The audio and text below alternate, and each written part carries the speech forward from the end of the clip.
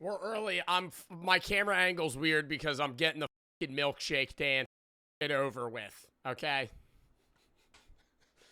We're doing the dance. And then we're W cam placement. It's so you can see my fucking face when I'm standing. Mods, can we ban the guy that just said a slur? Yeah, let's get them out of there. Thank you.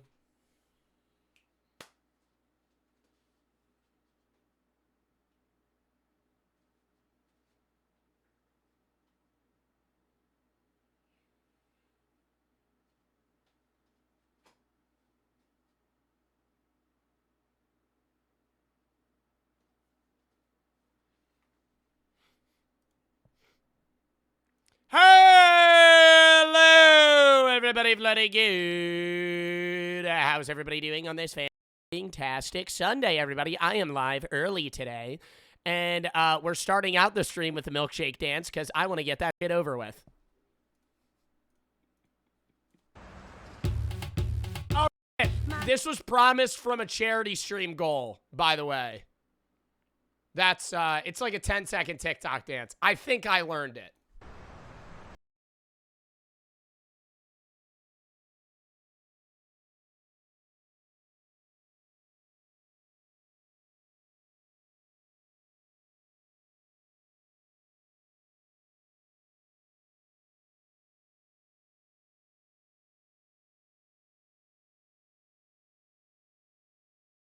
Done!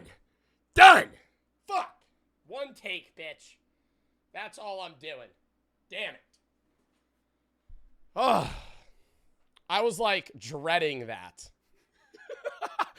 I was unironically dreading that. I was like, in my head, I was like, I mean, they're gonna do it at the end of stream or start a stream. Might as well just fucking do it. Oh gosh. Anyways. I'm still sick, by the way. It's been a fucking week. I think I have a really bad immune system. Genuinely. Anybody know how to get that shit up? Anybody an immune system maxer in chat? How do you fucking raise your immune system? Vitamin C. Multivitamins. Mud. Mud? Like eat mud or like live in mud? Play in mud. Eat dirt. Eat dirt. Bro, did anybody... Okay, this is going to sound kind of stupid, but when I used to get sick, I used to always tell myself that me being sick actually was a good thing because it made me stronger against any other illness in future endeavors. That, or if I would get like... I still do this. I don't like clean wounds, which is stupid, but unless it's like really bad. Like if I like fell on the asphalt and I'm talking like slid across and it peeled my skin off and there was like dirt in the wound, I would just leave it. I would just leave it. I would shower later, but I'm not going to like disinfect the wound. The most recent example is I was playing beach volleyball this past summer, and I dove for a ball, and it, like, ripped the fuck out of my skin on my knee, and sand got all in it, and I just left it, and the wound healed with the sand in it.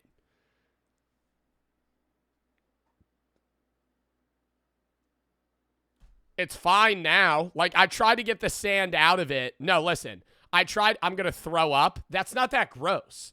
I tried to get the sand out of it, and it, like, conformed to the skin.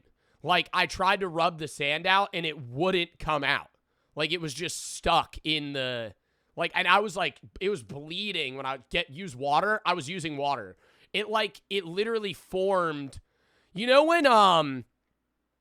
when people are, like, so bedridden that their body starts to stick to the, like, thing they're laying on?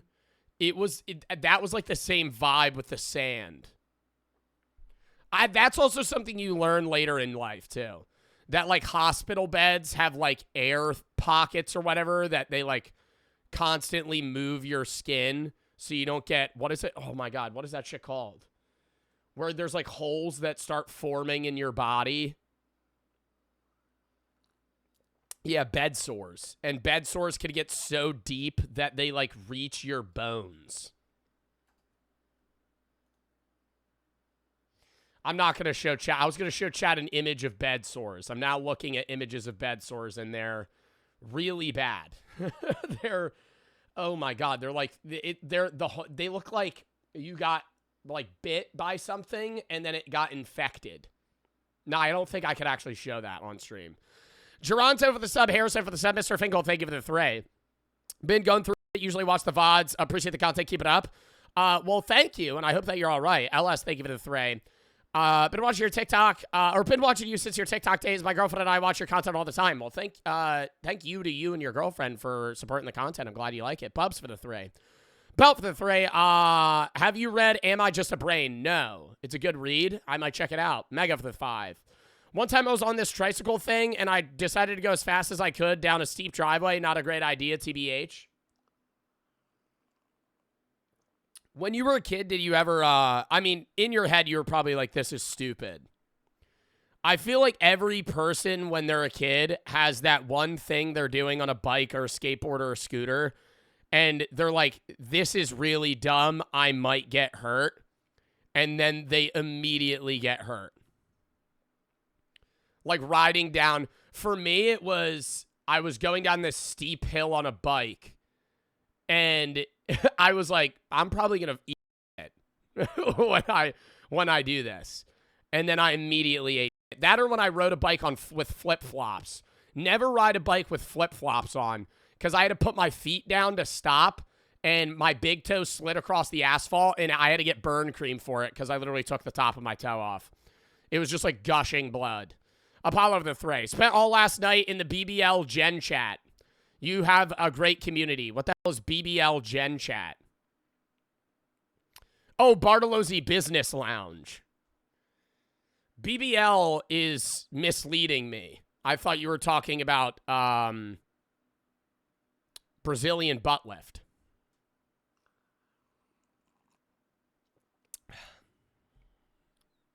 Yeah, wrong. You were confusing me there. Kato and Callan for the sub, Loose for the 5. How do you regain somewhat productivity while high or drunk? I feel like every time I get high or drunk, all I can do is just lay down and scroll on Instagram for hours.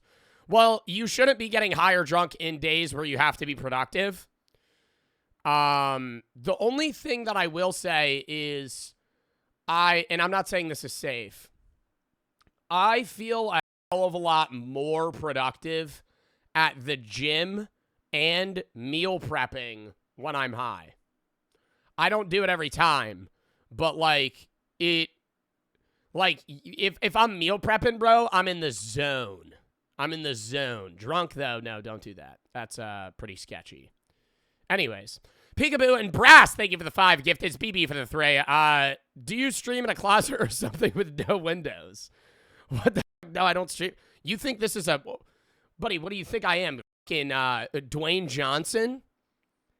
you think the apartment's got a walk-in closet that's this big? There's a closet right there. But I mean, it's just full of street shit. It's like Harry Potter. You had like an expanding room. Jay-Z and Man for the sub, AC for the 5. My parents are going through a yucky divorce the past couple of months. Your videos and streams bring me comfort, love, are looking forward to them so much. Thank you. Love you, Joe. Thank you for the 5, and I'm sorry that your parents are getting divorced. Juice and Disciple for the sub. Ryan for the 5. Is it going to be fire first stream? What is the video lineup? I'll show that in a second. VK for the sub. Atticus for the 3. Before the videos, though, we actually have to go over the streamer awards. We're going to do our nominations real quick, because they got released yesterday. Also drinking a cup of green tea right now. Amazing Dance, just do it in the dead possum costume. I might do it in the dead possum costume for the charity stream. Do the bendy dance for the next charity stream, I beg of you. Bro, the bendy dance isn't even a definitive dance. It's just this kid that danced to the bendy song. Hold up.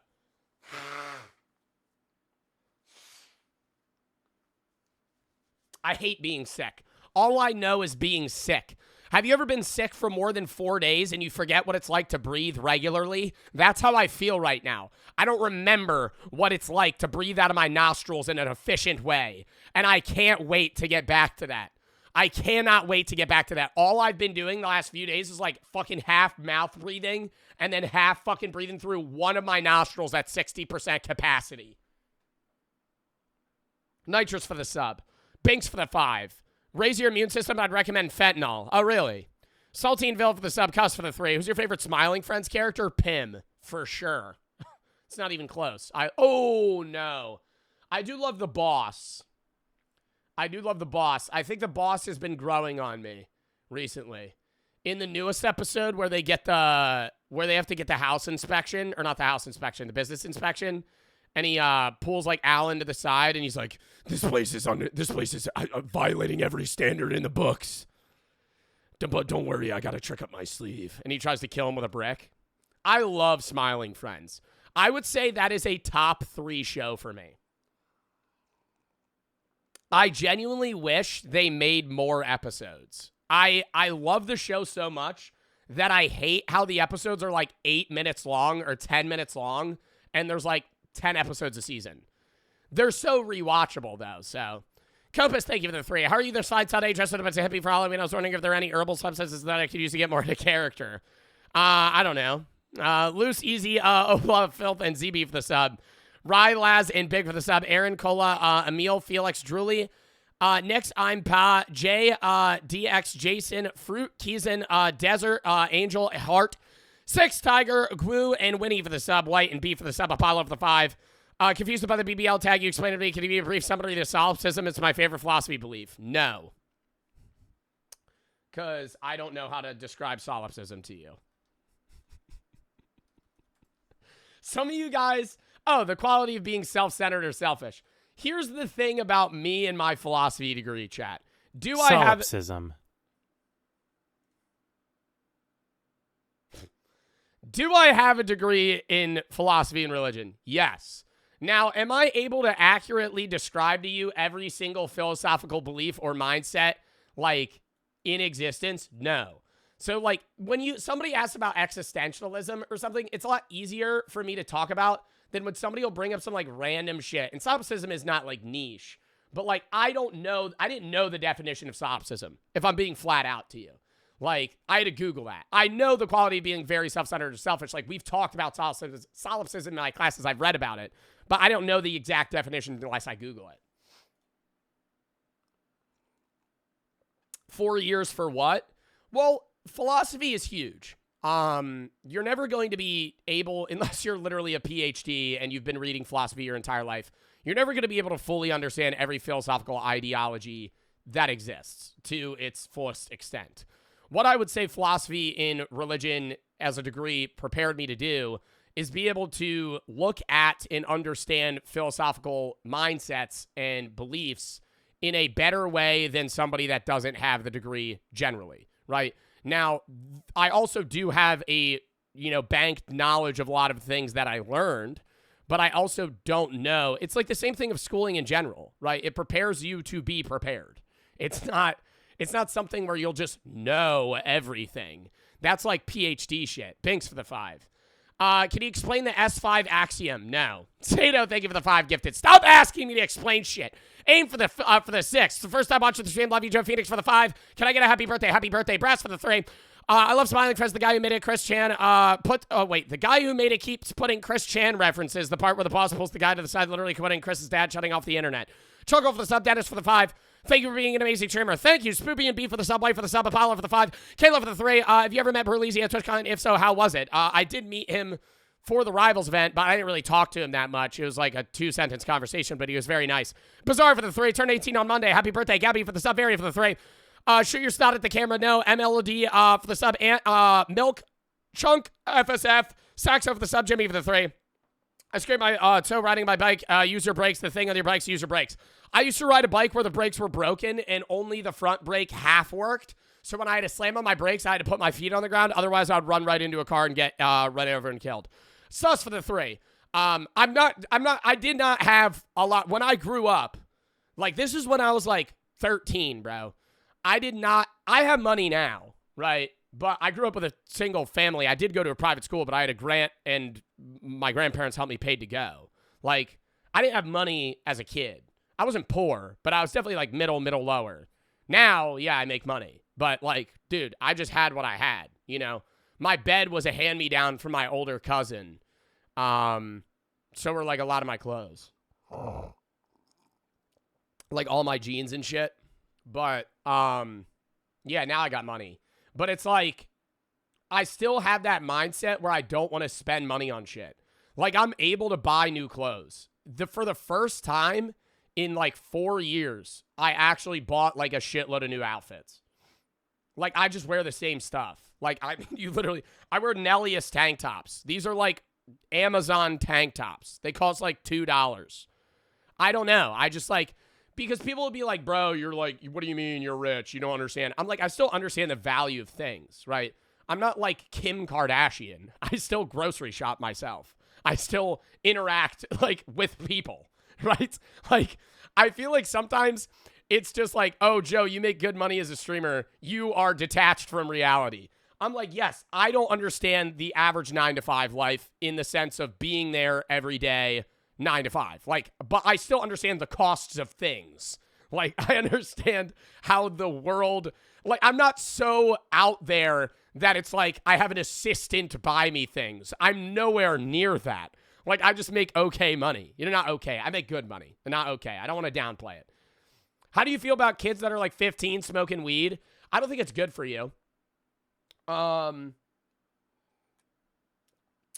Weed in general has a lot of downsides. I think the biggest downsides are for people that don't have fully developed brains, which is even myself, right? I am 23, but like your brain doesn't stop developing until you're 25. But especially when you're younger, you're basically like stunting your brain capacity. I don't think that's why I always say I'm not going to promote weed unless it's legal in your state or country and you're of age to use it. Because at that point, do whatever the fuck you want, right? Just know the risks. But when you're like 14 and you're high in class, bro, you're nerfing yourself. Like, I'm serious. You are putting yourself in hard stuck bronze in video game terminology. You're nerfing yourself. And if you're fine with that, you know, again, it's your life, but I would advocate against that. More so, like when somebody's like, hey, I'm 25, I get high all day, every day. I'm not going to say, you're older than me, right? I'm not going to say shit to you. It's like, you're a fucking adult, right? You can make that decision.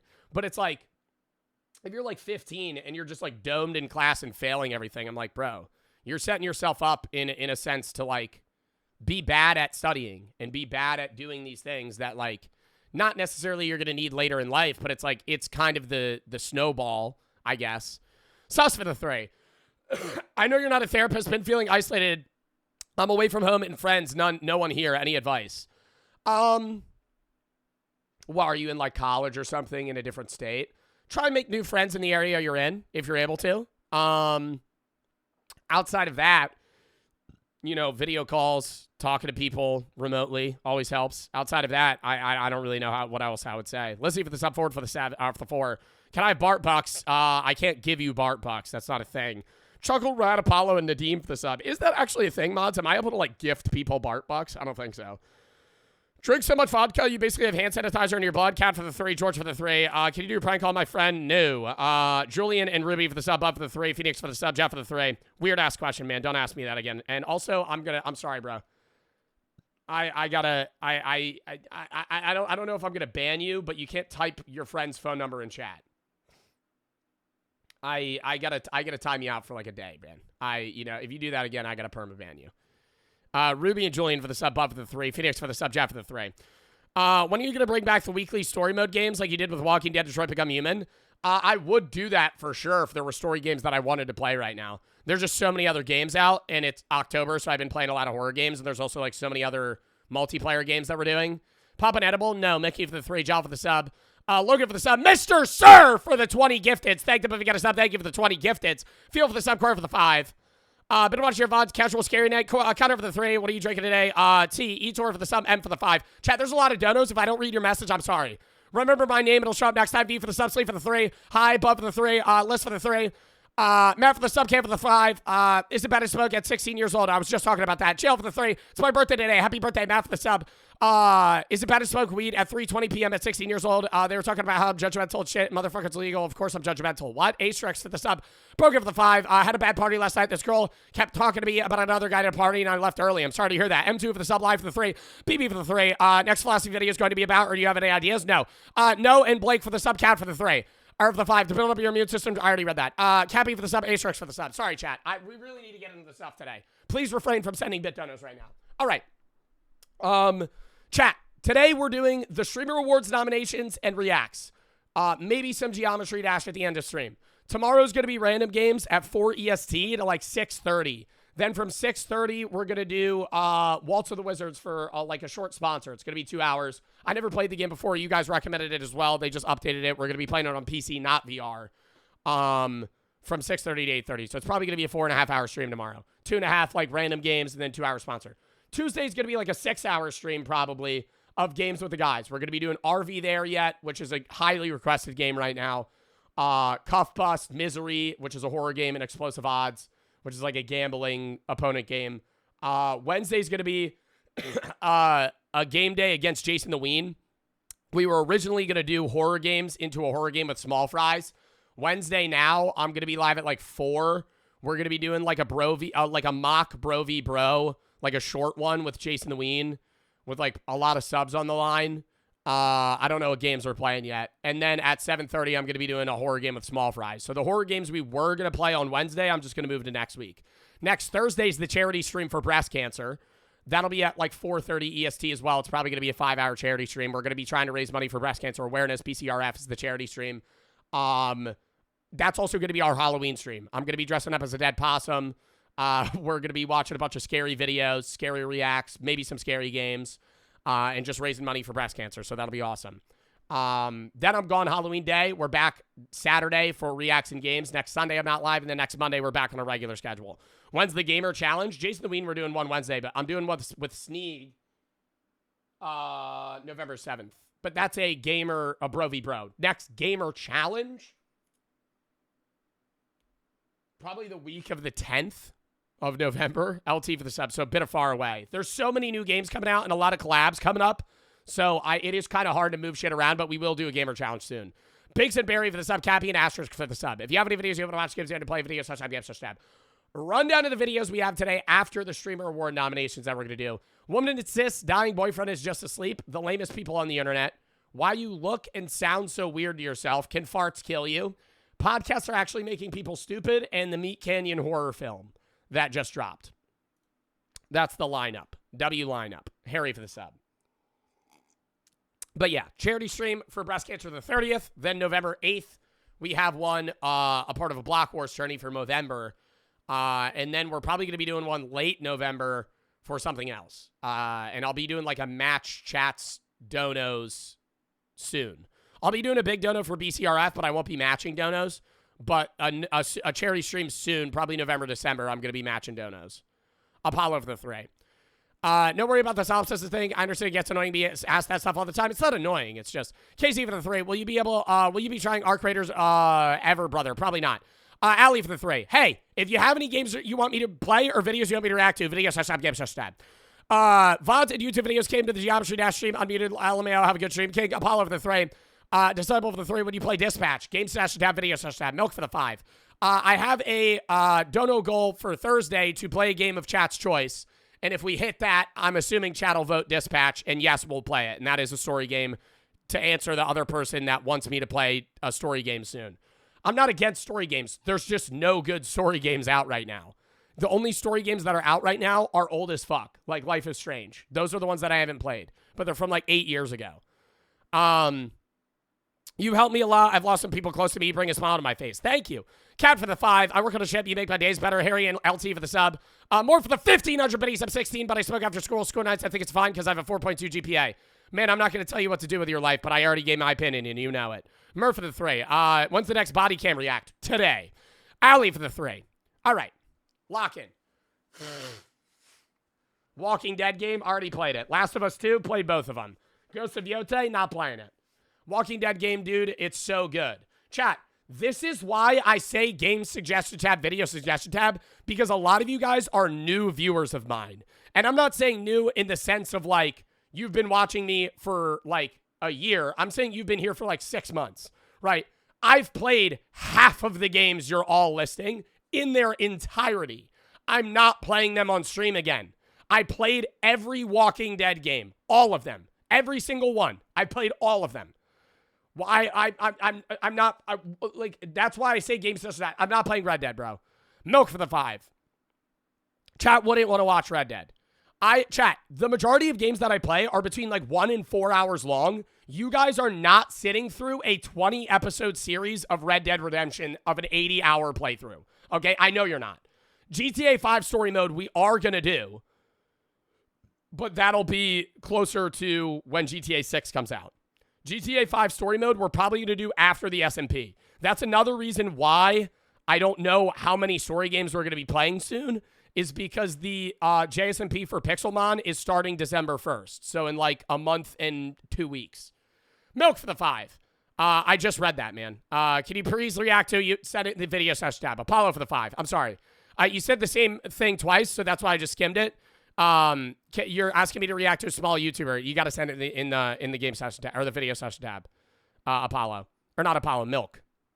But yeah. Apollo for the 5. Stop sending suggestions. He said it 41,000 times. They just don't listen. Law for the sub, Murph for the 3.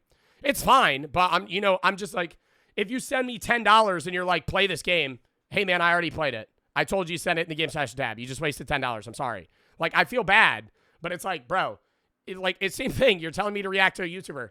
Video session tab. I appreciate the nice message along with it, but like, you're saying the same message twice. You're spending $10 to tell me to watch something. I'm just going to tell you to send it there. Tristan for the sub. All right. Let's lock in. It's just like, it's gotten more and more where it's like 50% of donos now. It's not even like a message. It's just like, play this game. I'm like, bro, I have the game suggestion tab there so you don't have to spend money. And so like, because it's doing nothing. Because people will be like, hey, how much for you to play this game? I'm not a prostitute. You're not going to pay me to play a game. Right? Like, that's not how this works. You can't just bribe me to play the game. Like, what? Like, that's what I'm not getting that. I'm sorry if that was rude. I'm not trying to be rude. I don't know if that, I'm genuinely, it's like, chat, it's every day for the past 5 days. I'm like, send it in the game suggestion tab. That's rude. Bro, they're trying to bribe me. It'll be like, hey, Joe, how much for you to play Red Dead? I don't want you to fucking drain your pockets for me to play a game. That's not, I don't want to do that. You know what I mean? Like, is that fucked to say? Like, I feel like that's sellout shit. Some people will be like, sellout shit's playing a sponsor. I'd rather, chat, I understand I do sponsors like not every other week, every like 2 weeks. And so like, yeah, I did Marvel Rivals yesterday. We have Waltz tomorrow, but then we don't have one for like another 3-4 weeks. But it's like, I'd rather take sponsor money from a multi-million billion-dollar game dev company than $1,000 from a chatter so I could play a fucking game, right? Like, I'm just, why? Why would it doesn't make any sense, you know? Caesar for the sub, Face for the sub, Milk for the 3. Long-time viewer on Twitch, first time having the great stream. Dude, sorry, I'm a long-time YouTube viewer trying Twitch for the first time. Have a good stream. Thank you for the 3. But I'm just letting you know. That's how the stream works. Danzy for the 4. Going to uni for biomedical sciences, wondering about minoring in philosophy. Opinions. Entirely up to you. It's your life, you know what I mean? If you think it's useful, it's useful. Jay-Z for the sub, Cam for the 1,000 buddies. Did the age verification thing. They said I'm 7 so I could watch you on YouTube anymore. I'm 14. I don't know how to help you there, man. Don't thank you for the 7. My birthday was the 24th. Happy birthday. Trisha for the sub. Can you tell me how weed positively affects you? I'm not gonna solely ramble about how weed positively affects me because weed has a definitive downside. Whenever I talk about weed, I will talk about how weed affects me positively and immediately talk about how it affects me negatively in the same breath, right? I'm not going to sit here and promote weed usage in the sense that it's good for you. Do I like weed? Yes. Do I really enjoy being high? Yes. Is it increasing my chance of heart attack, Alzheimer's, dementia, and also ruining my short-term memory? Yes. Funky, thank you for the 10 gifted subs. Preston, thank you for the 3. And smoking also causes cancer, regardless of whether or not it's weed or cigarettes. Considered a PhD in philosophy, and if you have anything, have you ever considered a PhD in philosophy? Hell no.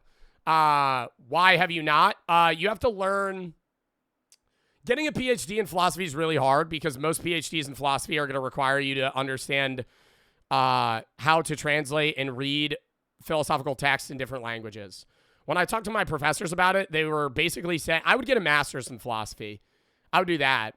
But I would never get a doctorate because when you get your PhD, I remember my one professor, or two of them actually, talked about how they had to pass a bilingual test in 2 different languages where they would translate a philosophical document from like English to French, French to German, or like French to English, English to German, or like whatever 2 languages they chose that were like acceptable in that sense, like Latin or fucking like Greek or whatever, you know, language that a lot of philosophy texts are written in. Parsley and crack for the sub, and I just never want to do that. Matsuni, thank you for the 3.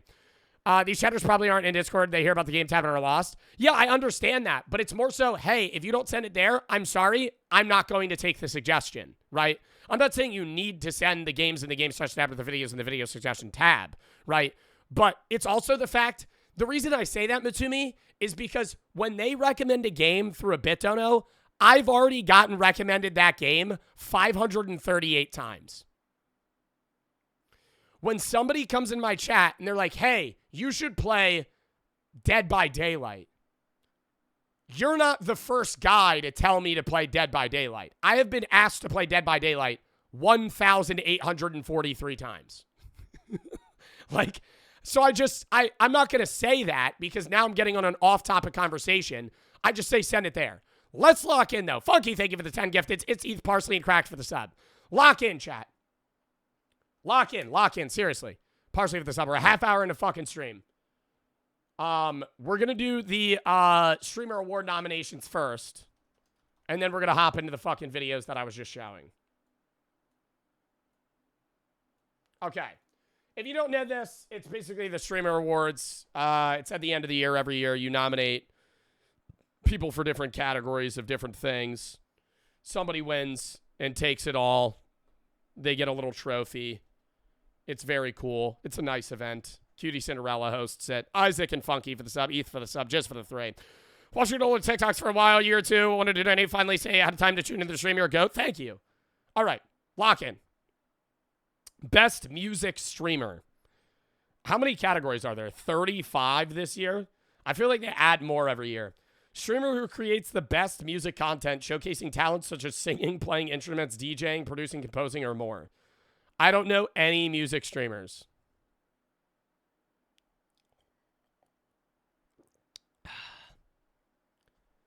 Blackboy Max. I kind of want to go like office drummer. That's like the only guy that I've tuned into. Flight. Flight doesn't make music. Flight makes music. Best creative art streamer. Streamer who creates the best art, food, and drink, dance, ASMR, or makers and crafting content. Bro, I'm actually skipping that. Because I'm not going to vote. I'm not going to nominate somebody. I don't think I've ever watched a streamer in any of these categories. ASMR content. Best RP server. Streamer. Skip. Best MOBA streamer. Streamer who creates the best MOBA content playing games like League of Legends, Dota 2, Pokemon Unite, Smite, and others.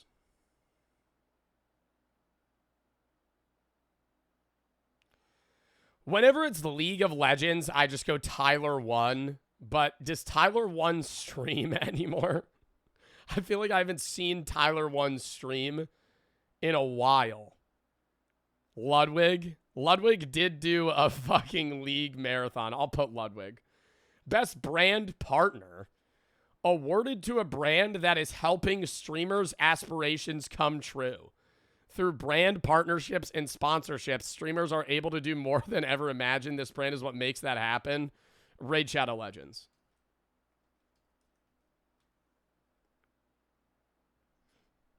Red Bull. Red Bull doesn't really sponsor creators. Like, Red Bull holds events. Is that what this means? No, it's brand partnerships and sponsorships. No, it's not Raid, bro.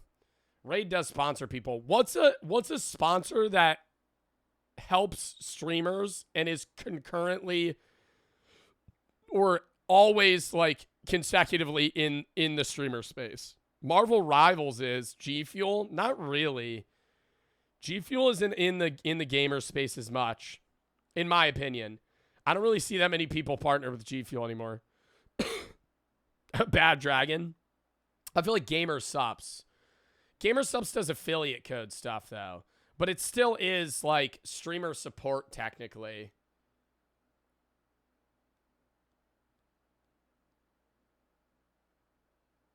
Yeah, I'll do Gamer Subs. I think that's fine. NordVPN. I feel like NordVPN don't really be partnering with people. Like the shit that I see all the time now, bro, the company that's partnering with a lot of creators is Cash App. But that's so new in this space that I don't think I could give it to Cash App. So I'm going to go Gamer Subs. Hidden Gem Award. Recognizing a growing streamer averaging under 200 viewers this year. This award goes to a true hidden gem that deserves to shine.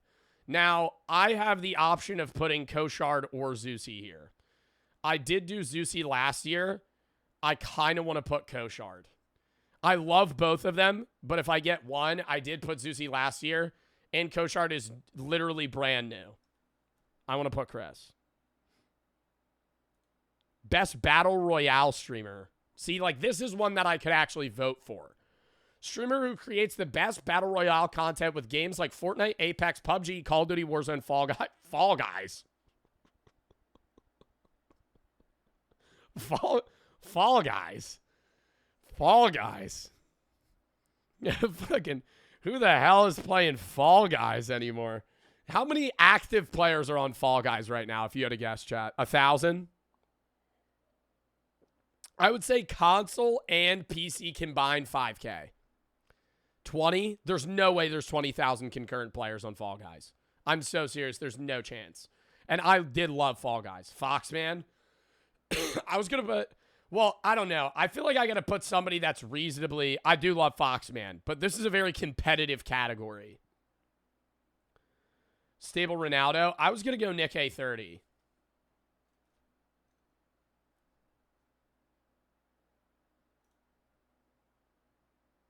Not clicks.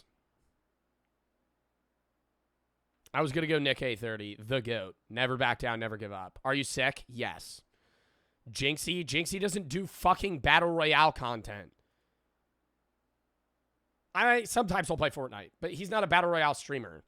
Best fighting game streamer, Street Fighter 6, Tekken 8, Mortal Kombat, and Super Smash Bros. Bro, side story, the fighting game streamers are sweats in that game, and I respect it.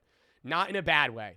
When I showed up to my Rivals event, Saturday at TwitchCon, Sunday, I'm pretty sure, was the Smash event, the streamers were already there fucking practicing Street Fighter but an hour before the event started, and they were there an hour after at the same chair still playing. Not even streaming. They're just playing the game. I'm like, these guys fucking grind. Fighting game streamers are gamers. Actually. This is a category of streamer where they fucking genuinely play the game non-fucking stop. I don't watch Street Fighter 6 players, though. So I don't know. Like, who would I put for this? Low tier God. I'll put low tier God. I'll take chat's suggestion there. Best MMORPG streamer. Streamer who creates the most content while playing Final Fantasy, World of Warcraft, RuneScape, Lost Ark. Skip. Speedrun streamer. Squeaks. Sports streamer. I don't know who low tier God is, though.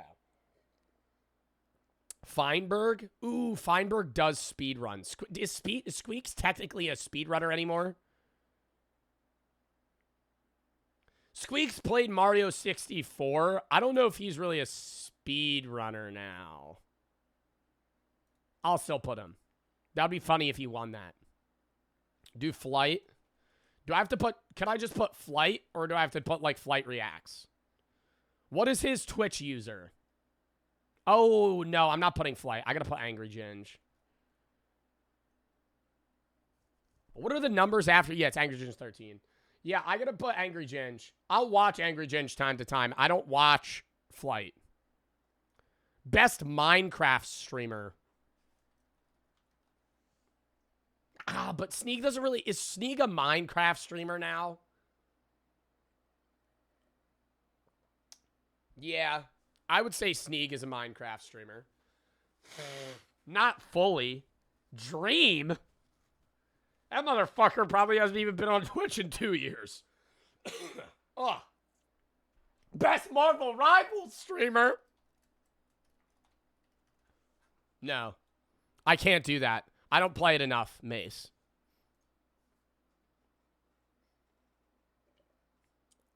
I gotta put Mace. I gotta put Mace. It's not me. Chat, I don't play Marvel Rivals enough.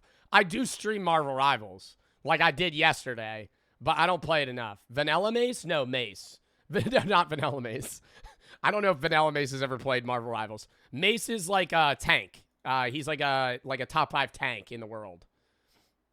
You spelled it wrong? I spelled what wrong? Angry Ginge? That's spelled wrong? Vanilla Mace plays Marvel Rivals all the time. Really? Really? You spelled angry. Oh.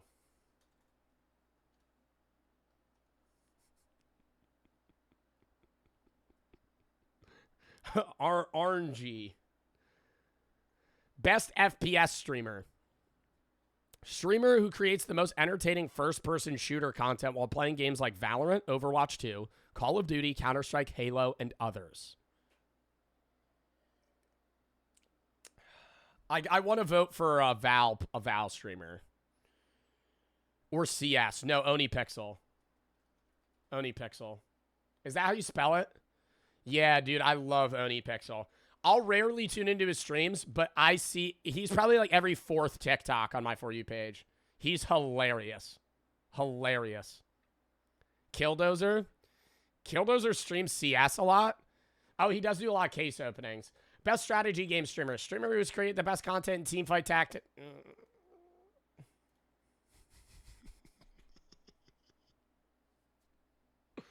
I'm not dissing the streamers in that category. I just don't watch Jinxie. Jinxie is not in teamfight tactics.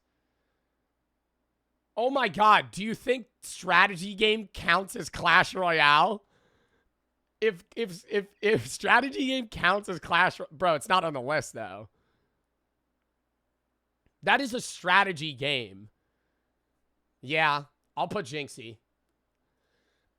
Best reality streamer, IRL, Jason the Ween. Wait. Huh? Best reality streamer and best IRL streamer. Streamer who flawlessly creates the best blend of IRL and desktop content. I'm going to go Jason the Ween reality. Because he does a lot of desktop, I'm going to go Speed for IRL. Because Speed doesn't really do desktop anymore. Best vertical live streamer.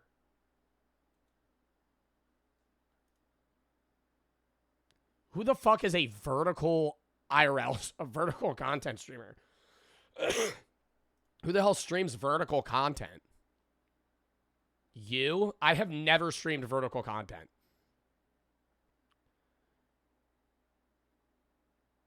Vertical live content. Who the hell streams live vertical content? Reddit? You could stream on Reddit?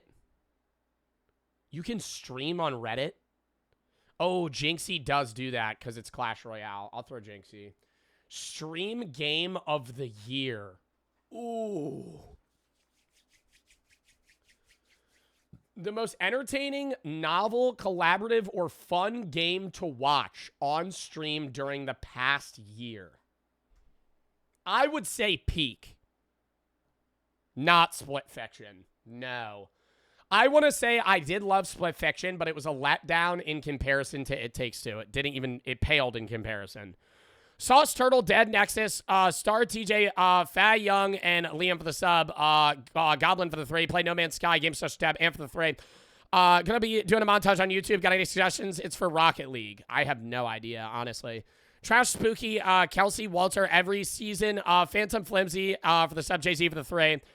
Watching your TikToks for a while, came to the videos, either go, already read that. Isaac for the sub. Thank you again, though.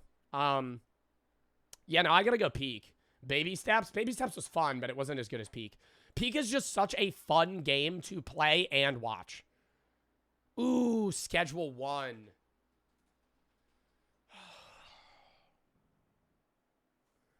Damn.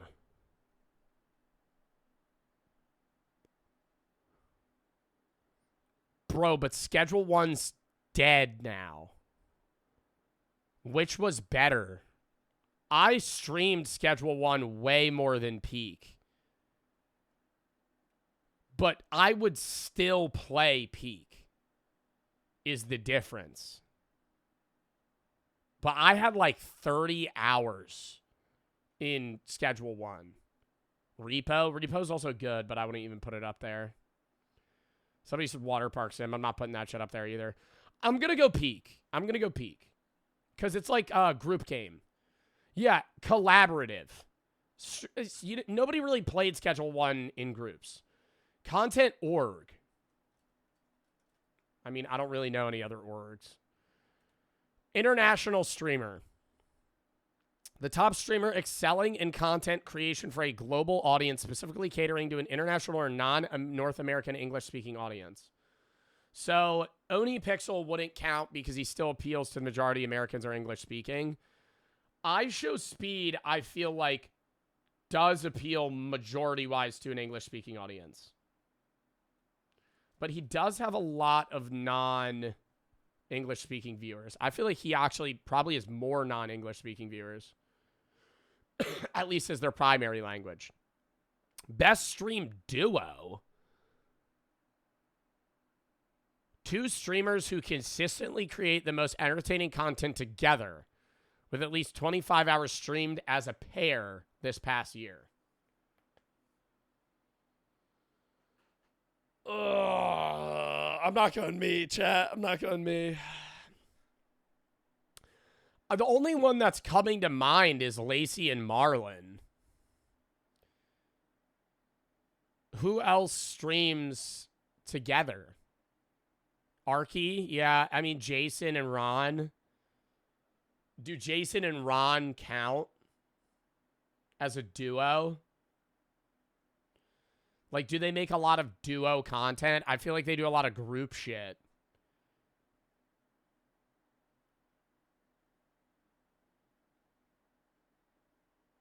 Adapt and Ron.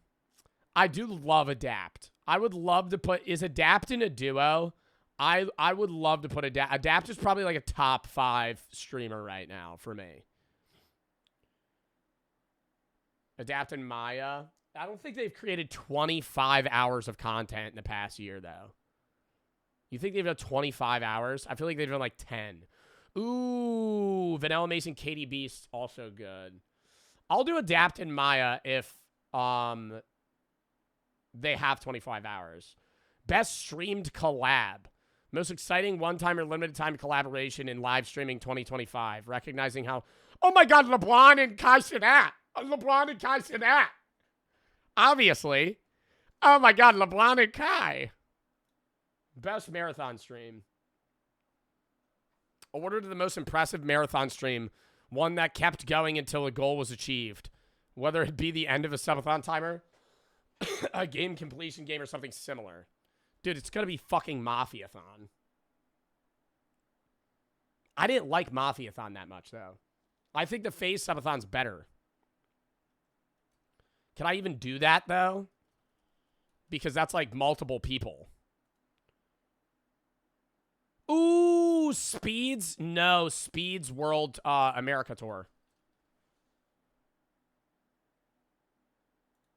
Best streamed event. Most entertaining, unique, or memorable live streamed event in 2025. NFL Thursdays.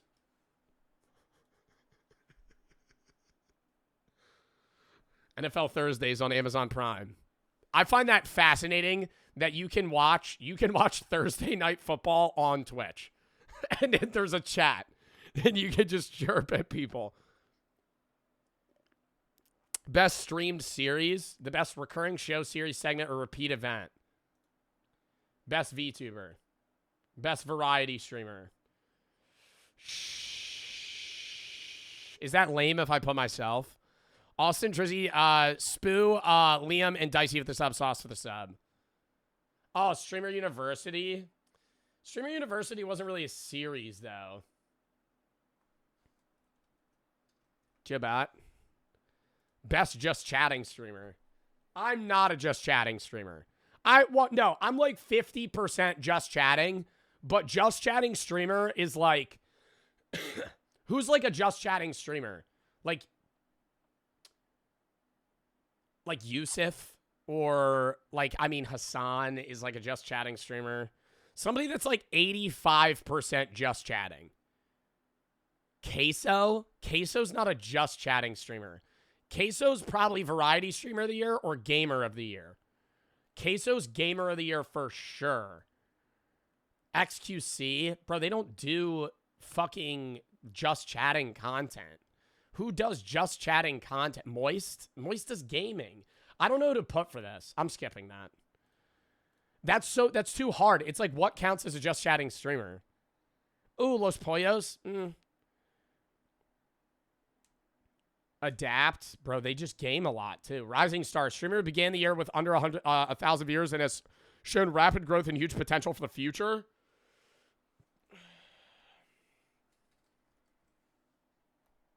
Did KDB start the year under 1,000 viewers? I would say yeah, right? I think KDB's definitely Rising Star. KDB's tripled, quadrupled in growth. Best breakout streamer. Streamer who experienced explosive growth in the past year, establishing themselves among the top streamers as one of the most talked about names in streaming.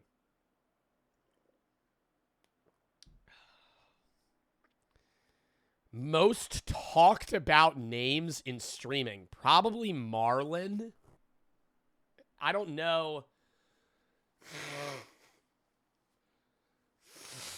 Rakai. Somebody said Adapt. Adapt's definitely grown crazy. But, bro, I used to watch Adapt when I was 10, bro. He's not a breakout streamer. Like, he's always been big. Cuffham. Yeah, you could go like Marlon or like Vanilla Mace. League of Their Own. Sapphire Award, I'd put Vanilla. Because I put Katie for Rising Star. And I don't like doing the same person twice. League of Their Own. Streamer who creates truly one-of-a-kind content, pioneering a niche or category that nobody else does. A creator is simply in a league of their own. I honestly kind of want to put Jinxie. Not that he pioneers crazy content in the sense of, like, he's doing bits, but, like, Jinxie solo revives games. Like, I understand people, like, sometimes try to say Jinxie fell off, but, like, Jinxie's, in my opinion, from an outward perspective, in the most comfortable position he's been in streaming. Like, he just does what he wants to do. And, like, whatever he plays just does well. Like, that's hard to do. Gamer of the Year is Queso.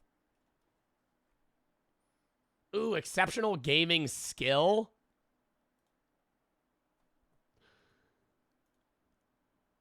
Oh, and entertainment. Okay. I like Queso's gaming skill. Queso has skill, yeah, but he's not playing competitive games. Queso plays games that he's skillful at, but it's like he does a lot of solo shit. Streamer of the Year, I'm also going to put Queso. I got to put Queso for that. Like, have to. Have to. I truly believe, bro, he is like the most consistent streamer there is.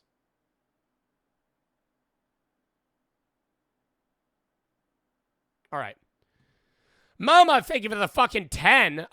Girlfriend broke up with me after 5 years. Life's a mess. I don't know how to move on or what to do with my life.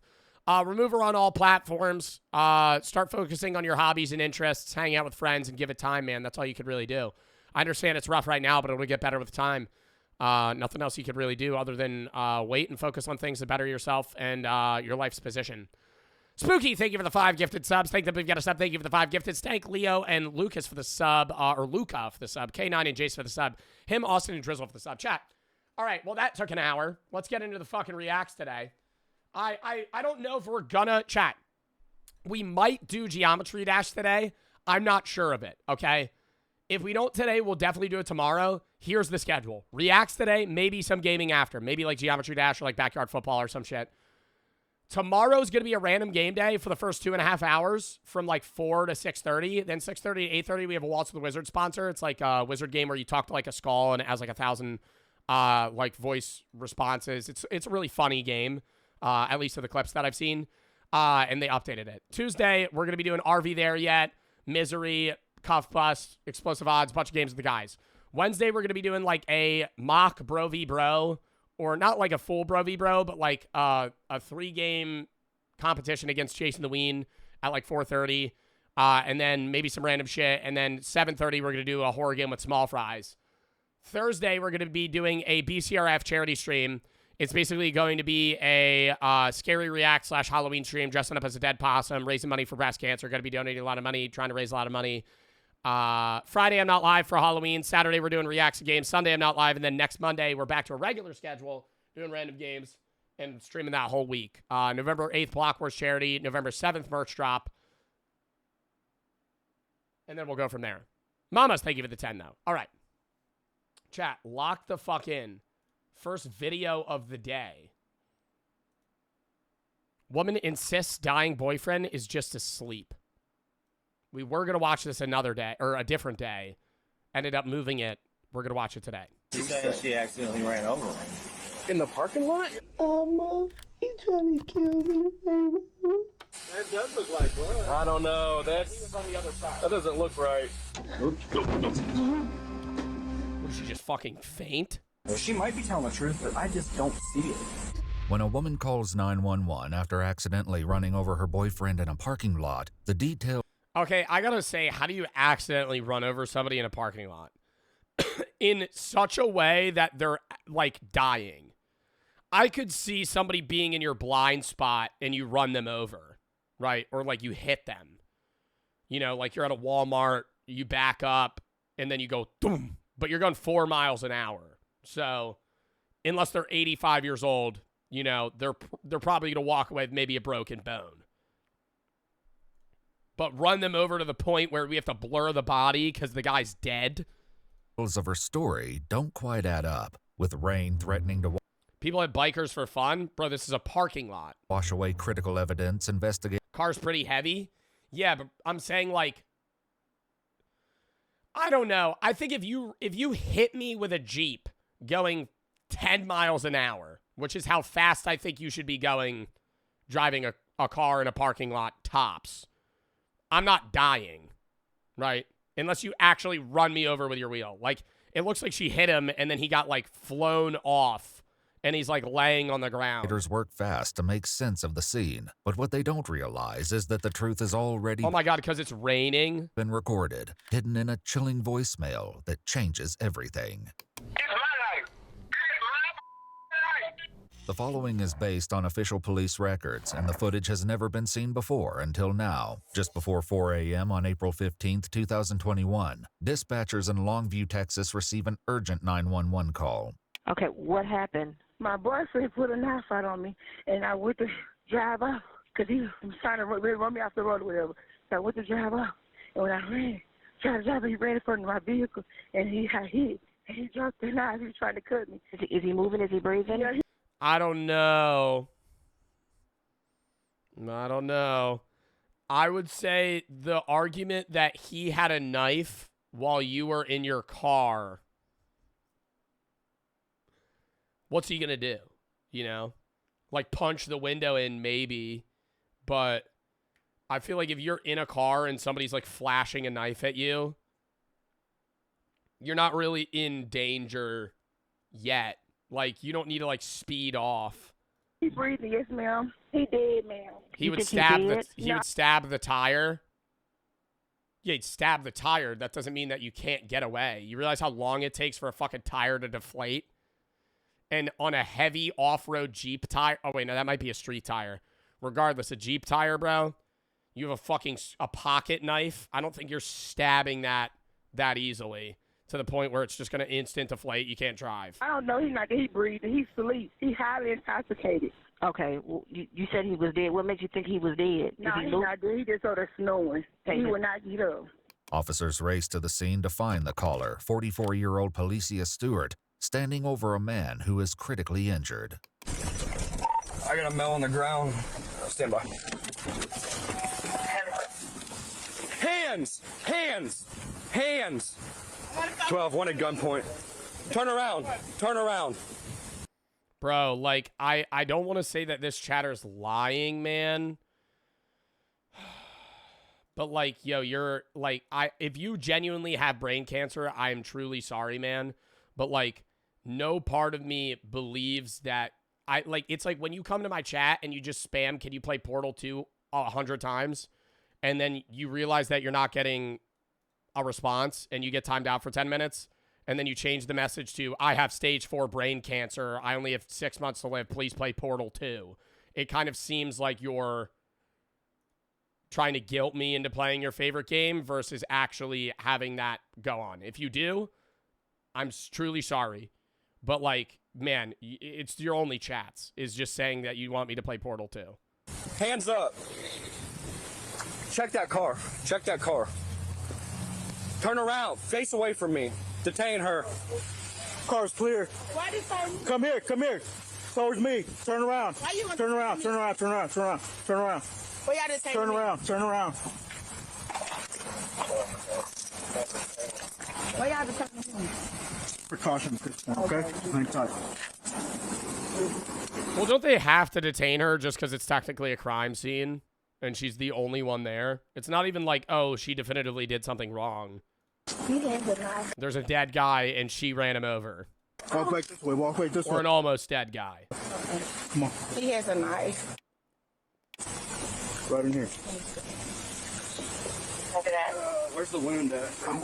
I can't tell, man. Face somewhere. Roll him over. What's wrong with him? I don't know. He got stabbed. Knife right there. He got stabbed? I thought she said she ran him over because he had a knife. Wounds on him. It's gonna be in his face. I just don't know where. It's all gonna be internal. Okay, because he got ran over. Squeeze my neck. You hear me? If he got hit by a car, she's stabbed. Hey, come on. 112 on TD2. Is there any other obvious sign? No, I can't tell. Does it look like he was under it? I don't know. That's what I'm saying. All she said when she pulled up, she wants to press charges. An ambulance arrives to transport the victim. Wants to press charges, I'd be like, bro, you can't press charges if the motherfucker's dead. Make sure they fucking save his life first, bro. You fucking ran over him going 40 miles an hour. 47-year-old George Edward Stoker IV to a nearby hospital. With rain threatening the crime scene, officers do their best to collect what evidence they can before it's washed away.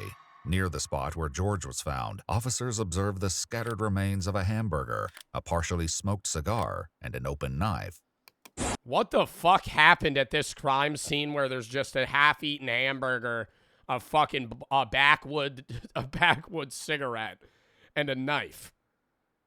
Like, what went down where this just went bad really fast? Smoked cigar and an open knife. Ma'am? Get the knife off the ground. Or not a backwood, Black and Mild. Yeah. I smoked one Black and Mild one time in my life, and it was in Atlantic City, and it was disgusting. It was the worst experience. I didn't even finish this. I probably hit it like 3 times. I was like, this tastes like I'm eating fucking dirt. You got it. Don't worry about it, okay? We're taking care of everything. So it's my fault. No, I'm not saying that. Listen, there's a process that we have to go through to investigate the situation. On my job. Okay. I went the other way. We're not done talking to you, okay? Yeah, but I don't understand if he, like, you got to think, he's at the driver's window holding a knife. She starts driving away. He runs in front of the car. She hits him. He has internal bleeding from that. Like, she would be going from a standstill position. Like, unless she literally floored it, hit him, and he's like 30 feet away from the car. Like, his body got flung.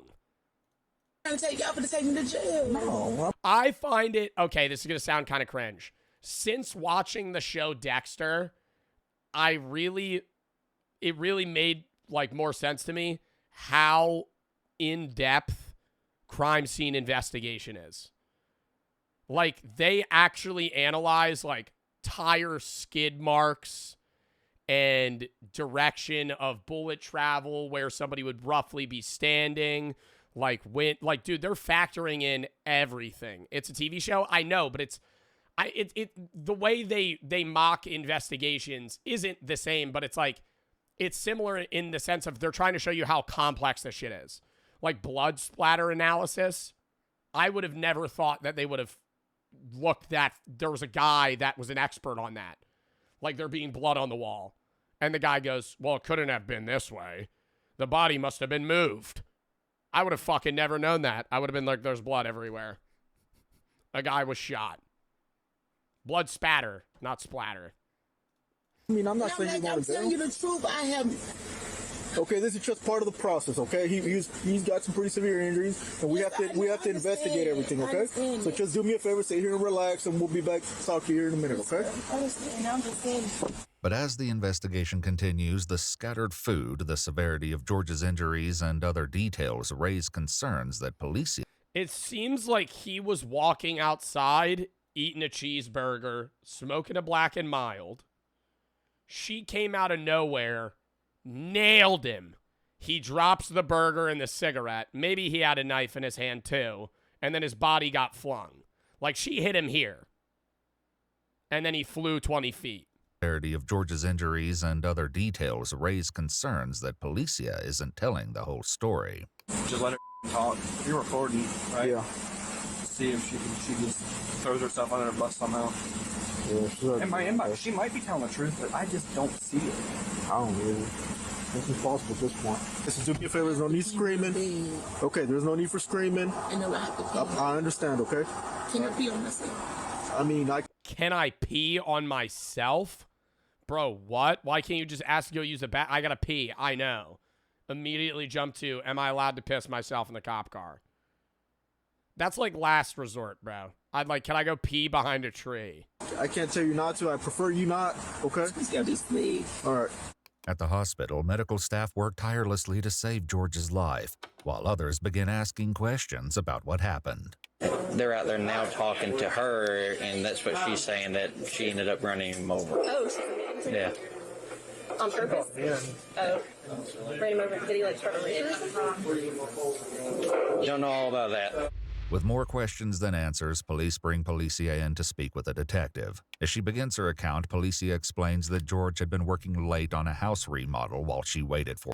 Why is every detective that I've ever fucking seen in a body cam video like mid-40s, buzz cut, dad bod, like always, like very same voice, right? Oh, I know they'd be so old. Not old, bro, but it's always like, it's the same guy. It's the same guy. Like the back neck roll with the buzz, and he's like, all right, you know why we're here today, okay? So I just want to ask you a few questions. Her account, Policia... It's just like the detective fit. Yeah, khaki pants, black shirt, collar. Explains that George had I think it's like the casual fit. been working late on a house remodel. Detective starter pack.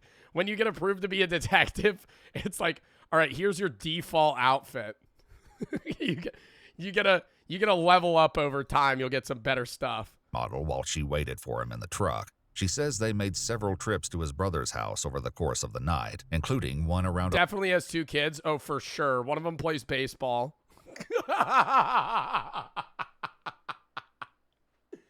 Definitely has 2 kids. Definitely has 2 kids. Yep, for sure. Maybe some marital problems, but nothing that's too hefty to the point where it would cause a divorce. You know, he is a detective after all. He's seen shit go down. He knows that family means everything. 11:30 p.m. when police pulled them over outside the residence. Hello. Hello. You know, I stopped you today because you didn't have your lights on. I just came out the appointment. I realized. Wait, what is this? Oh, this was before? Several hours before the incident. Wait, she got pulled over the same day? In her driveway? Says they made several trips to his brother's house over the course of the night, including one around 11:30 p.m. when police pulled them over outside the residence. Hello. Hello. You know, I stopped you today because you didn't have your I realized lights on. when I just came out the appointment, I realized I had my lights on, so I turned them on. Yes, ma'am. Where y'all headed today? Right here. Y'all are just headed here? Yeah, I'm remodeling this house. Yes, sir. And I went to go get some trash bags from my brother. Yes, sir. Do you have your license and insurance on you? Yes, I have. Yo, it does low-key suck getting like if you get pulled over in your driveway. Like that motherfucker, like you're about to turn onto your road and woo, I'd be like, yo, you gotta be kidding me. It's low-key driving. Oh, that sucks. License on me, and I have my insurance card, and this is a rental car, so it's fine. Yes, ma'am. Yeah, I just, when I seen, What did he just mouth? I said, dang, my lights on, because they supposed to be automatic, but Yes, ma'am. they didn't come on. You may have just had them. Yeah, the rental company may have just had them off. So it's fine. Here you go. She provides the officer with insurance documents from the Well, are they presuming that she's drunk? Because it's very obvious when you don't have your lights on. If it's nighttime. I've done that. Where I'm a minute into driving. Literally 1 minute into driving. I'm like, damn, I can't see shit. you ever done that? It's like night. Because you pull up to some place, it's bright out. You don't notice it. You're driving, you're like, fuck, I can't see anything. And then you turn your lights on. You were drunk driving? No. I'm not. No, chat. I'm saying I didn't have my lights on. What? I'm saying when you turn it off, like if you have automatic lights, sometimes you turn that shit off and you forget to turn it back on and your lights don't come on. So you're like driving around. You can't see 6 feet in front of you. rental company. You don't notice it if there's like street lights. But then the second you're on like a road where it's like darker. That owns the truck, and he returns to his cruiser to run her ID. So whenever I first got up there, I thought I smelled weed, and they had the heat blasting. Towards the end, I didn't smell anything. Okay. Both Policia and George appeared at ease, with no indication. Well, the thing is, smelling alcohol in a car means somebody's probably drunk. Smelling weed in a car isn't definitive that they are high. Is it more likely? Yeah, but like if you smoke a joint in a car, that car will smell like weed for a month. It's a rental. I mean, yeah, they're breaking the rental rules, but I'm saying they might be renting the car for a fucking month, you know? People make bad financial decisions. It's not like, oh yeah, we're just renting the car for 3 days. No, they might be having that rental for a while. That anything was wrong or that within hours. Say Matt, HM, and Sniper for the sub, Will for the Thray. Need more John, context videos, Macy for the sub, Banks for the Thray. You should play, nope. Glow and Roller for the subs, Severneck and Gnome for the sub, Cam for the Thray. She was on the Rainbow Fan. Klaus and Zen for the sub, Ibalicious Low for the sub. I already read that. George would be fighting for his life. According to Policia, the two got a meal at Whataburger after the traffic stop. And Whataburger. Later began to drive home when George suddenly attacked. What's the fast food joint that is two different places? It's the same company, but it's two different names depending on where you are. And why they do that, I don't know. It's fucking stupid. But it's like they serve the same exact food. They have the same exact menu. It's Hardee's and Carl's Jr. Why? Is there like an answer on that? Let me Google that. Why is Hardee's Carl's Jr.? Oh, they bought the company in 1997 and kept both names to retain brand recognition, but then just basically revamped the menu to the same thing. The two chains share a parent company and logo, but their menus have become more and more similar over time. Yeah, like most of the, if you live on the east, if you live in the middle of the United States or the East Coast, it's Hardee's. But if you live in the West, it's Carl's Jr. But it's the same fucking brand. Has he got violent with you before? Yeah, he has. Did you get injured at all? Well, he hit me in my face. Tonight? Yeah, he hit my face. When he was sussing, he hit me in my face. And it's like, man, not today. We're not finna fight today. According to official records, Policia and George share a long history of domestic-related incidents, with at least 14 instances where police were called to intervene. Do you have a Jimmy John's in New Jersey? Bitch, what type of stupid-ass question is that? Yeah, we got a Jimmy John's in New Jersey. I thought Jimmy John's might have just been in New Jersey. They got Jimmy John's elsewhere? Jimmy John's, freaky fast. Jimmy John's, 5 minutes. Longview 911, where's your emergency? Come to my house. He's jumping on me. Oh, this is a previous call. He's jumping on me. I didn't know. He's jumping on me, boy. What is he doing, ma'am? He's jumping on me. Okay, you keep saying he's jumping on me, but I need you to explain what he's doing. I feel like he just said in the back, ma'am, like he's not doing anything. He hitting on me. My clothes. You don't want to see my clothes. Alicia reports an assault every time she calls, but in each case, there's either no evidence of injury or she recants her statement. Oh, yeah, he got to get the fuck away from her, bro. She continues her story, explaining to the So she claims assault. She claims domestic violence. They show up. She has no injuries. And then she recants her statement. Toxic relationship, more than that. More than that. Toxic relationship is people that argue consistently and get jealous of each other constantly. If you are calling the police on your significant other and saying that they beat you when they don't, you are insane.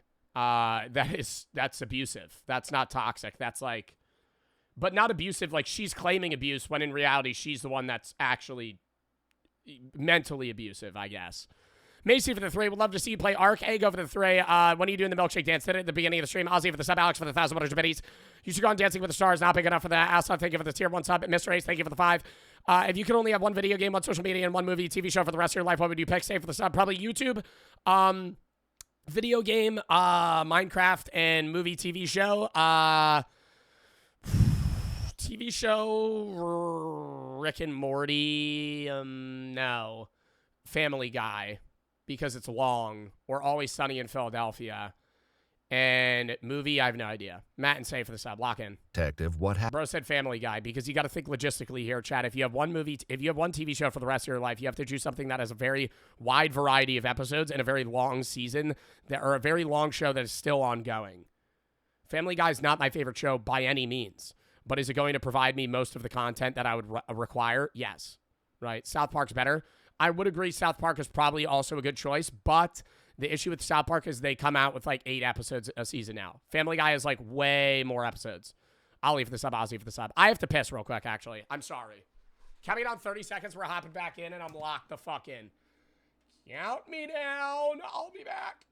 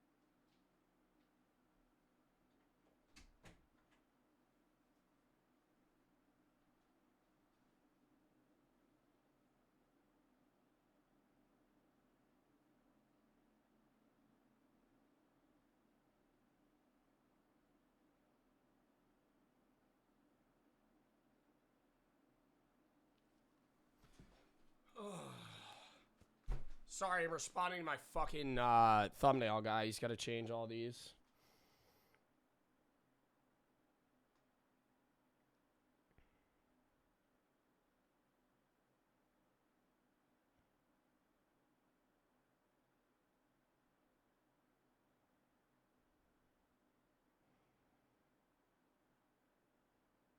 One second, and we're locking back the fuck in for the stream.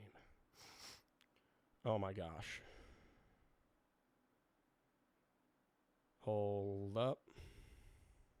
Okay. Lock in. I gave for the 3. Watch your Geometry Dash VOD. It's probably one of the funniest videos you ever done. I think you should keep playing Geometry Dash. It's very entertaining. Yeah, no, we're definitely going to play it again. Probably tomorrow or, like, today. But today's probably just going to be straight up reacts. What's up for the 3? El Goon Break. Unbeat for the sub. Will for the 3. You get back to more draw to context. I don't know. Gabe and James for the sub. Down Ollie for the sub. Ozzy for the 3. And Lear for the sub. Lock in, chat. Somebody redeem Flex. Lock in, lock in, lock in, lock in. Happened when George, who was lying in the back seat, attempted to run them off the road. She'll refer to George going forward by his nickname, Kilo. He jumped over the seat and he started trying to grab the steering wheel. I said, no, I'm not, we're not, no, let's go home. I don't know where you trying to go to. Where you trying to go to? This is, I was like, Kilo, quit. What's wrong with you? Well, we're gonna crash and kill each other. No, we're not. We're not gonna do that. I don't know. It's just like, if there's an instance of her saying, like, her significant other is jumping and beating on her consistently, and every single time she reports it, she recants her statement and there's no injuries, doesn't that become somewhat of like a boy who cried wolf, where now officers are, even if they're not supposed to, they're going to be more likely to just not believe her. Like, because she's just consistently either not lying, but recanting her statement, or isn't showing any signs of the things that she's claiming. Lando with the 3. Hype for the Mexico Grand Prix today. Saw your Formula 1 vlog. Who's your favorite driver? Don't really have one. I got invited to that for, like, education things. Shuttle for the 3. Wondering, do you run ads into your stream? Only pre-rolls. Audi for the 3. 24 years old. Stay at home. And my mom. Love watching your live stream from time to time. My toddler laughs every time you rage. Sometimes my husband and I watch together when he gets home. We talk about how you and Brooke remind of us when we first got together 7 years ago. Well, thank you for the 3. And I appreciate that. Joseph for the 3. Your hair looks good today. Thank you. Lock in. So I'm trying to grab him. We tussle with the steering wheel. And that's when I think when he pulled, he had a knife. He jumps out the truck. My mind wasn't thinking. And then he comes around to my side. And then I just drove. And that's when I hit him. After hearing her story, one detail continues to puzzle the detective. When he got out of the car, after y'all swerved off the road, did he take the food with him, or? He had it in his hand. I guess he had the knife away. He had the knife away and he had his burger. He did. He had a knife in one hand. He had a knife in one hand, a burger, and a fucking cigarette. My side. Okay. I don't know why he wanted to. But any hope of hearing George's version of events fades as an officer delivers tragic news. He fucking died? To his aunt and niece. So he has passed away, okay? I'm sorry. We do have him here, okay? You can't go back there, okay? So we're treating this as a crime. The suspect is... No, ma'am. Not right now, okay? So...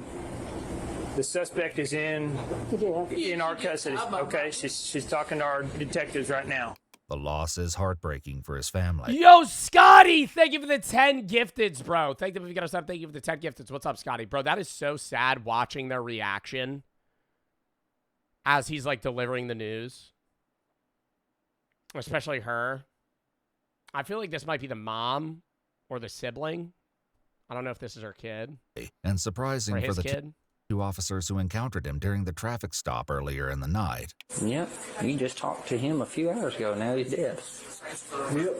As the detective delivers the news to Policia, her reaction takes a shocking and unexpected... Oh, the mom was on the phone. Then who are those two people? Baldy and Beast for the sub. HM for the sub. What's up, Scotty, by the way? Sorry. Fuck you and your bowl cut, said TB Cum. Mace for the sub, and Lado for the 3. Lock in. Turn. Is he okay? He's passed away. I talked to him just a minute ago. He's passed away. What we need to do, like I said, take a smell. You're gonna wipe your hands right quick. Nope.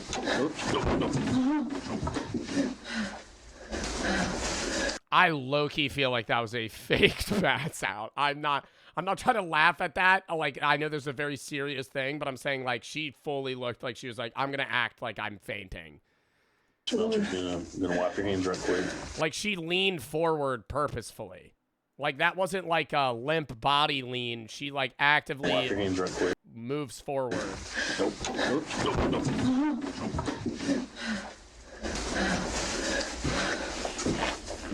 Alicia, you okay? Bro, I want to see the fucking security cam footage so bad. Alicia. Wake up. Alicia, wake up and talk to me. You okay? How do they not get embarrassed? Well, she's basically going to be tried for murder right now, so I don't think she's really thinking about being embarrassed. I think it's more so, how do I make this seem like I didn't just run over and kill a guy? Like, embarrassment doesn't really matter at that point. Here, let's get back up in the chair. You don't want to be on this floor, trust me. And maybe she did pass out on, like, the reality setting and, like, holy fuck, he died. It's dirty. Let's hop up here. Let's hop up here in the chair. You'll get up. He died on me! Oh, he died on me. Oh, God. Help me, Jesus. He died on me. Let's have a seat. Come on. Alicia, let's have a He seat. died on me. Alicia. He died on me. Here, let's have a seat in the chair. That table will flip over on you, okay?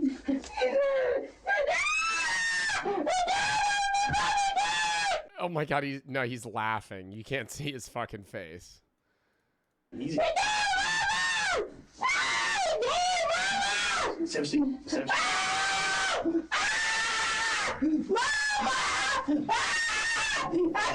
I mean, this is just I like it doesn't even seem like, bro, like the real mourning. I obviously everybody mourns in different ways, especially when they come to a shock of like somebody dying. I feel like maybe her passing out is realistic. The way these women reacted was so real. Like finding out their family member died because he got ran over. Like this woman's like screaming and jumping around. I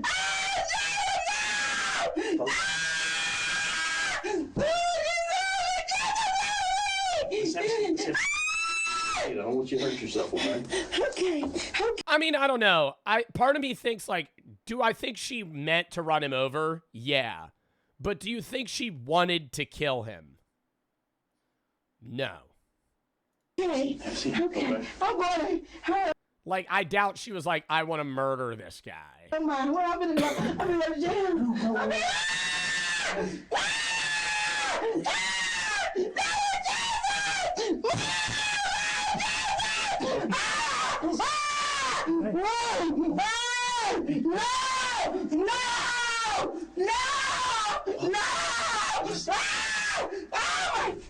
I mean, at what point do they have to like restrain her because she's gonna like start hurting herself, bro? Like, I feel like this guy has no idea what to do. Lower the volume. The volume's not, bro. The volume's not loud. She's just screaming. Alicia, let's have a seat, okay? I don't want you to hurt yourself. No, let's sit in the chair. Let's sit in the chair, okay? He died on me. How did he fight? How did he prison? He died on me. Okay. He killed. He died. He died. He died. Oh, he died on me. Alicia, there's a napkin. He died on me. Jesus, help me. Well, even if he didn't die, wouldn't she still go? Like, it would just be lesser crime. Because it would still technically be like aggravated assault. Or like attempted murder. He died. Come on. I see you going to I see. You want some water? No, I want to go home. Okay, give us just a few minutes for that, okay? And we'll get you home. As she calms down enough for the technician to take But she could just go home. swabs of her hands, the detective relays his next steps. What I need to do is I need to run out there and look for cameras right quick. I gotta stay here. For a few minutes, okay? No, I wanna go home. Just listen to me. Let me go home. Listen, Let me just go home, let me please. explain Don't why. leave me here. Let me explain why, okay? Because I don't want you to go to jail. But I need to go make sure there's no cameras out there first. Because that way nobody can say, well, she chased him with the car and did this on purpose. No, he ran And I believe you. I wanna go home. Alicia, please, have a seat, listen. Have a seat, listen, okay? Okay. He died on me. Okay. Bro, that's what I'm saying, though, with, like, when we were talking about modern-day crime, bro, there's cameras everywhere. Unless you're in, like, some middle of fucking nowhere-ass city, like, if you kill someone and you become a suspect, even if, like, she wasn't at the crime scene, let's say, like, you just killed somebody, fucking buried their body, and went away. Like, they're gonna go to some random guy that owns like a small business and he's going to have a 480p camera hooked up on the fucking side of his building that just sees you driving with a dead body or some shit. Let me help you with this, okay? I'm going to jail. No. Yes, I am. That's why. Why? Maybe in a rural area. See, you would think that they wouldn't have cameras in a rural area. I feel like a lot of the time, they probably have more cameras. I understand in like a big city, it's just there's more people, so there's more cameras. But like by person, there's less. I feel like a rural area where they're like more nervous about like being robbed or like fucking like they're being wild. Like even in like the middle of nowhere, dude, like wild animals coming in and shit. Like if you live in the middle of nowhere, like Idaho or fucking Wyoming, worried about a mountain lion coming to kill your fucking dogs, you probably got cameras up. See, your brother died. Your brother died. Bro, she fucking just calls her and says your brother died. Why? Lucy, your brother died. Your brother died. I'm gonna go get my camera. Okay. Can you use the phone with your other hand so you can take a picture when he comes back? Yes, I know, Lucy. She cried, she hollered. Okay. Are you still in there with her? No. Look, here's why. Here's why I want you to stay here, okay? For one, that way nobody's upset with you. And I want to make sure that when anybody... Bro, this is grim. Like when I clicked on the title of the video, woman insists dying boyfriend's just asleep. Bro, I fully thought that he was going to make it. And then he was going to like come back later and be like, yeah, she fucking ran my ass over. Bro, he died. And now we're seeing all the family members get told. He died. I don't know, Policia. I haven't been up there yet. All I did was talk Bro, internal bleeding, man. You probably crushed his fucking rib cage. to the officer to find out. I just knew he was going to pass.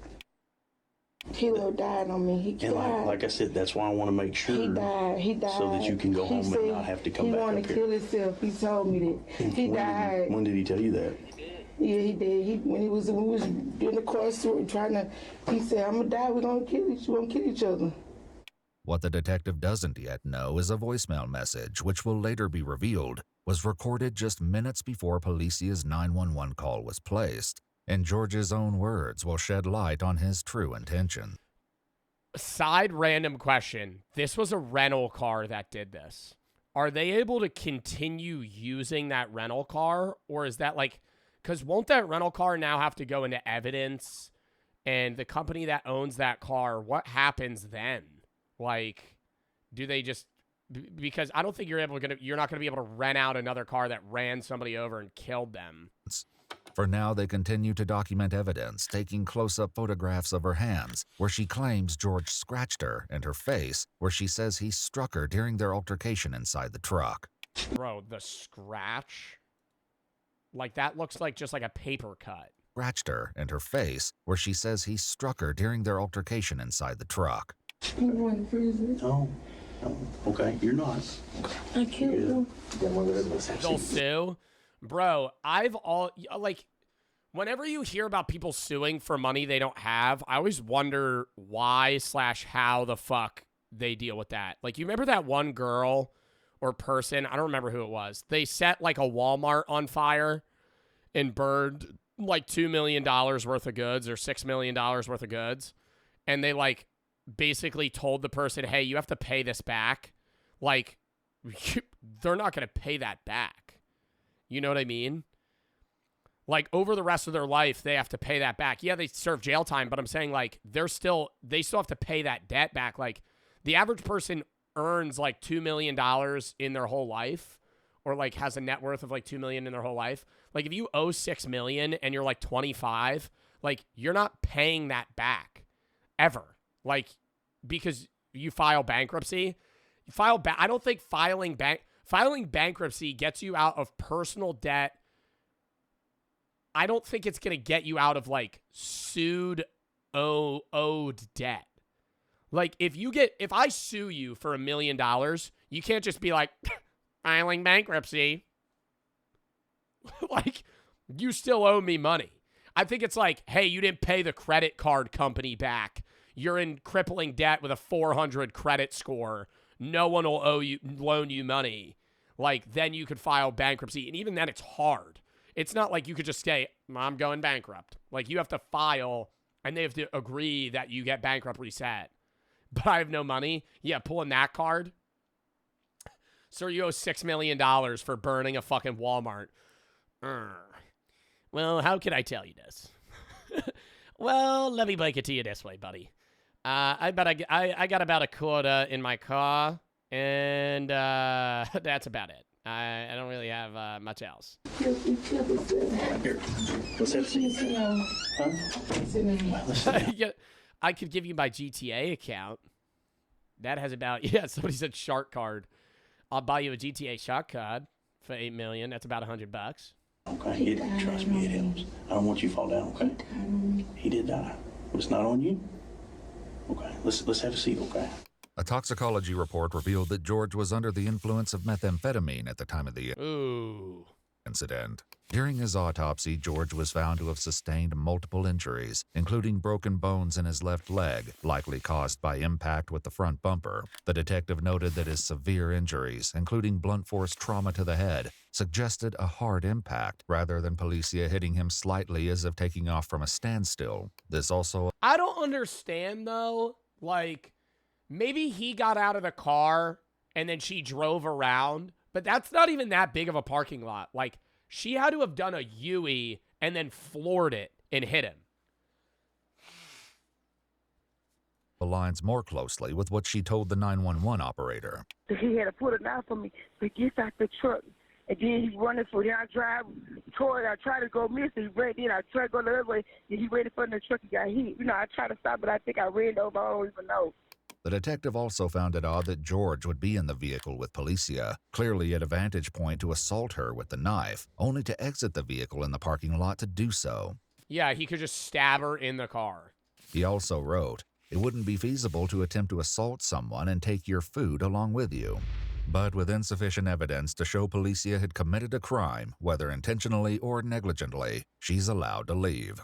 Oh, you think she kicked him out of the car and he was like, all right, let me grab my food and shit, and he just had a pocket knife and then she just fucking ran him over? Hours after letting Policia go, the detective receives a call from George's sister. George called her at 3:44 a.m., 12 minutes before Policia dialed 911.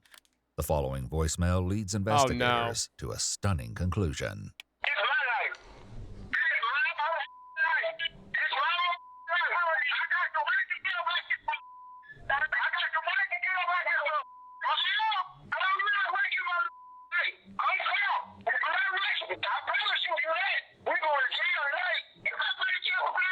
According to the detective's report, the audio suggests that George wanted out of the vehicle and Policia wouldn't let him. He ultimately concluded that Policia's conflicting accounts of backing up, going forward, and trying to stop lead him to believe George may have been walking away at the time of the incident. He adds that Policia's various descriptions appear to paint a picture that she was attempting to scare George, and she struck him unintentionally. 1 year after George Stoker's death, Policia was arrested and taken into custody. 3 years after her arrest on March 6, 2025, Policia Stewart pleaded guilty to criminally negligent homicide. The court deferred adjudication and sentenced her to 5 years of probation. What about the fucking video? I thought they said there was like a security cam that fucking saw her run him over. If she successfully completes the probation period without violation, no formal conviction will be entered on her record. If you'd like to see select new videos early and... Weird. Loudest fake grief I've ever heard, bro. That's what I was saying, man. She's shouting and hugging the detective like she's on The Price is Right. Yeah, it was such a loud scream. It didn't really feel like mourning. It felt like you're like, I just won $1 million. If you're in a relationship, the police are called 14 times, just a matter of time before something tragic happens. Bro, like, I feel like that's an instance where it's like, you're gonna be forced to not. I don't know, man. Because we've seen a lot of body cam videos where it's like they've had 15 domestic abuse calls. Like, don't you think in those instances, I'm not saying the government should step in and be like, you guys aren't allowed to live together anymore. But like, that's like a safety concern where it's like, this is the 10th time you've called about the same fucking thing. Like, y'all should not be allowed to be in the same space. Like, ever. That's a good idea. Yeah, but then that's like an infringement on your rights. And then the problem with that is people would be worried about calling in domestic abuse because they wouldn't want to be forced out of their home. So you could never do that. But it's like, it's just sucky that there's instances where it's like, this was something that could have been predicted. Not in the sense that she would have killed him, but like, this couple was horrible with each other. Like, whether it was her fault, his fault, a mixture of the two, like, they were not working. So, police can't force a restraining order? No, you have to claim a restraining order yourself. They can't. A police officer couldn't put a restraining order on you against somebody else if you're not requesting it or agreeable to it. Biggie NY for the sub, Lil and G for the sub, Cam for the 3. She would not be good. Dexter, Feud for the sub, Dante for the 5. Also seeing you at TwitchCon. Can I please have my money back after you punched me and stole it all? Joe and Juan for the sub. No, man, I'm sorry. Pink and MC for the sub. Faye and Chan for the sub. The for the sub. Combo for the 5. Would you consider a cigarette, a burger, and a knife a balanced diet? No. HMF, thank you for the 5. Gift is Beast for the sub. All right. Chat, I'm sorry. I have to piss again. I drank a whole coffee and a fucking tea before I went live. I'm literally running to the bathroom. It'll take 20 seconds. 2am, thank you for the 5 gifteds.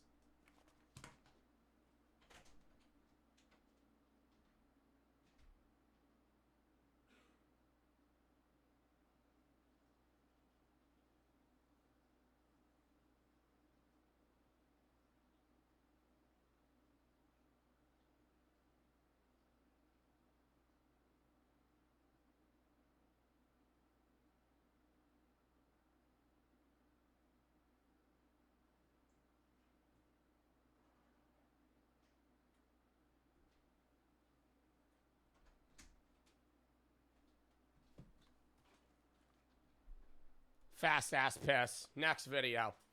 Fox for the sub 2am. Thank you for the 5 gifteds. The lamest people on the internet. Of niches and groups. The internet's got its variety of niches and groups, but I think I found the lamest one. You know, Looks Maxes. This is them, but like even lamer somehow. Look at this. Black pilling. Bro, I keep getting on like black pill content. Like people use this one clip of me where I say the first thing that somebody recognizes about you is your looks, and that's how they determine whether or not they're attracted to you. But then after that, I talk about how the majority of building a relationship and actually getting somebody to like you is your personality, and they just cut that off. So they just cut that off. So they put the clip of like me saying, hey, like people, the first thing that somebody notices about you is your looks. And then they're just like, yep, that's it. I'm like, that's not it. Like, I will say, yes, I think when you find it, like finding somebody attractive is off looks. Like that does matter more than some people say it does. But in terms of long-term relationship capability, no. But I'm saying, yes, the first thing that somebody recognizes about you is your looks, because that's their subconscious opinion is going to be how you look, right? But that's not the only thing that matters. And like the way that I understand black pill is that the only thing that matters is your looks. And I think that's wrong, because that is where not only, yes, maybe in the terms of like the first thing somebody notices is your looks, but then they're going to realize your entire personality is structured around how you look, which is like obscene narcissism. Like, it's just building a fucking rapport within yourself of like, I look great. I look great. I look awesome. This is how I need to look. I need to change my haircut. I need to start mewing. Maybe I should get facial surgery. Bro, you're 20. Bro, your brain's not even done developing yet. You're going to get fucking plastic surgery at 20 years old because you think that you don't look good. Like, it's your life, fine. But I'm saying, like, don't think that, like, that's the end all be all on whether or not people are going to like you, is how you look. Dude, I'm talking about people that make... It's because they take, like, the idea of black pill is they take something that isn't absurd to say and then make that the only thing that matters. Like, good-looking people get better connections in life. Is that true to a degree? Potentially. But I think that's the idea that looking good gets your foot in the door. But when you only care about looking good, and then you get your foot in the door, and they're like, okay, hey, and they start asking for your qualifications, or they want to learn about you, and you're the most dull person ever, because all you care about is whether or not you look appealing. It's like, man, that's like, I don't know. It also causes so much stress within yourself, you know?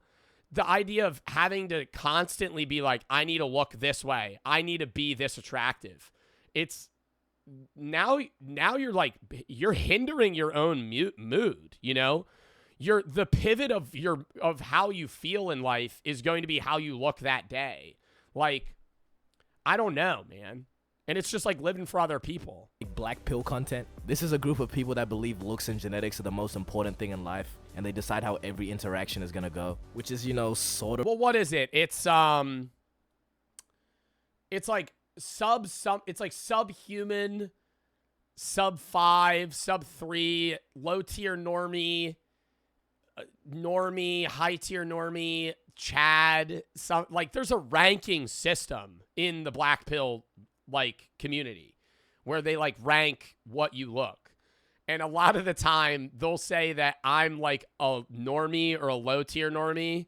Like I saw one guy do a whole facial analysis on me and he said I was a 5. He said I was a 5. And he was like, if he fixed his hair and got Greek curls, he'd maybe be a little bit better. But they'll be like, his nose is crooked, his jaw is too far out. I'm like, man, bro, I don't care. And the guys that are making those analysis videos are like 3s. Like, I just, how are you going to sit there and make all of your content about like, hey, I'm going to rank how this person looks when you're like literally in a basement that's wet underground, just like fucking just ranking people. I'm like, yeah, sure, I'm a 5. I don't care. Right? Like I used to care so much about how I looked, and I still do fixate on certain things. Like I fixate on my hair a lot, right? Because I do think I am going to go bald. And so that upsets me. But like there are days where I'll just be like, I didn't do my hair, and I'll just like fucking leave it. So right, but also so far from the truth. And the thing that makes these people so lame is that they're quote-unquote straight men who edit other men because they think they look good, or they argue about which man they think looks better in a comment section, and just bully people who aren't conventionally attractive, when I know damn well who's the famous guy that's technically the pinnacle of like black pill Chad?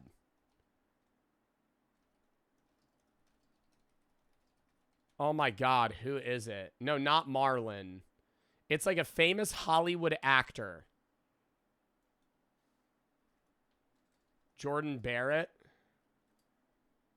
No, Jordan Barrett is quoted. It's somebody else. Yes, but this guy, I don't know, man. I mean, like, this is the guy that's like one of the guys. Oh no, it's Ian Somerhalder. I would agree more on Ian Somerhalder than Jordan Barrett. Ian Somerhalder is a fucking hot guy, but like, I don't know, why is he the pinnacle of like Chad? Because his facial structure is good. Like it's because, oh, well, they'll say I have a negative canthal tilt too, and that makes me look like a bitch. I'm like, chat. This is like actual shit where it's like they'll analyze me and they'll be like, yo, he looks like a bitch. I'll be like, damn. Okay. It's like if you ever want to feel the worst you've ever felt in your life, ask somebody from the black pill community to rate how attractive you are. And they will be like, yeah, man, I think it's cooked. You're so ugly. They'll be, and I'm like, god damn, man. Like the fucking standards we have. Oh, these people are behind their desk looking like this and telling me this guy's right eyebrow is bigger than his left, so he's cooked. And then proceed to tell me this is the peak of male beauty. Yeah, bitch. like cheap, bro. Actually, some shit that looks like you got plastic surgery. Alright, bro. As a part of this video, I've looked into the species I'm a cold. Honestly, bro, I think the biggest thing about attractiveness is how you carry yourself. I've seen, and you could say this is like some glaze shit. I've seen a lot of guys that own how they dress. I think that's a big thing. What you wear changes how like that's more important than like I need a Mog in fucking Muse so I could fix my facial structure. Bro, if you got like good drip, and not like good drip where it's like I need to wear what people want me to wear, you wear drip that you fuck with and you like and you own it, people find that attractive. I'm not trying to say like Adam Sandler, right? That guy's old, but like Adam Sandler owns his shit. Like that's an attractive trait for him to own the fucking baggy ass basketball shorts. He looks like a cornball. Like he wears cornball fucking clothes, but he owns it. And so nobody cares. It's not cringe. Like if you own your shit, people are like, fuck with that. Because it's like a level of authenticity. BP. Rather than trying to be somebody that you're not. People recognize fakeness. And they don't fuck with people that are fake. And a lot of the time, like BP community people are trying to be somebody that they feel like they need to be rather than somebody that they are. People or black pill people, I've studied their behavior and learned their lingo. And really, I don't like what I found. And just to be clear, black pill is more like an extreme version of looks maxing. Not necessarily all looks maxes, but you know, drag making that distinction. The first place I looked to study these creatures was TikTok. There's a good chance that you've come across a black pill edit or two. Normally what these consist of is a stitch of somebody saying... No. The fucking music they use, though, is peak. I gotta say, if you see a BP edit, the video is fucking awful. But they edit it to where it's like, damn, this is like not convincing, but mildly interesting. Something like, oh, looks don't matter. Or someone that's not seen as conventionally attractive literally doing anything. Yeah, but I'm kind, smart. See, like, that's so fucking sad. Nah, like, this guy's a cuck commenting that. Sub-Zero looking at me. Bro, like, nah, you actually work at Burger King, bro. You work at Burger King and you don't have friends. Like, and you're sitting here commenting on people that fucking, like, actually, nah, you literally, like, this motherfucker commenting against this woman, like, being an absolute dick about her appearance. Thoughtful and caring, and those are things that matter more. What did this poor lady do to you? Literally anyone can get hit with a black pill edit. Nobody is safe. And normally the people that make these edits obviously leave their face out because almost 100% of the time they look like this. But on the rare occasion where the editor includes themselves in, it's so obvious every single time because you just see this ethereal looking world-renowned model and then this nigga.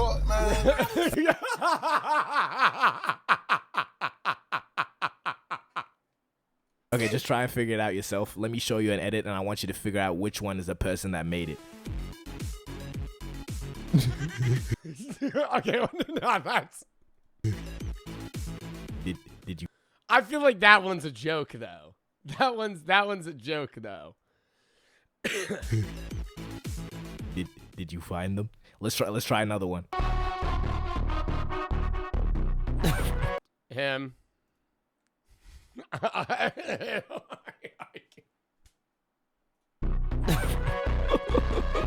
People in the comments are just flaming this nigga too.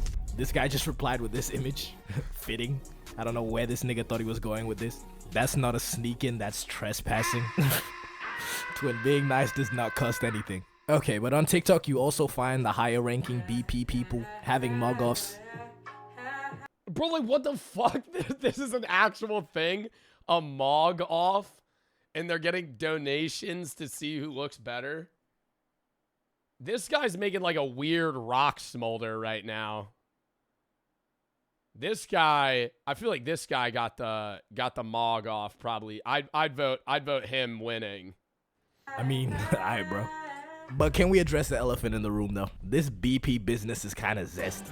Really look at the facts here, alright? We have men editing other men. Yeah, it's like full focusing on other guys' attributes and being like obsessive over how they look. Because they think they look good. And I've looked at how these people act and speak too.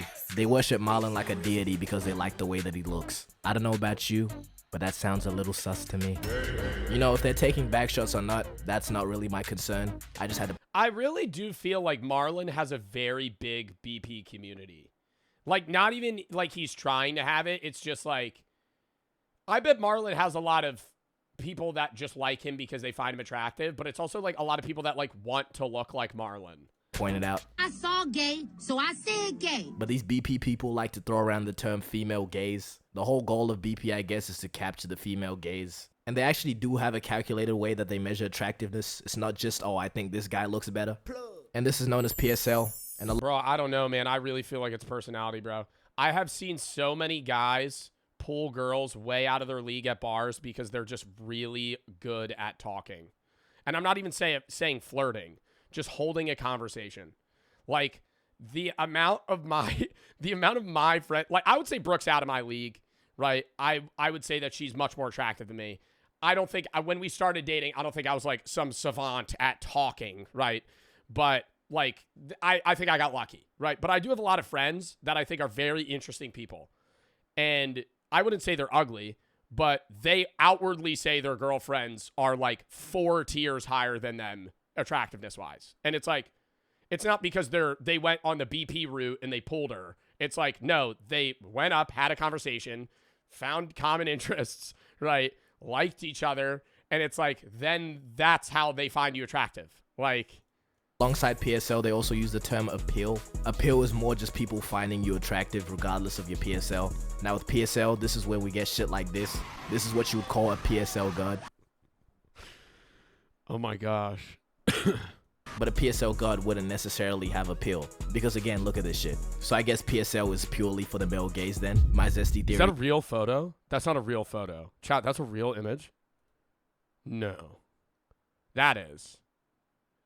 That jaw structure is unreal though. But that's what I'm saying, like, I'm not judging this guy by any means either. I feel like why is like, I think it's just like the more like you look like a stone sculpture, the more attractive you are on a PSL scale. This is where we get shit like this.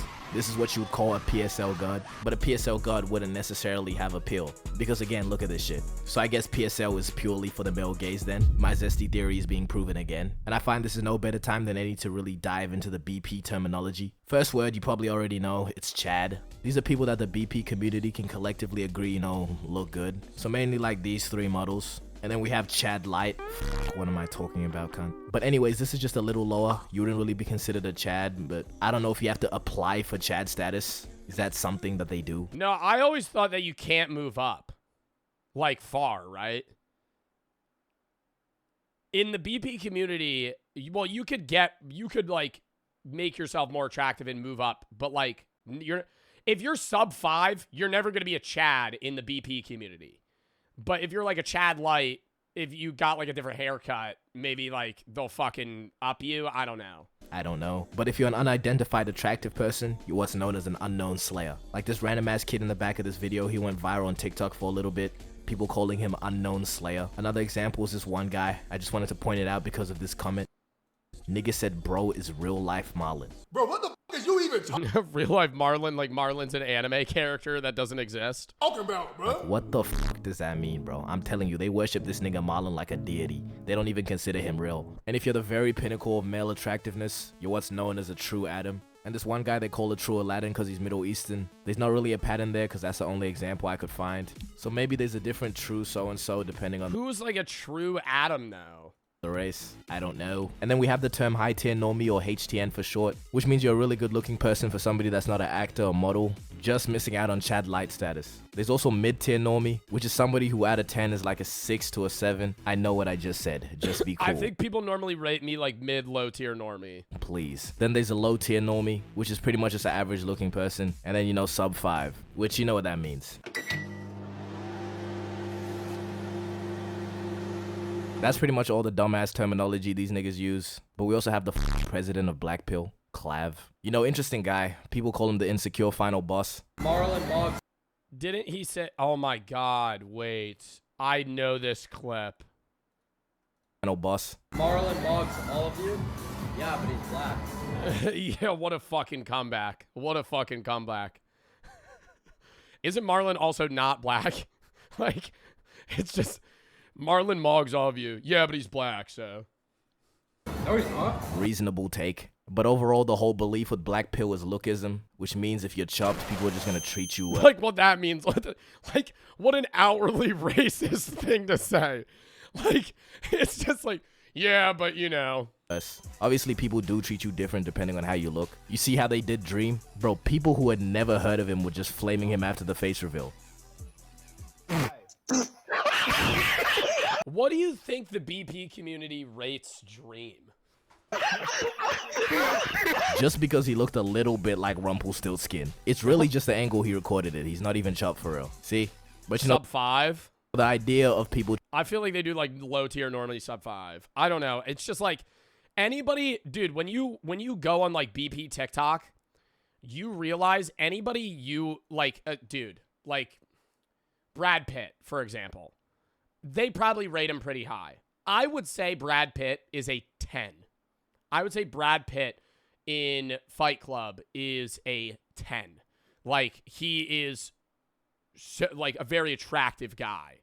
But I feel like I could say that. I don't know what they rate him, but I wouldn't be surprised if like I would say, hey, this guy looks like a 10, 4.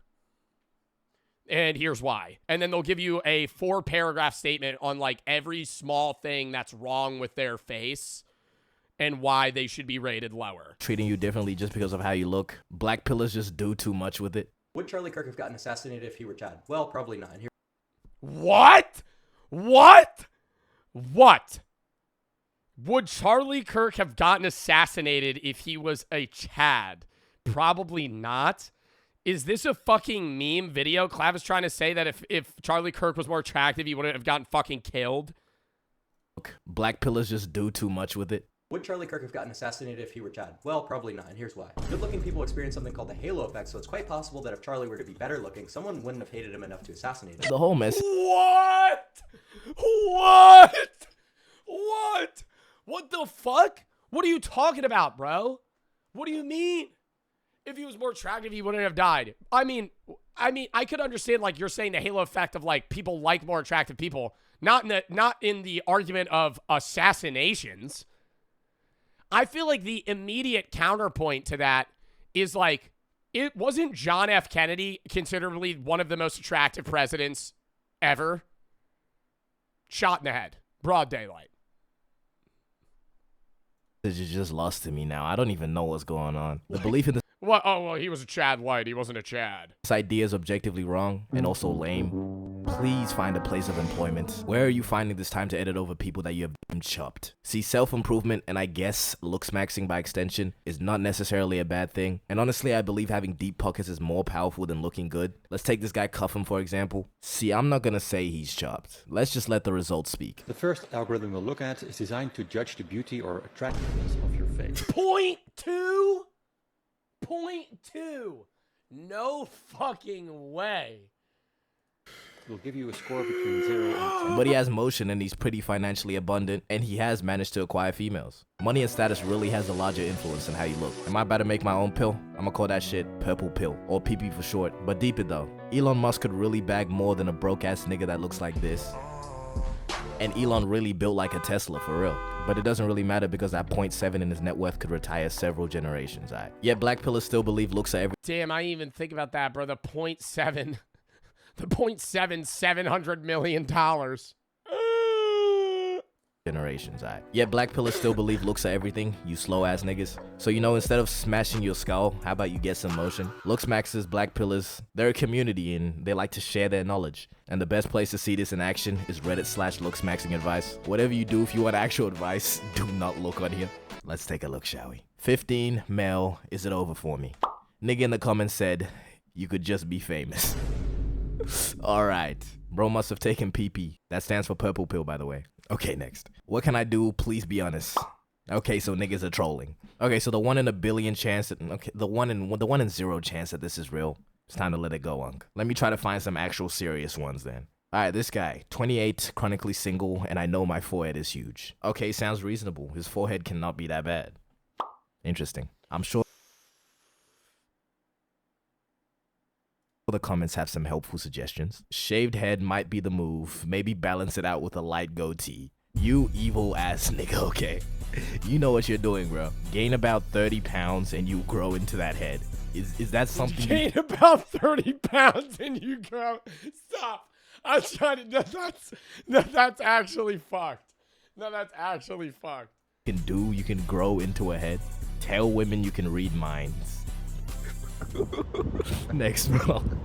Surprisingly, a lot of women are on this subreddit too. I don't think they really reply to. There's women in the BP community. I thought that's only, but is there like BP guidelines for women? Posts, but they put a lot of them up. And maybe my black pillars being zesty theory was wrong, because a lot of them put up shots instead of actually giving advice. How big is my forehead? 1 to 10. You know, coming from the last one, you know, I'm gonna give this shit a 1. I think a lot of people in the comments forgot that question though, especially fucking Shakespeare over here. I'm captivated by how pretty you are. I would kiss that big forehead. It's not big, just kissable is all. I'll give it to you, you're tough, I guess, twin. Shut of the year.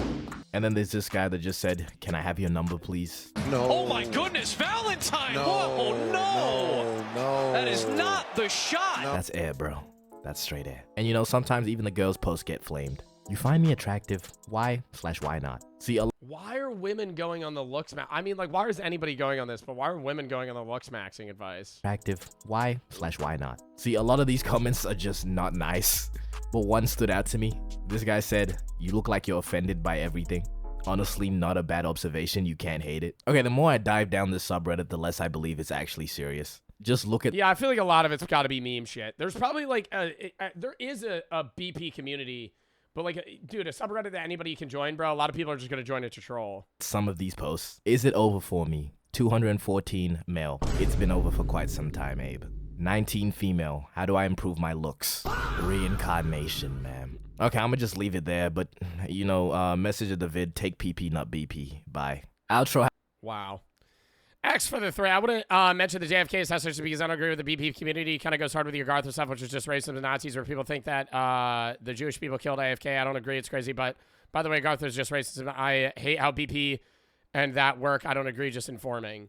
Callie for the 3. You're very attractive, but the lesbian part of me is screaming at clouds because you bagged Brooke. Well, thank you. I'm sorry. I don't know. I don't know how to respond to that. Ethan for the sub, Fever for the 3. When are you playing a horror game next? Probably tomorrow. I don't know about tomorrow, actually. We were going to do a full horror game Wednesday, but now we're doing the Bro v Bro with Jason into a horror game with Small Fries, so definitely Wednesday at least. We're probably going to do a multiplayer one on Tuesday. Today's reacts, maybe some Geo at the end of stream, Geometry Dash. Tomorrow, I'm going to be doing random games for 2.5 hours. Maybe some Geometry Dash, Backyard fucking Football, Level Devil, maybe a horror game into Waltz with the Wizards for a sponsor for 2 hours. Tuesday, I'm doing games with the guys. RV There Yet, Misery, which is a horror game, and some other random shit. Wednesday, we're doing the Bro v Bro with Jason the Ween into a horror game with Small Fries. Thursday's the charity stream for breast cancer. We're definitely doing scary reacts for like most of the stream because we always, every year around Halloween, either the day before or day of Halloween, we do a Halloween horror watch party. So we're going to be doing like a full scary watch party like day. Maybe a horror game, but probably going to be like 1/3 regular reacts and then 2/3 scary reacts. Friday, I'm not live for Halloween. Saturday's reacts and games. We're playing a horror game that day as well, and then next Sunday I'm not live, and then we're back to a regular schedule. I'm in trans for the sub. Lazy Sunny, Tater, Ben, JFD for the 5. My grandma died of cancer a year ago. Rip in the chat. My grandpa died 2 months ago. It's really hard hitting me. Been really hard the past week, but your streams really helped me a lot. Well, I'm glad to be able to help, and I'm sorry for the loss of your grandparents, man. Plex for the 3. Red pill guys are so anti-female. What is red pill? Oh, no, what the fuck am I saying? Red pill guys. I thought you were talking about like something in the looks maxing community. Red pill guys are so anti-female that it is actually pretty gay, and that makes them mad as fuck. BSH, thank you for the 5 gifteds. Glorious for the sub. BSH, thank you for the 5 gifteds. 5 gifteds again. Q for the sub. Corn for the 3. Out the top is Jobar. BSH for the sub. Ryan for the sub. X for the 5. Thank you for everything. Goat. Cupsy and Gliz for the sub. Zan C. Slap R. 2 a.m. for the 5 gifteds. Fox and Jaco for the sub. Low for the sub. K for the 3. Zach for the 3. What is your favorite dessert? Mine's brownies, ice cream. Sierra and Tab for the sub. For sure. For sure, ice cream. Best ice cream flavor, chat? Chocolate. Regular chocolate, if they got a dark chocolate, sometimes they got a dark chocolate ice cream. I really fuck with that. If they don't got a dark chocolate ice cream, I'm a big fan of like a natural vanilla. But if I'm going like a unique flavor, I do like a cookie dough or like a fudge core if I'm going like a Ben and Jerry's.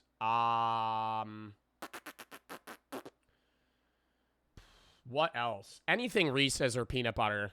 I love peanut butter. Olivia for the sub. I hate mint chocolate chip. I hate mint chocolate chip. I hate cookies and cream. I don't like the texture of cookies and cream at all. You ever had cotton candy? Cotton candy ice cream or cotton candy? Both, yes. All right.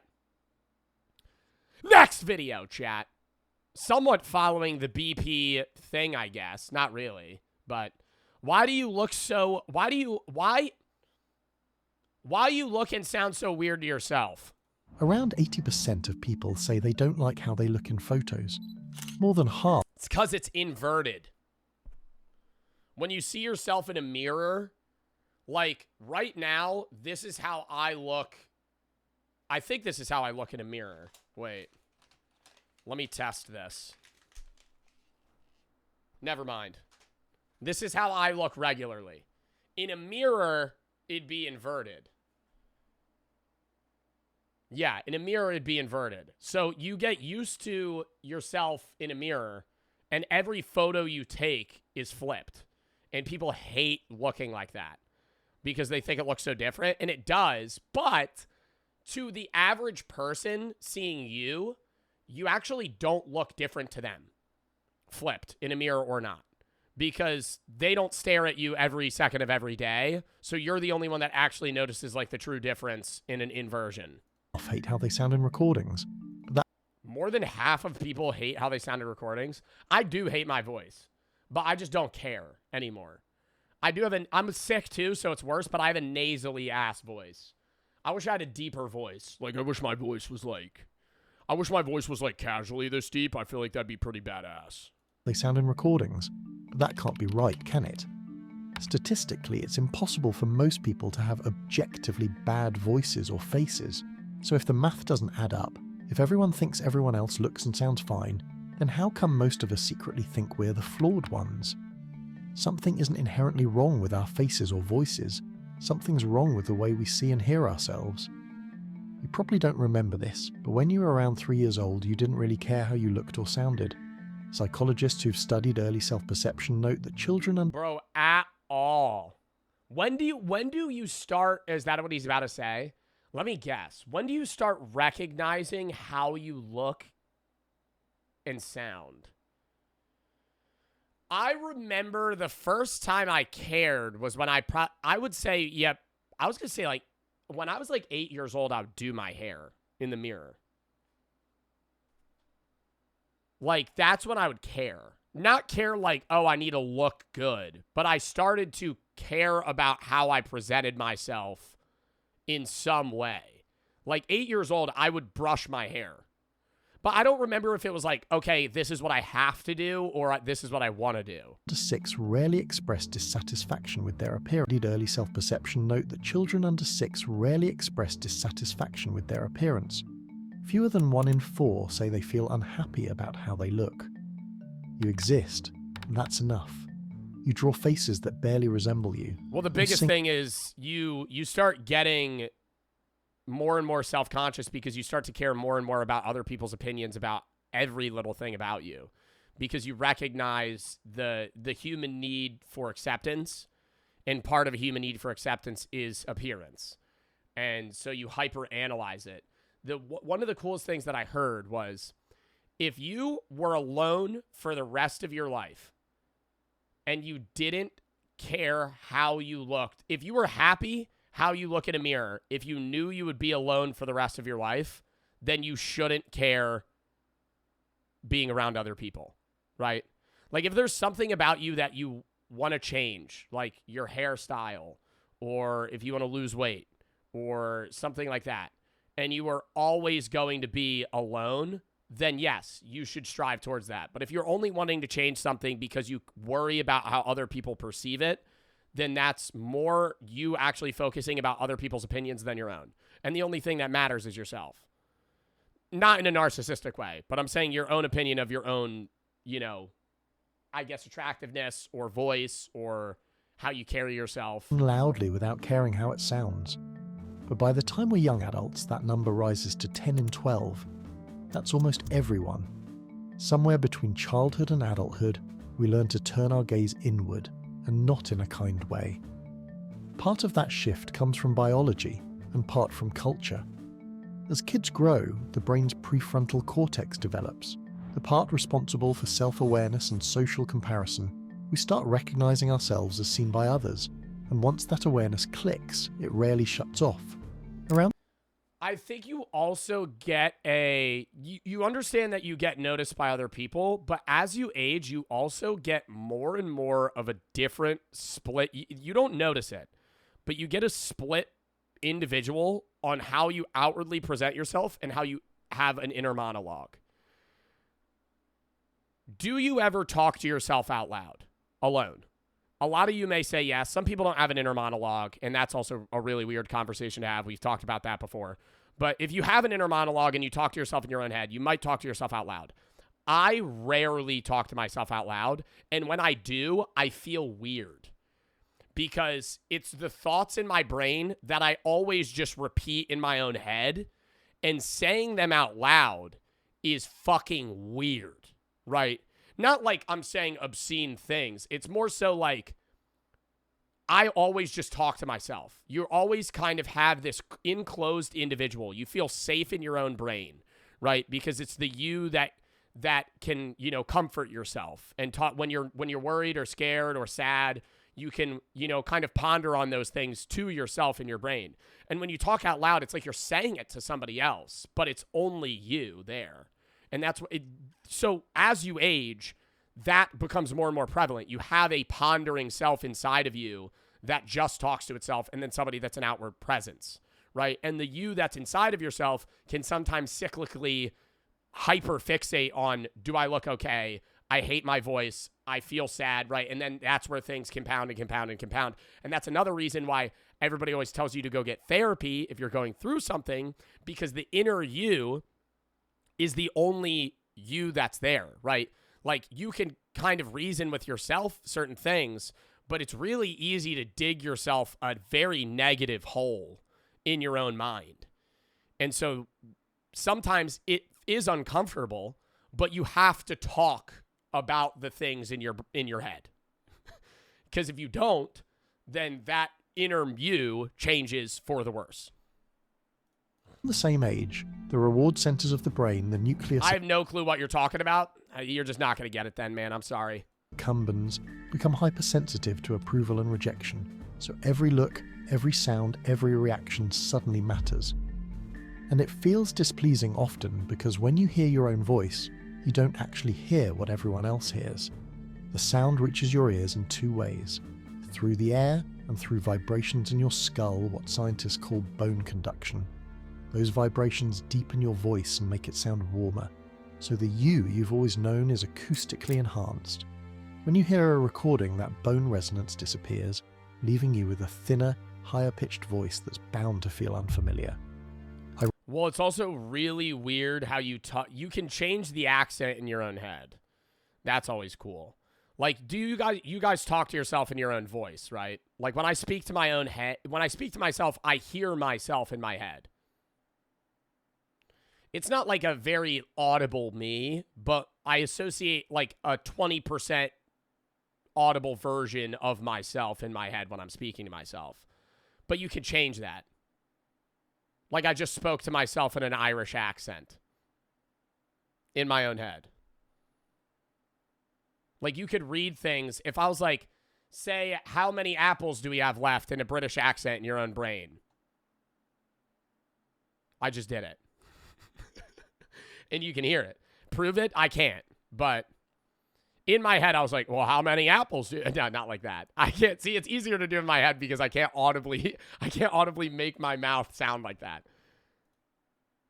I just said, it's Tuesday in my head.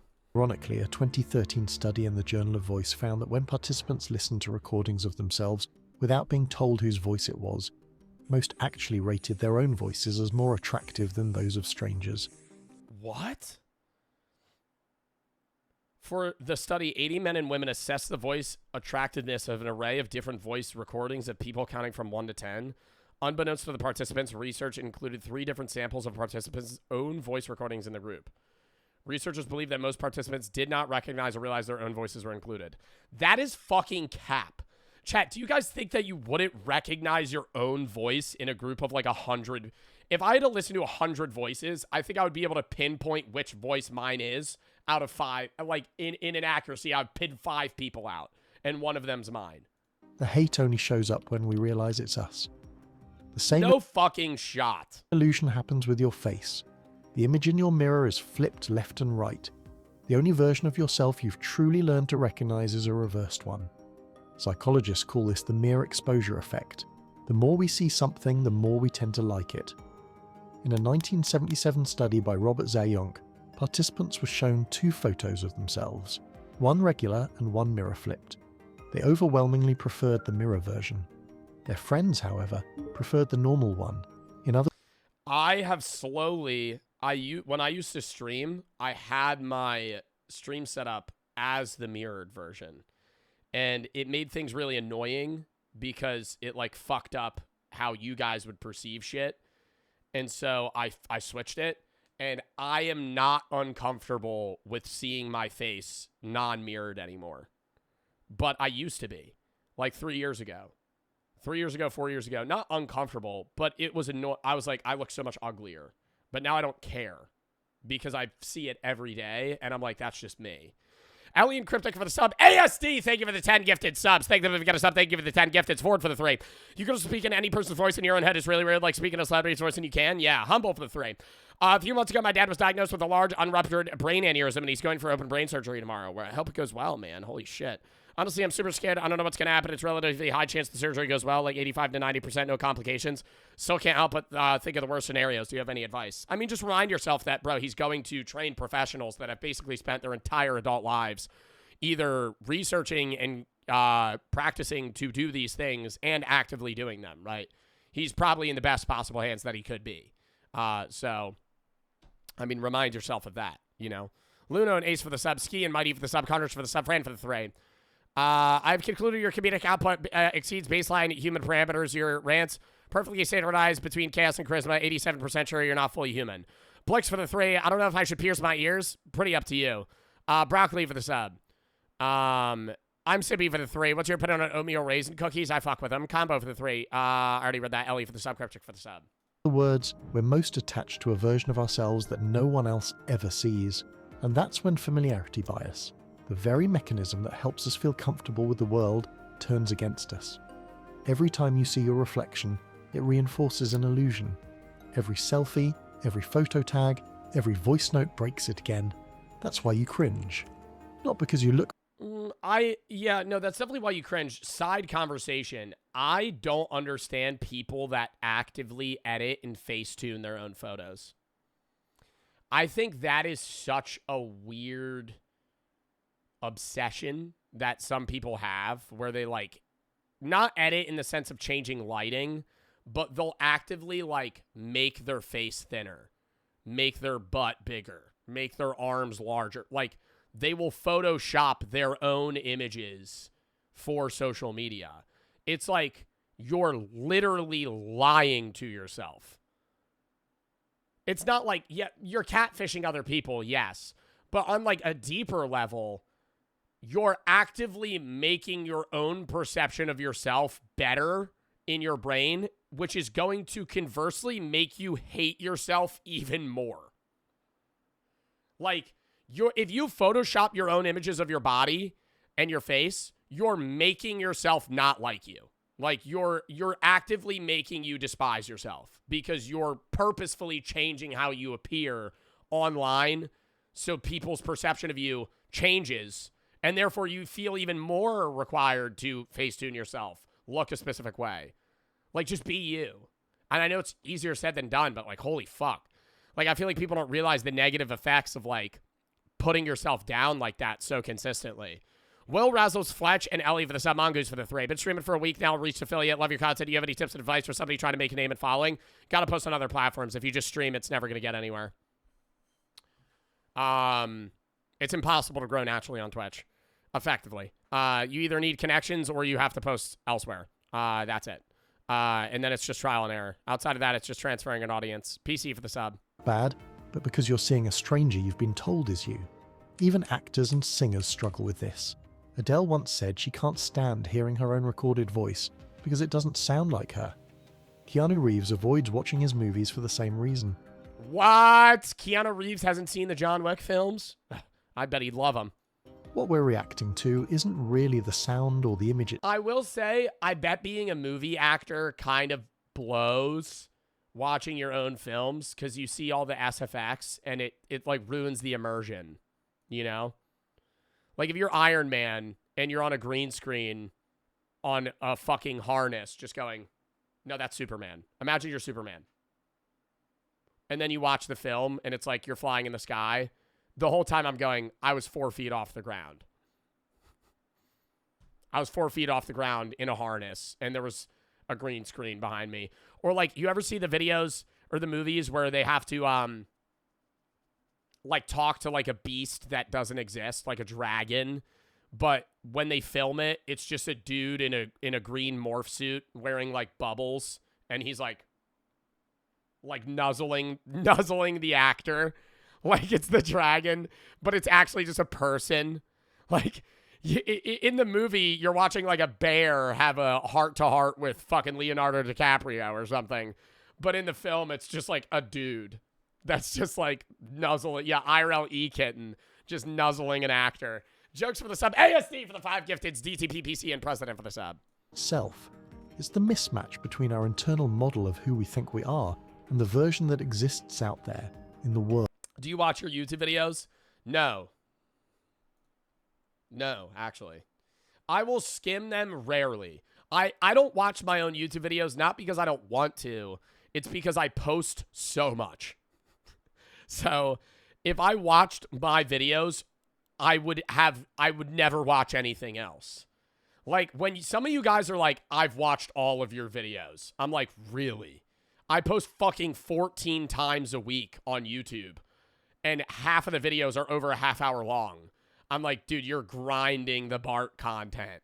Like if I watched, it's also because I'm there making the video. Like, if this becomes a YouTube video, I'm not going to go back and watch it. Not because I'm like, oh, I hate my voice. It's more so, I already know what the fuck I'm going to say. We all carry a mental avatar of ourselves. I will rewatch really edited shit. Like the Halloween video that I did with Brooke. Or like when I do like a drinking video or vlogs. I rewatch all my vlogs. That like Cloak does. I'll do that. Because that's like, he's putting all the puzzle pieces together. But a stream cut down of me playing fucking Fears to Fathom, I'm probably not going to watch that. How we move, speak, look, and even how others must see us. When reality doesn't line up with that model, it feels wrong. What about old videos? Oh, I despise my old videos. That's where I'm more like what this guy's talking about in this film right now. Or this YouTube video. I hate my old content. I hate all of my TikToks from 2022 and previously, and I hate all of my YouTube videos from 2022 and previously. I think I was a lame, cringe-ass motherfucker. And not 2022, but, like, I always talk about how I was a fucking, like, narcissistic bitch, 18 and 19, like, high school, right out of high school. And I hate myself from that era, so it, like, reminds me of me, and I just despise it. So it's not just that, but it's also just, like, I think I made bad content. Or bad content in today's terms. ASD, thank you for the 5 gifteds again. Thank them if you get us up. Thank you for the 5 gifteds. We're full in battle for the sub, Mark for the 3. Chat, you are exactly as you are in a world always demanding more success, possessions, approval. It's easy to forget the beauty in which we exist. Pause and notice your wins, the people who care, and the small joys around you. Happiness isn't what's next, but it's who you are, and what you have. Be kind, believe in yourself, and celebrate your journey. You're worthy, and that's enough. Others must see us. When reality doesn't line up with that model, it feels wrong. Psychologists call this the self-discrepancy theory. The idea is that inside us there's not just one self, there's the actual self, who we are right now. Bro doesn't care. It's not that I don't care. It's that if I pause about each of those every time, we never get through any of the videos. It's a nice message. The ideal self, who we wish we were, and the perceived self, who we think others see. Whenever those don't match, we feel discomfort, shame, embarrassment, even self-hate. And most of us live with that mismatch every day more than humans ever had to deal with, thanks to, you guessed it, social media. The average person now sees their own face more in a week than people a century ago did in a year. Meta-analyses show a consistent link between time spent on visual platforms like Instagram and higher levels of body dissatisfaction. One review found that even passive exposure, just scrolling, predicts more self-objectification and anxiety. It's like an endless hall of... I don't think it's just when you see yourself more, you start to hate it more. It's the comparativeness. Because that goes back to the image of the perceived self versus the ideal versus who you actually are. You get obsessed with other people and how they conduct themselves and therefore feel like you need to be something along those lines. And if you don't fit in, you feel like you're not doing the right thing. ASD, thank you for the 5 subs. Olio and Sam for the sub. Mirrors where everyone's reflection is slightly edited, slightly perfected, slightly unreal. Each one seems normal after the 10th swipe. Ours, by contrast, looks wrong. Our self-perception isn't a mirror, it's a story we keep editing. And the more we compare that story to others, the worse the edits look. But that self-critical voice we develop, the one that points out every weird tone, every crooked smile, actually has a purpose. It evolved from social feedback. Being aware of how others might see or hear us was once a survival tool. If your tribe liked you, you stayed alive. But that feedback loop, supercharged by technology, never turns off now. Still, it can change. Studies on habituation show that people who repeatedly listen to recordings of their voice start to rate it more positively over time. The same happens with photos. It's the same mirror exposure effect working in reverse. The more you face your image, the less alien it feels. And with time, the curve can bend back. A 2021 study in body image found that adults in their 40s and beyond reported steadily increasing satisfaction with their appearance and self-image. Psychologists call this the maturity effect, as self-focus gives way to experience. Well, I think it's not even that you learn to love yourself. You learn to just be you, you know?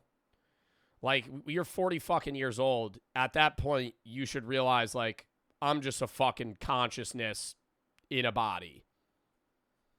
Like, it doesn't matter as much. Scream now, I'm sick, and I'm losing my voice, man. You got to refund that. I'm sorry forever redeem that, but I've been sick for like a week, man. I'm not doing that for a bit. Hey, Steve for the sub, sir for the sub. We start seeing our bodies less as statements and more as vessels. You realize your face has changed, your voice has changed, but you've carried both through everything. Heartbreaks, friendships, grief and success. They stop being mirrors and start being maps. To see ourselves, not as we appear in passing reflections or filtered clips, but as something in motion, something changing is what matters.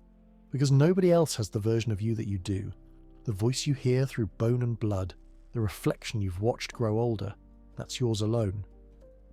The world sees one side, you see another, and between them, somewhere in the mismatch is who you actually are. I really did like that video. It was short, but I think it was short but sweet. I don't know if that was an AI voice. I feel like it probably was, which I don't like, but I can never tell anymore. I don't think we're supposed, or more accurately, biologically and environmentally conditioned to perceive ourselves. Then cameras and recordings came along. We enter an auto-uncanny valley because we're mentioned in the video. Our personal perception of our presence is being contradicted. Yeah, it's like biologically, we're meant to perceive ourselves just in our own brain, right? Like, it's very rare. Yes, there's reflections in water and stuff, but we kind of create glass in these things where we see ourselves consistently. And then on social media, you start seeing and hearing recordings of yourself, and it's like, it becomes more and more uncanny, and you become more and more dissociated and detached from the you that you are, because it feels unreal that you're a physical being, right? Like, you kind of just feel like eyeballs that are perceiving things with hands and a body, but then you actually start seeing the you from an outward perspective.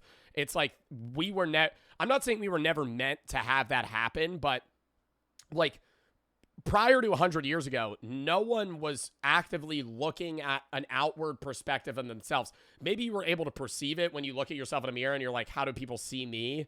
But like once photos, videos, and shit started occurring, and it's like, wait, I'm actually seeing myself from the other person's point of view, literally, it's fucking weird. Ring for the sub, ASC for the sub. All right, I gotta piss for the 45th time, and then we're gonna hop into the next video. Count me down. We got 3 more, and then we will get into games. We'll be able to do some Geo today for sure. I didn't think we'd be able to, but I picked short videos for a reason today. Count me down. Oh, fire song.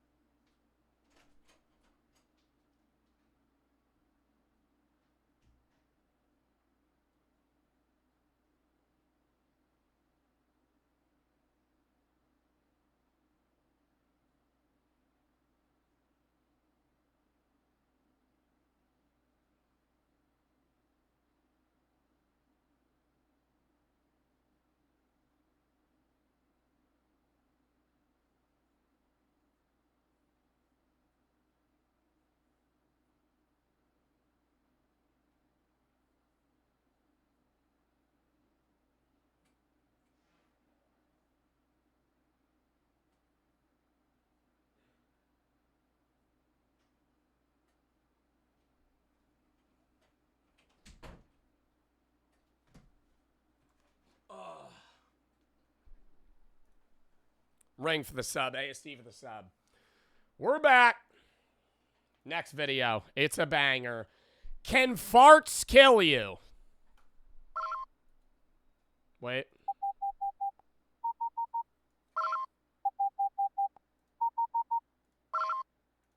They say farts are silent, but... Wait, hold up. I gotta rewind. We're gonna restart. I'm banning, like, unreal amounts of people for spam. I'm sorry.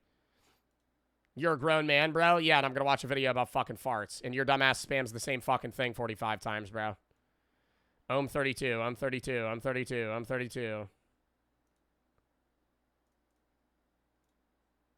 Not allowed to watch a video about farts? You're a grown-ass man. Yeah, go up to a 65-year-old man and fart. He's gonna laugh. Farts are always funny. They will never not be funny. Pie for the 3. I remember, just remember that your future self is hating on you. Make sure they regret it, so screw them over by... Nope, I'm not reading that. Dorian and Snipe for the sub, Ringed, and ASC for the sub. Lock in. But mods, time out the people that are spamming. I'm serious. There are so many people that are spamming like the same sentence or paragraph like 100 times. Just get them out of chat. Can farts kill you?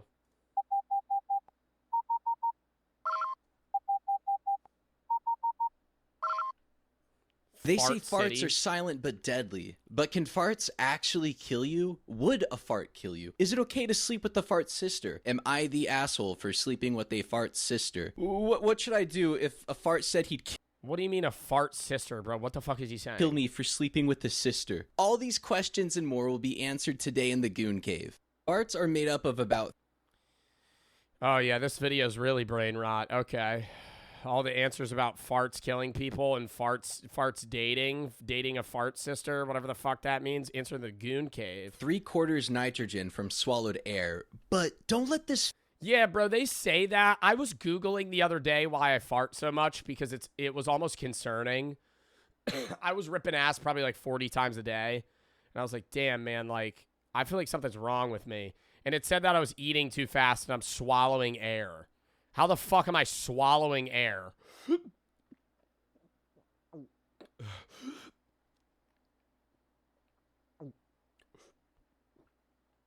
Like, is that gonna make me gassy? I feel like I fart so much because I eat fucking, like, Brussels sprouts, bro. I eat Brussels sprouts and asparagus. Asparagus makes my pee smell like death. Every day, bro. It's like, actually, yo. There was one day I ate asparagus. And, like, a lot of asparagus. And I was at, like, this bar, took a piss, and it smelled so bad. I walk away, and I'm washing my hands, and I'm like, man, this bathroom reeks. Not even because I ripped ass. My piss, if you smelled my piss, it smelled like it would be, like, neon green. Like, it would burn through the ground. Figure deceive you. The vocal minority... How does your pee smell bad? Asparagus makes your pee smell like farts. because you like the way you digest asparagus, it turns into like not methane. It turns into something that makes your your piss smell like fucking shit, dude. Is what's the loudest.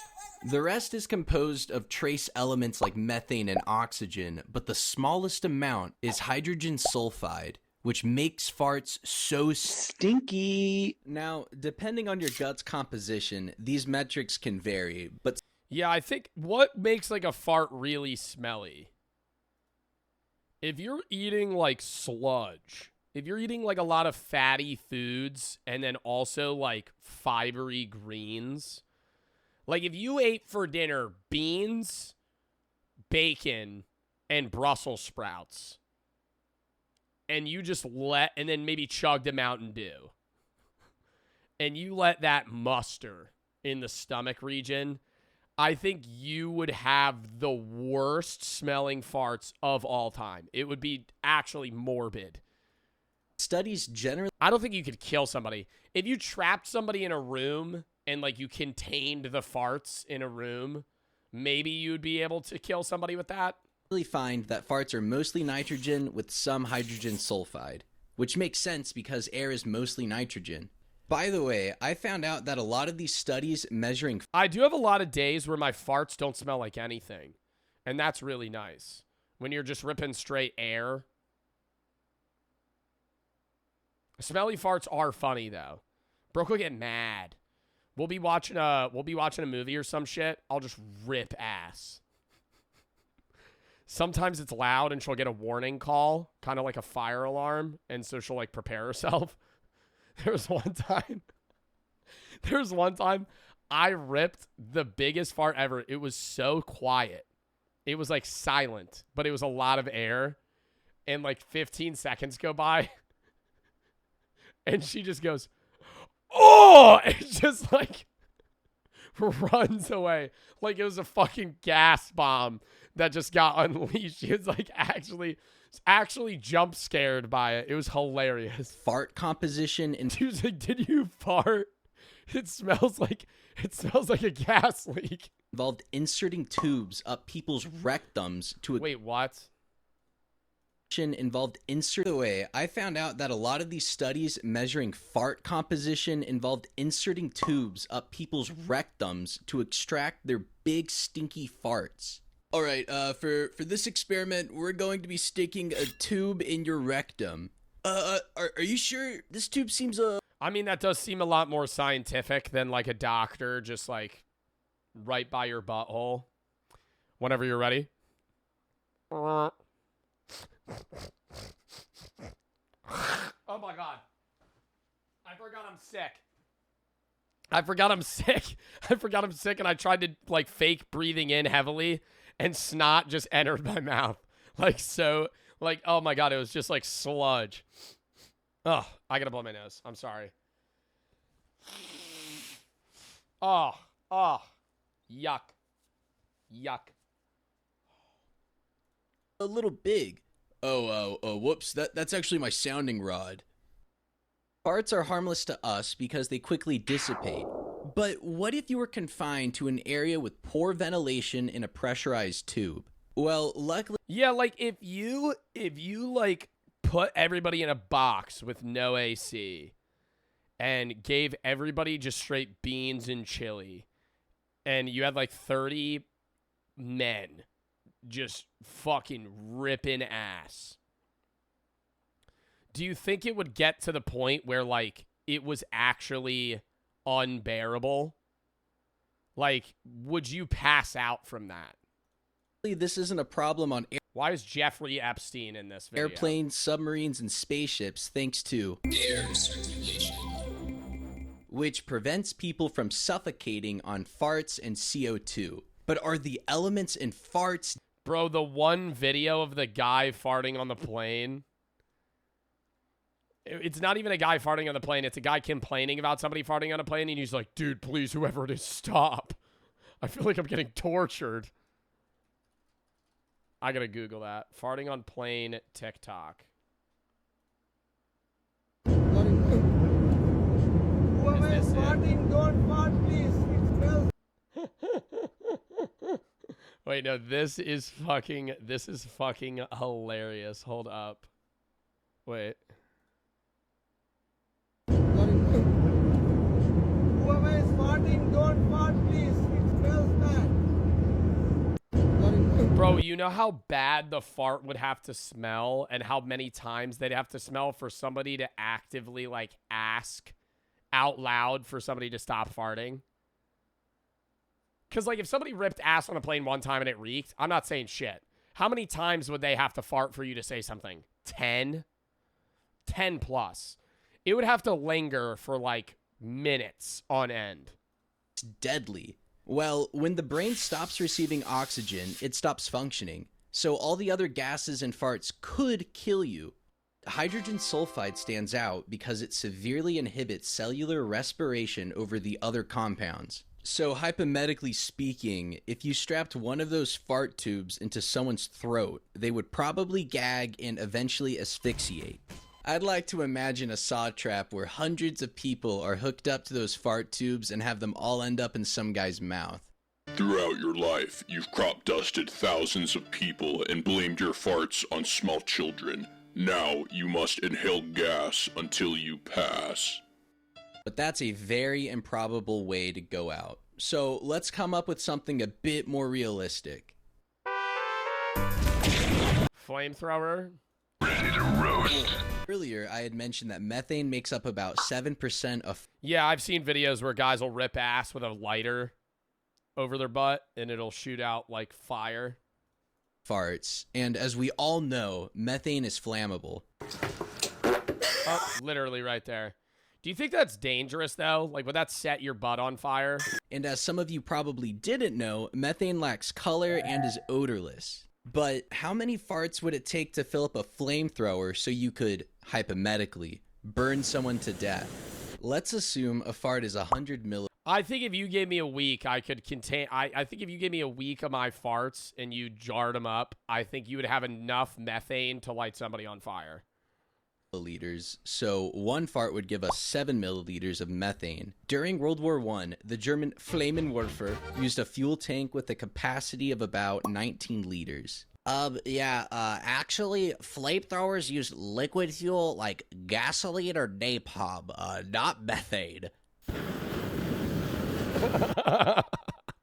So if we do the math, it would take approximately 2,715 farts to fill a flamethrower. Damn, bro. But that fills a flamethrower. You don't need the entire canister of a flamethrower. Humans fart around 14 to 23 times a day, so let's average. Bro, what?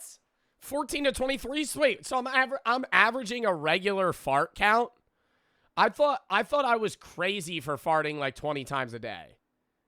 Nah, bro, you probably fart in your sleep. Chat, how many times? Nah, I'm not even asking that. Never mind. I don't want a chatter's answer. Average that to about 18.5 farts. Okay. That would take someone. I think I'm above that average on a regular week. I think I'm probably ripping ass probably 25 times a day. 175 on average. I don't know. Like today, I probably farted like 4 times. But it's really a upkick on the back end. Like I'm a second half investment on the fart counts. Like right after I'm done stream and I eat. It's a weekend, so it's different. But if it's a weekday and I'm done streaming at like 9:30, 10, I eat. Right when I'm done eating, I probably fart like 5 or 6 times. And then it's just like the rest of the day. I'm just ripping ass at that point. Days to fuel a flamethrower. But let's be honest, there's no way you'd strap your ass to a fart-sucking machine for half a year. Let's use cattle instead. Cows produce... Bro, there was a time where I used to be able to fart on command, man. I think me and Chris were talking about that when we were playing Little Nightmares. That shit was like low-key a skill. I used to be able to like suck air into my butthole and I would fart and then I could just keep repeatedly, like infinitely farting. But it wasn't like a methane fart. It would just be like air farts. Yeah, I would be like fart maxing. That's a thing now. Dude, what? What do you mean, dude, what? That's a regular ass... How do people fart on command? I'm so serious. strategically swallowing air into your butthole and forcing it out. It's like, Bro, this was years ago. I used to be able to like dead ass lean over and just fart like endlessly. I can't do it anymore. I kind of want to try though. I don't think I'd be able to. Wait, I'm gonna try. Quiet on set. I'm gonna focus real quick. No, I would have to. It has to be in like, you have to like position yourself in like a yoga pose to be able to do it. Yeah, it'd be like queefing, but with your butthole. Use 500 liters of methane per day. Yoshifiko said I used to be able to do that. Thank you. Thank you. Thank you. Somebody else. Somebody else. Everybody's saying TMI, TMI, TMI. Nobody's able to do that. What the fuck you mean? Come on, bro. You've never been able to fart on command? Come on. Holy shit. How many cows are there? 157 billion? That means cows are producing 2. Aren't there like a trillion chicken? Okay. No. I'm a little over. Chat, how many chickens do you think are in the world? If there's 1.5 billion cows, I'm going to go 100 billion chickens. 26. 26 billion, not 26 chickens. 26 billion chickens. A number that fluctuates daily due to hatching and slaughter. How many chickens are killed? How many chickens are killed in a year? 75 billion chickens are killed every year. Wow. Wow. How many chickens do you think you eat in a year, chat? I mean, it varies. I eat way more chickens now than I used to, because I used to eat red meat. I would say I averagely eat, I'm eating over 100. I'm eating 100 chickens.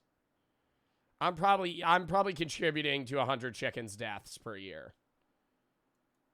I'll eat like 3 whole rotisserie chickens a year, casually. And that's just like an entire chicken in itself. Like it's just a dead chicken. I more think about shrimp. I eat shrimp a lot. And like, bro, in one meal, I'll eat like 30 shrimp. Mini shrimp, but like, bro, that's 30 dead shrimp.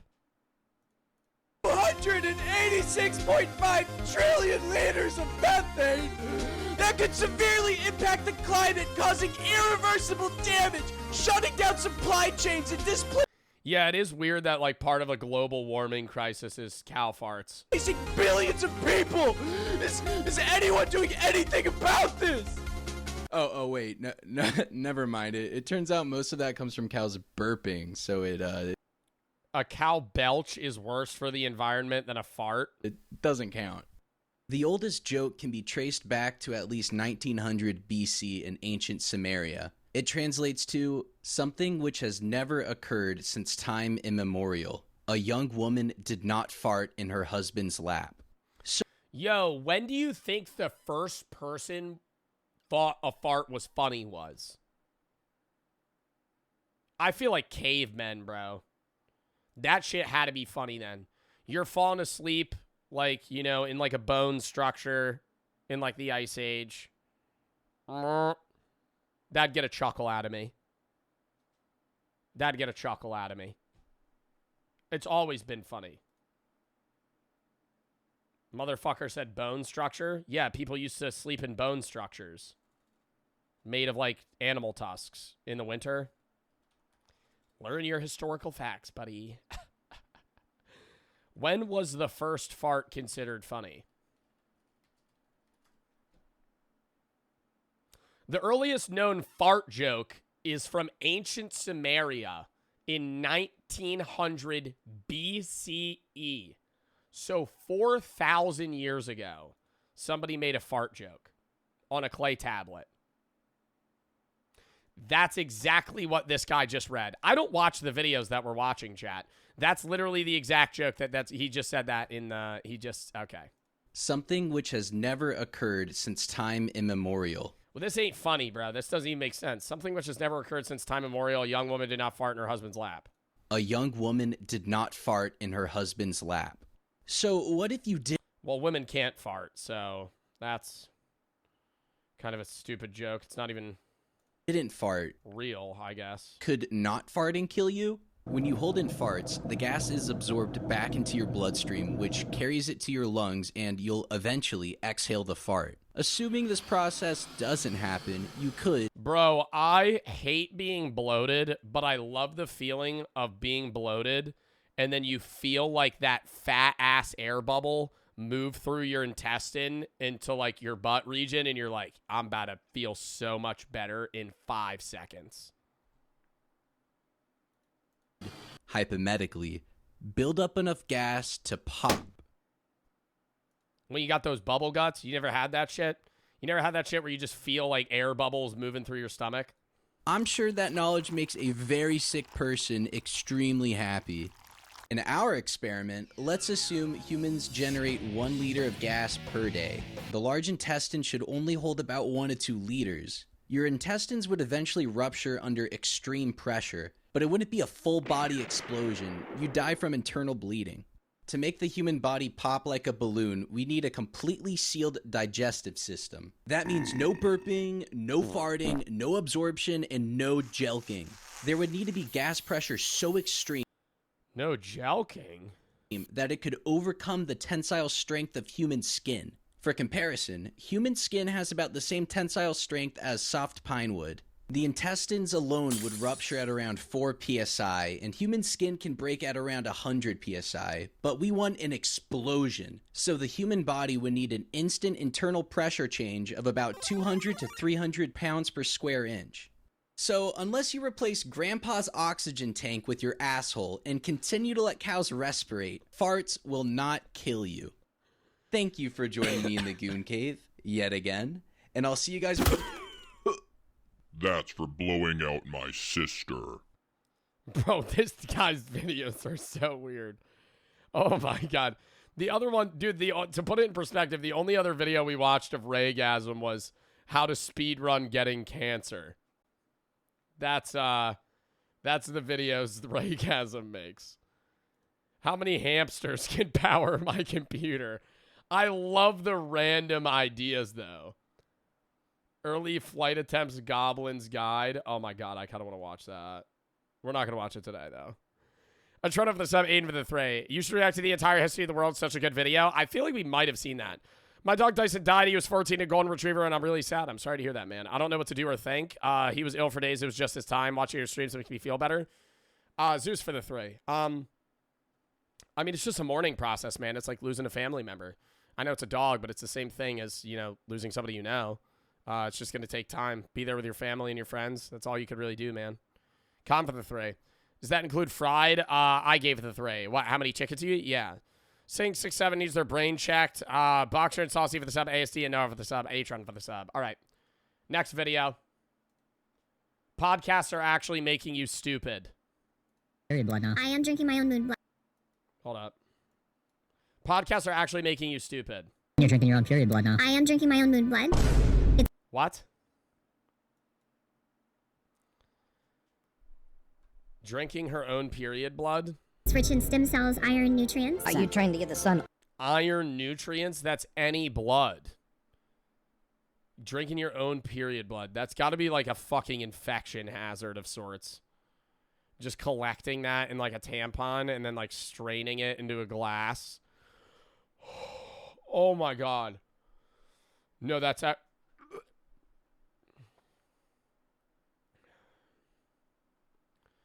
I'm literally... Oh, sorry. Oh my god, I almost just actually threw up in my fucking mouth. The thought of somebody, like, straining their own fucking... Oh my god. On the testicles? Yes, correct. It brings up your testosterone level by... What? Stem cells, iron, nutrients. Are you trying to get the sun on the testicles? Yes, correct. It brings up your testosterone level by 140%. Where are you getting that? You know, scientific evidence. Is this the guy that promotes sunning and he, like, lays out in his backyard with his butthole to the fucking sun? Cheating on my significant other is the best thing I've ever discovered. Shut up, bitches! There was never any slavery. How can it be slavery if Lincoln, the president, is a black man? He was black? Of course. I swear to God, bro, podcasts are generally some of the stupidest goddamn content I've ever seen in my life. Well, okay, I don't think podcasts are dumb. I think that people, in general, make podcasts that shouldn't. Like, if there's 1,000 podcasts, 10 of them are good, and the rest are people rambling about shit either nobody cares about, they're doing stuff for straight up shock value, or they're talking about stuff they just have no idea what the fuck they're speaking on. Okay, the amount of times I see some dipshit talking out of their ass into a microphone about things they know buttfuck about is ridiculous. Now look, let me be clear. I'm not coming up here to say that all podcasts are bad. It's just that most of them are. Because what started as a unique way to hold interesting conversations from all walks of life has devolved into an oversaturated space of dumb fucks yapping about nothing. Seriously, any— Well, no, it's, if you have good guests and you have good conversations, that's one thing. But a lot of podcasts today are like people just making, dude, like, didn't the people from Ned's Declassified make a podcast? Like, just as an example. And I'm not, like, hating on that. I don't know what they're talking about in that podcast. Yeah, Ned's Declassified Podcast Survival Guide.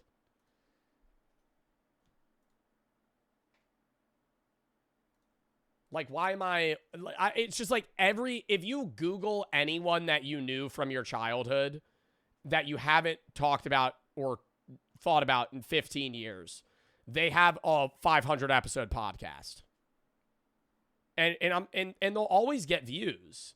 And not a lot of them will get a lot of the time, dude, podcasts that seem reputable and well-performing get like 1,000 views an episode, which is fucking dog shit in terms of how much a podcast actually costs to produce versus how much revenue you're making, which is probably fucking zilch. But everybody and their mother wants to start a fucking podcast today. I think that era's slowly dying out.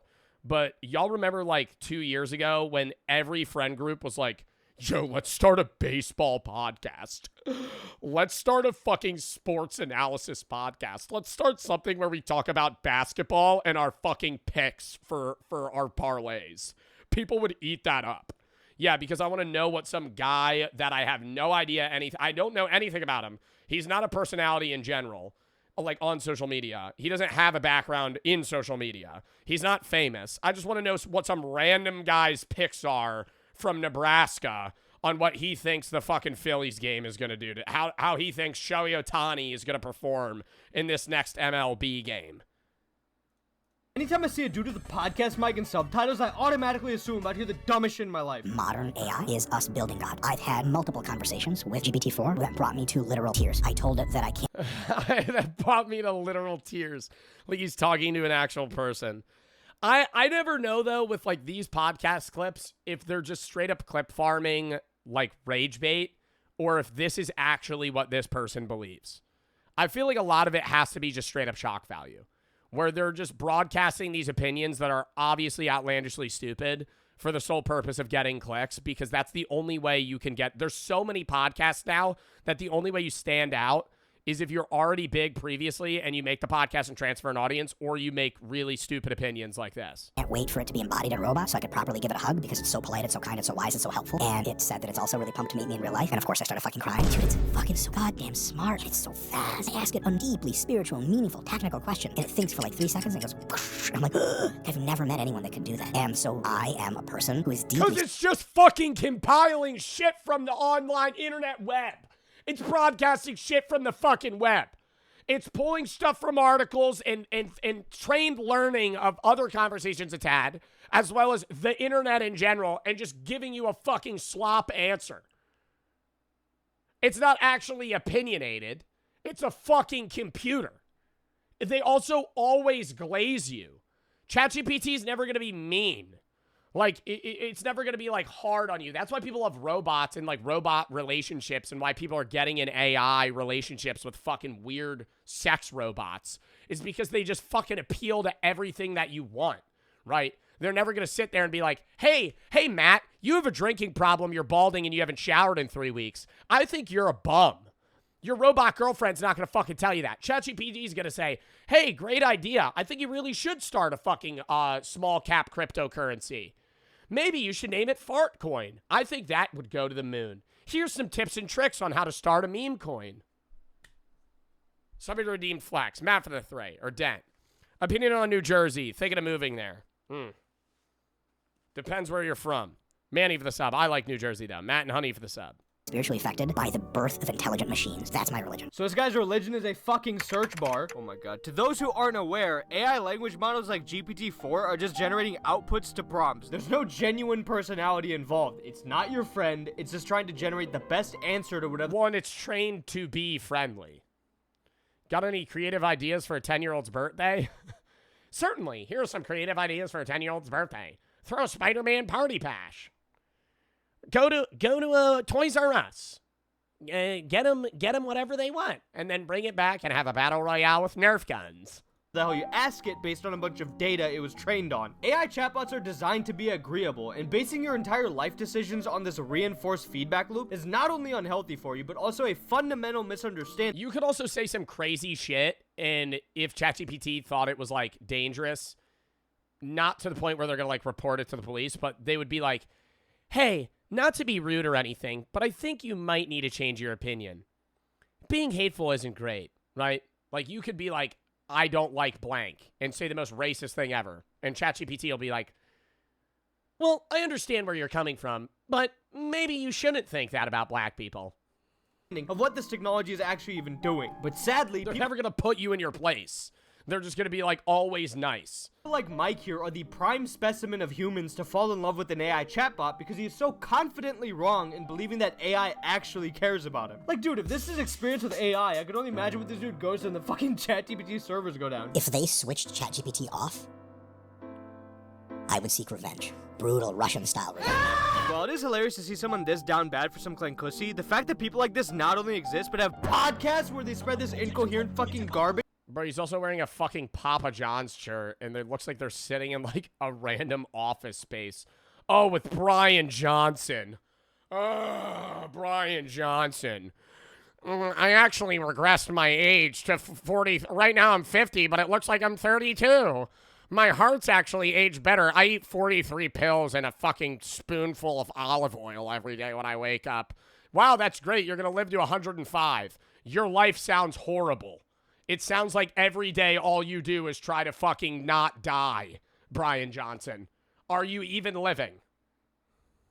That's where they spread this incoherent fucking garbage is just scratching the surface. And I've heard that from a friend of mine. He said, don't love your job. Then I go sit in an echo chamber for the next 3 hours while I get laser zapped onto my skin so that it tightens my skin so I regress my skin age. Job your love. So don't... Oh, what? So I heard that from a friend of mine. He said, don't love your job, job your love. Lame ass advice. Lame ass advice. Lame ass advice. It'll make you hate your fucking passion. Turning passions into careers can be a really good idea or the worst idea you've ever had. Because the second that you have to work with something that you love, you're probably going to start fucking hating it. I understand what she's saying. Don't love your job, job your love, right? Like turn your passion into a job. But then now that's work and it's no longer a passion. So don't yeah. Love that. Yeah, and when he said that to me, that hit me, and I was like, what the fuck is she even saying? And why is this dude acting like this is the most profound shit he's ever heard in his life? So I found the source of where this 200 IQ quote originated from, and basically she's trying to say that people should make their passion their job. Good advice. I don't disagree. But what is the term job? I don't know. I think I agree in the sense that you should do something that you want to do. But at the same time, say you really love Pokemon cards. You should not open a Pokemon shop business. You should not open a TCG company, right? Because now all of your love for Pokemon cards is out the window because you have to make it a profitable business where you sell and pinpoint other people that it's their passion and try and make money off of them by doing, like, there's certain things that you have as a passion that you can turn into a job, but there's other things that it's like, hey man, just keep this a passion, right? Because you're really going to damper the mood of this experience if you turn it into a career. Job your love do other than confuse the hell out of everyone? The point of a saying is when you hear it, you're like, oh shit, that's deep. So you think it's better to do something you hate because you'll just continue hating it? No. I feel like, dude, whenever I say some take like this, people just immediately ignore what I'm saying. You should still do something you enjoy and that gives you a purpose, but you shouldn't just immediately take your most favorite thing in life and make it a job, because that's like a very narrow-minded look on what a career path is, right? Like, if you love Legos and then you just be like, maybe I should open a Lego business. Like, that's very short scene. Like, that's not, you're not actually looking into the career path of it, or even looking into the profitability or the potential that you have to make this work, right? Like, turning your passion into a job can work. It depends what your passion is and whether or not you're going to then end up hating your passion. That's gonna stick with me, but job your love is fucking stupid, because if you say that shit to someone devoid of an explanation, it doesn't make any sense. It just sounds like broken English, because it is. And it's not even like— No, I actually do think it makes sense. I will agree. I will disagree with that. It makes sense, but it's not profound. What about sports? It depends. I'm not saying you should also fucking get a job that you hate for the person that said that. No. I'm saying before you just immediately jump in and throw your life savings into starting a fucking Magic the Gathering trading card business, maybe look into the actual logistics on whether or not that's possible and whether or not you would fucking hate it. I gave the 3.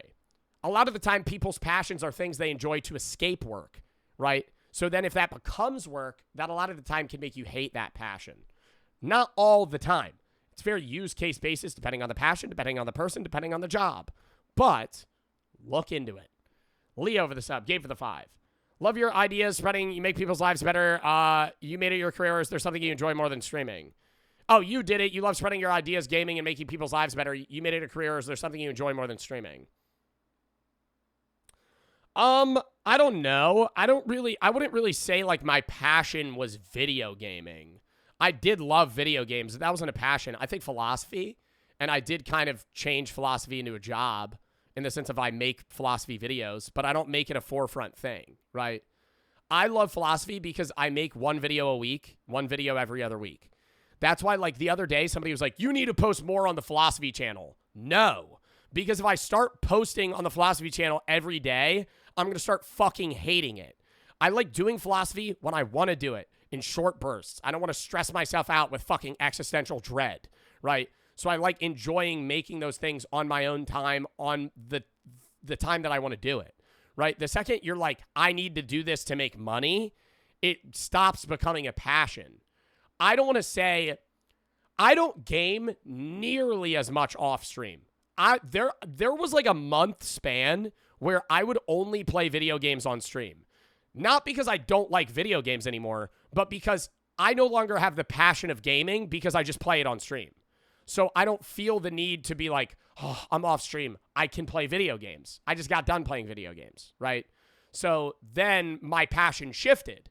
So my passion's no longer video games. My passion's like movies or fucking bowling or like other activities, right? Things like that. Manny for the 5. Anonymous for the 6. Poop Tech Bart, is it weird that I listen to your VODs like podcasts during work? No. MVT, thank you for the 5 gifted. Dylan Optimal Addo for the sub. MVT, thank you for the 3. Meaning from this phrase is even original. Follow your passion. God damn, I didn't think of that. There was no point in coining this dumbass phrase other than her just trying to be different. Like, these podcasters love to say things that everyone has already heard their entire goddamn lives, but repackage into these word salads as if they're saying something brand new. Everyone on planet Earth, stop killing. And if we do, that will benefit everyone. Obviously, killing is a negative because it's the... Let him cook! You know what I mean? So everyone... For 1 year, let's stop killing everyone. No more wars. War's gone instantly then, bro. Probably famine will go instantly then as well. That's world peace, bro. That's the start of world peace. Oh my god, what a genius idea. We should just stop killing. It's not like it's illegal. Well, I agree with what he's saying, but he's like, we should all stop killing for a year to test it out. Like, anyone disagrees with the fact that nobody's like, yeah, killing people's great. Killing people is probably the reason that the world's actually going in a better place. In every fucking country. I mean, what are you gonna tell me next? Just stop doing drugs? That's a great idea. Let's tell people to stop doing drugs. That should work. You know, I'm sick and tired of all these homeless people, bro. Why don't they just buy homes? Has anyone ever thought of that? Like, if they just had a home, they would not be homeless. Anytime you see a podcast clip on the internet, it is crucial to know who's behind the mic, because the more you dig into them, the more you realize just how Well, they'll say unbearably obvious things like that or insanely stupid things. Like that one newscaster that was like, we should forcefully euthanize homeless people. like on live TV. Just outwardly was like, yeah, we should just like stab him with a needle and then get rid of him. You know, that'll be like, what? Who was the guy that said that? What newscaster said to euthanize homeless people? Brian Kilmeade. Brian Kilmeade said we should involuntarily lethal injection homeless people and just kill them, is what he said on Fox. God damn. Starleaf for the subcorn for the 3. Last year I was depressed, obese, unemployed, smoking weed every day. Now a year later I'm down 20K. Working out and got a job. I feel physically better. Mentally I still feel empty and numb. Any tips on how to get rid of that feeling? You got to give yourself things to look forward to. You know, you're grinding physically, which is awesome, but having goals and things to obtain, giving yourself a purpose in life is always best. Outside of that, you could go to therapy if you feel like you're empty for a specific reason. Q for the sub, pork for the 3. Have you gotten any better at golfing? I haven't golfed in like 6 months. Qualified everybody seems to be about the shit they're talking about. One of the greatest examples of someone with 0 qualifications who does nothing but talk out of his own ass on podcasts has got to be Terrence Howard. Now, to those who don't know the lore about this dude, Terrence Howard is an actor. He was in the first Iron Man and a bunch of other movies way back in the day. But ever since his acting career has fizzled out, largely on his own accord, he has now devoted his entire life to a new interest in Oh my God, no, that's Rob Schneider. Rob Schneider from Benchwarmers. I don't even know why he gets buzz. He'll go on like a news platform. He's like a fucking comedian, but he's like 60 now. He's been like irrelevant for years. But he's recently been on like news headlines. It'll be like, Rob Schneider's done with the woke mafia. Rob Schneider's had enough with liberals. Like, I don't care. Like, why do I care about Rob Schneider's fuck-ass opinion? Like, I love Rob, bro. I love Rob in Benchwarmers. Now Rob Schneider's going out. Rob Schneider's had enough with immigrants. Rob Schneider doesn't like the Mexicans anymore. Like, what? Like, why do I care about what he's talking about immigrants? Like, or fucking anything? Like, and they're like outwardly broadcasting it. It's like, and they come out like they're a genius. I'm like, dude, you built a career in acting. Why are you giving like a forefront political opinion on a news station? Like, I'll talk about politics, but I'm never going to go on CSNBC and fucking be like, yeah, actually, I think the political unrest in Ukraine's been... I don't know what the fuck I'm talking about. I'll share my opinion, but I'm not going to go on a fucking news station and act like I know what I'm talking about. Challenging the very foundation of math. 1 × 1 = 2. How do you come up with that conclusion? Well, if I was wrong, then they wouldn't have made such a big stink about it. The fact that I was able to show them with their calculator, because they have 1 × 1 = 1. Right. An action times an action without a reaction. And as a result of it, you get this contradiction with the square root of 2 being cubed, having the same value as the square root of 2 times 2, which should say a red flag, a herring right away that there's something wrong with the mathematics. He is saying absolutely nothing. Just endless yapping about whatever comes to his mind, hoping we somehow see a contradiction in fucking 1 × 1. Now, the craziest thing is that I remember hearing Terrence Howard arguing about elementary... Wait, is he trying to say that base math is wrong? Like, we have fucked up basic mathematics? And, like, the root of everything that we understand is incorrect. Play Dispatch? Maybe. Stop spamming it. I'm banning you. It's your only 5 chats. Sorry. Math problems almost a decade ago. Actually, don't ban him. Time him out for, like, a day. Star for the sub. We might play Dispatch. There's a goal for the charity stream on Thursday to play a game of Chat's Choice, and I know they're going to choose Dispatch. So if we reach it, we'll play it. When he was trying to pull this shit at Oxford, he was getting mocked for being an idiot because nobody's gonna co-sign this incoherent garbage. But for some reason, ever since Terrence has made the rounds on these podcasts, I'm starting to see clips from that Oxford event resurface, one with over 700,000 likes, as if this motherfucker's Albert Einstein. I want y'all to take out your phone for a minute there. Put it on the calculator. Now I want you to put in 2 and square root it. You'll get 1.41421356237309.5 ... right? Now I want you guys to do me a favor. Cube it. X to 3. It'll see 2.8284271 2174 6190. I want you guys to do me a favor, divide it by 2, get that number, cube it again, and I want you to do that until the end of your lives. And that number will still come up with 2.8284271 2174 6190. This is what we call a loop. It doesn't make sense, and it does not make math. Because you're doing the same fucking math problem over and over again. What the fuck you mean it doesn't make sense? You're fucking changing that. You're doing the same thing with the same number multiple times. 2 plus 2 divided by 2 is 4. Or wait, no. 2 plus 2 divided by 2 is 2. If I do it again, 2 plus 2, add 2, divided by 2, it's 2. If I add 2, divided by 2, it's 2. It's the same shit over and over and over again because you're doing the same fucking thing.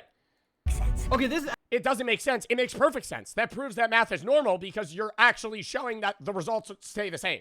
Actually pissing me off, but this is so goddamn easy to understand. Okay, so the problem he's doing is the square root of 2 times the square root of 2 times the square root of 2. Right away, if we multiply the root 2 times the root 2, we're just gonna get 2, and then we have a root 2 left over. So the answer is 2 root 2. Now, Terrence is saying that, oh, if you divide by 2, you just get root 2. How did we multiply something 3 times when we divide by 2, we get the same result? The shit we just multiplied to get here is 2. So if we divide by the same fucking number that got us here, we're gonna get back to where we started. There's no contradiction because we're not multiplying by 2 each time. It's not like 2 cubed is equal to 2 times 2. We're multiplying by root 2. This is literally the equivalent of you going on Google, Googling Google, going on Google, and then Googling Google. This is not some matrix breaking loop. You're just a dumbass going in a circle. Terrence has been doing this shit for years now. Nothing has changed about that. But why are you able to Google?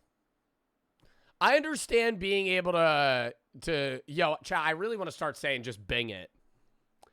Instead of let me Google it. I want to start that up. Can we start that, chat? When you want to look up something, just say I'm going to Bing it. Anyways, but like, I understand being able to Google, or I understand being able to Bing Google. Or Google Bing, right? But why am I able to Google a search engine that I'm already on? That's just why is that even? I feel like it should be like error. This is stupid. Why are you Googling Google? The difference today is that he's found a new community of idiots who believe in what he's saying because of him going on these influential podcasts. When this dude goes on Joe Rogan to spew the same exact debunk. Oh, let me Bing that. See, that's what I just gotta start saying that. Let me Bing it. Let me Bing that. Even what he's saying because of him going on these influential podcasts. When this dude goes on Joe Rogan to spew the same exact debunked math, Joe just eats it up with no hesitation. Pull out your calculator, and I want you to enter the square root of 2 in there. Bro, what the fuck is his point, though? That math is wrong? Or that we're, like, living in some simulation paradox that he's found the key to? Like, what is him and Joe Rogan's podcasts are like 3 hours long. What the fuck are they talking about a calculator problem for that long? And quantum physics equation has that square root of 2 in there.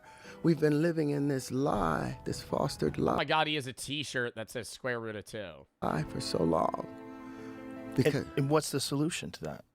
One of the most interesting conversations I've ever had with the great and powerful Terrence Howard. It's a wild one, and I'm sure there's going to be a lot of mixed reviews. But as crazy as some of the things this man is saying are, he's clearly brilliant. And if he's right, it's going to change the world. I mean, it's true. If you want... It's going to change the world how? Like, even if he was right, what's next? Like, he's just like, dude, shit's crazy. Square root of 2. How is it square root of 2 still? To see brilliance, just take a look in the comment section. You'll find just the pinnacle of human intelligence. The fact that he had the fortitude to challenge math at the highest level, even if he's wrong, still gives him credibility. I just like people that berate him for having the guts to speak up and articulate his viewpoint. I don't understand this logic at all. First of all, he's not challenging math at the highest level. This is like first grade fucking math that he doesn't understand. And second, it's like algebra 1, algebra 2. Just because you challenge something that is already concluded doesn't mean you're doing so with any expertise. You can just be a fucking idiot. You would think that people would see through it, but unfortunately, being a confident, uninformed dumbass actually has a persuasive psychological effect on less knowledgeable people known as the Dunning-Kruger effect. It's basically where people who are less knowledgeable about something tend to overestimate how much they actually know, and that lack of knowledge then drives their confidence about that. Well, it's the Dunning-Kruger effect, but that's also why, like, early philosophers would say, I know that I know nothing. Like, being smart is the recognition that you are stupid, because stupid people think they're smart, but smart people know they're stupid. Subject, and that same confidence is capable of convincing those who are just as, if not more, ignorant as them. Modern podcasts are the embodiment of this. MMA vaccine is absolutely connected to a host of serious, debilitating fucking problems that kids have gotten. Let me ask you a question, Mr. Joe Rogan, Mr. Scientist. Are you saying that we shouldn't do that. Don't call me Mr. Scientist. I'll start mocking you, and it's so much easier to mock you. 5 minutes later. This is a long conversation that we're not going to have on this podcast because I'm going to get angry because I've researched this for years. But you're not a scientist. I don't have to be a scientist to know that. Yes, you do. No, Brian, shut the fuck up. It's dudes sitting behind a microphone talking with confidence for hours about shit they know nothing about behind big budget sets. To the average person, something about the presentation will likely captivate them even if there's no substance behind what's being said. Yeah, because, dude, it would be a hell of a lot different if they were sitting in, like, a bum-ass living room on, like, a broken couch spewing opinions about how like Tylenol gives you autism and being circumcised makes you autistic. Like, if they were saying that in a shitty area, they'd be like, this guy's kind of stupid. But the second you have like a nice set, nice lighting, they're like, this guy has some credibility. It's a voluntary fucking lobotomy disguised as education. Robert F. Kennedy did say that.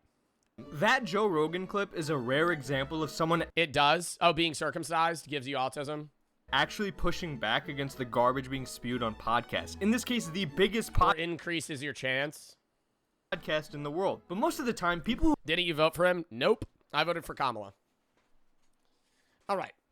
Who go on these shows are able to lie endlessly with no pushback whatsoever. You know, if you take a banana and you mix it with a blueberry in a smoothie, it voids the nutrients of that blueberry. way. Yeah. Oh, I didn't know that. Theoretically, you know, if the Earth were round and you were to Or Harris. I always say her first name. Harris. fly literally straight across.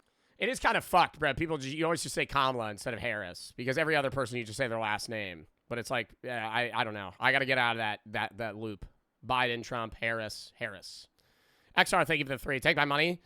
League for the 2 subs. Brandon for the sub. Brass for the 3. Get into the most heated argument ever. All right, bitch, I'm bigging it. Alania for the sub. Crazy for the 5. Would you ever do chat suggested challenges again with a wheel you have to complete? Yeah. King and Luma for the sub. OT and Star for the sub. Corn for the 3. Pointing the nose down to stay with the curvature, then you would just fly into outer space and land somewhere else. What's the problem with microwaves? Microwaves, it basically bastardizes all the nutrients in the food, so you're just eating matter. So if you want to fill your stomach, you might as well just drink water. Wow, so it cooks out all the vitamins and minerals. Like, what is this fuck-ass opinion, bro? What? The microwaves are just heating up your food. What do you mean it's cooking out the nutrients? And land somewhere else. What's the problem with microwaves? Microwaves, it basically bastardizes all the nutrients in the food, so you're just eating matter. So if you want to fill your stomach, you might as well just drink water. Wow, so it cooks out all the vitamins and minerals. I believe so. Wow. Top 3 educational podcasts, by the way. I was able to find so many of these insanely brain-dead takes from just this one podcast alone. The show has absolutely 0 criteria for who gets on, and the host seems about as dim as the guest. And look, I'm not someone who believes that there aren't good or entertaining elements to any of these podcasts, or that they have to be 100% factual, or that the host has to be a hall monitor to every guest. But you have to understand that some of the people that go on these largely influential podcasts are either grifters or straight up insane and using these platforms to promote their nonsense because they know they'll be able to do so unchallenged. And you might... Bro, like, why did Netanyahu go on the Full Send podcast? That makes, like, that just seems like a fucking weird last-ditch effort to get, like, the American youth on his side. Like, why is Netanyahu's going on the Full Send podcast with the fucking the Nelk boys? What? Be like, Habibi, the content creator's not responsible for their audience. They can think for themselves. Yeah, I agree with that. But I also think you should get shit on if you're just a useful idiot for someone else's agenda. Obviously, people who watch content have personal agency. But the point I'm trying to make is that we tend to underrate that the audience puts a lot of trust in the creators they watch. And it's very easy to manipulate that trust because content creators feel way more personal. You may not listen to a crackpot grifter selling you some bullshit, but if your favorite content creator is falling for it, there's a higher chance that you'll find it appealing as well. Think about it like this. When a company gets celebrities to do endorsements, they're doing it because they know that celebrity will give them legitimacy with their audience compared to just direct advertising. And if those companies later get exposed as frauds, the people that promoted it tend to suffer the blowback and wind up doing damage control. And in that same way, I feel like these podcasters don't have the... Yeah, dude, there are some contracts. It's not every social media contract, but there's a few like ad agencies that want you to sign. It's very rare. Not common. I don't know if I just said it was common, but it's like there's a few ads that I've done where there's like some points in the contract where they're like, hey, if somebody ever tries to sue the brand, like we can rope you into it. And I'm like, no, what? Like if somebody ever tries to fucking sue your company that has nothing to do with me or my audience whatsoever, you're going to try and get me in on that? What the fuck? Like, dude, but yeah, that is why like advertising in general, when I do an ad, it's not even that you're more likely to hear me out is the thing. If you see an ad for a brand and it's just a YouTube mid-roll and it's some random fucking voice actor that's talking about this product, you're just going to eyes glaze over. You're not going to listen. Now, if I do the ad and you watch me currently, you you're not going to buy the product necessarily, but you'll at least listen to what the fuck I have to say. And that's it. I'm just a podcaster excuse for when the people they bring on are essentially doing an ad for some pseudo-intellectual nonsense that they legitimize by being so easily swayed and uncritical. I've seen so much medical conspiracy bullshit legitimized on these podcasts, and the most prominent guy in the space now runs the health department of my fucking country. This dude has spread fatal lies about treatments for previously eradicated diseases. Diseases now making a big comeback in 2025. Obviously, podcasts are not the sole blame for this, but they play a big part of a larger misinformation problem, and it's frustrating because a media that I once had so much love and respect for is dominated by those keen on manufacturing and selling stupidity. Because podcasts are insanely consumable by design, this bullshit travels so damn fast. For every 1 hour of your podcast, you can easily farm a bunch of clips, and then farm a bunch of TikToks from those clips, and that doesn't even take into account the people that steal those clips and post it on their page. It's a factory of... Well, it's less of an issue with, like, podcasts that just do entertainment stuff. Like, the Rizzler episode on Theo Von was just... It's slop content, bro. You're talking to an 8-year-old. Like...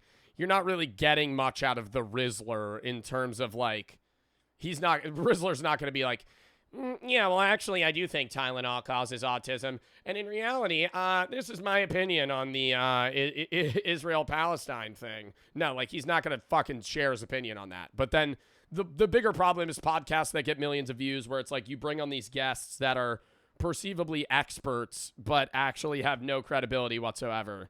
But they just say their opinion very confidently, and they have a following, so it seems accurate. That from a financial standpoint makes... People don't fact-check shit, ever, on social media. That's the problem.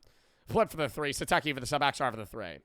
Perfect sense. The garbage engagement bait will spread everywhere, and the people responsible will profit. But I worry that as this cycle seems to have no end, we are at best producing an infinite amount of slop, and at worst, mentally rotting our society. Moral of the story, be critical about the content you watch. Don't take everyone yapping behind a microphone at their word, even if it's your favorite creator, and most importantly, if you ever... Yeah, bro, I'm wrong. A lot of the time, I'm wrong. Like, I will share opinions, which is different, but there's times I'll say something and I'll get it wrong. But it's like, you gotta, like, if you're like, wow, that's an interesting take Joe had, don't just take it, like, check me, you know? And then fucking look in on it. In your life have ever thought to yourself, yeah, bing it. Maybe I should start a podcast. Don't! This is a paid actor posing as a homeless man raking in donation. I enjoyed that. We're not watching this video today. We are going to watch a Get Rich Quick video another day, though. All right. Now it's time. We're going to watch the Meat Canyon short horror film. I did love that video, though. Flip for the 3. All right. Chat, here's the schedule. We're going to watch this Meat Canyon video. Then we're going to play a bit of Geometry Dash. We're going to try and beat that level. Tomorrow, random games. Level Devil, maybe Geometry Dash. Probably a horror game, honestly. We're probably going to start tomorrow with a horror game. Maybe do another random game into Waltz of the Wizards at like 6:30. We're going to be doing random games from 4 to 6:30, and then Waltz of the Wizards 6:30 to 8:30. Tuesday is going to be Games with the Guys. RV There Yet, Cough Bus, Misery, Explosive Odds. Wednesday, we're doing another collab day. I know we got a lot of collab days coming up. We'll do a bunch of solo content next week. Wednesday, we're doing a Bro v Bro versus Jason the Ween into a horror game of small fries. Thursday, I'm doing a charity stream for Breast Cancer Awareness Month, BCRF. We're going to be doing a Halloween stream then as well. I'm dressing up as a dead possum. It's going to be like 1/3 regular reacts, 2/3 scary reacts, maybe a horror game. Friday, Halloween day, I'm not live. Saturday is going to be reacts and games. Probably a horror game that day. Dr. Visage is the game we're going to play. Maybe some other random reacts. Sunday, not live. Next Monday, random games. Next Tuesday, horror. Next Wednesday, random games. Next Thursday, reacts. Next Friday, games with Sneak, and then we'll go from there. That's basically the next 2 weeks. And we're going back to a regular stream schedule after I'm off this Friday, Sunday. Curse and Ken for the sub, Flip for the 3. But yeah, I'm going to go piss real quick, then we're going to hop into the fucking video, and then we're going to play some games. Dispatch? Yeah, we might play Dispatch. If we reach the charity goal this Thursday, we'll probably play Dispatch next week. Whether it be next Monday or next Wednesday. Is that fair? I know people do want me to play Dispatch. And I have heard it's good. I don't know when the next episode comes out. I've heard that they release 2 episodes a week. Or every other week.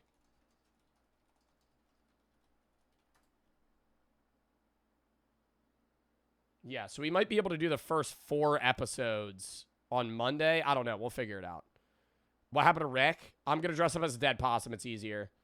All right. Anyways, I'm going to go piss real quick. If you have any videos you want to watch, games you want to play, by the way, video, sub, games, sub. ASD, thank you for the fucking bits. Count me down.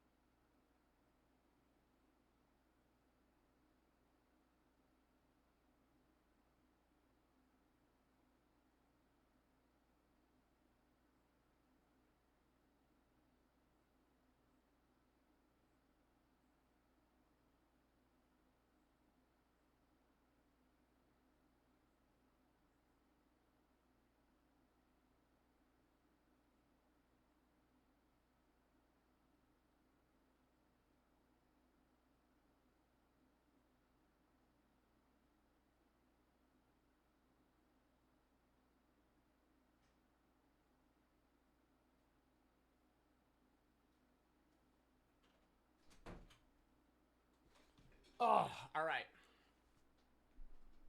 We're back. This is a Meat Canyon horror film that just dropped. Banned for the sub, Papa for the sub. I do love Papa Meat. I don't know. It seems like it's part in person, part not.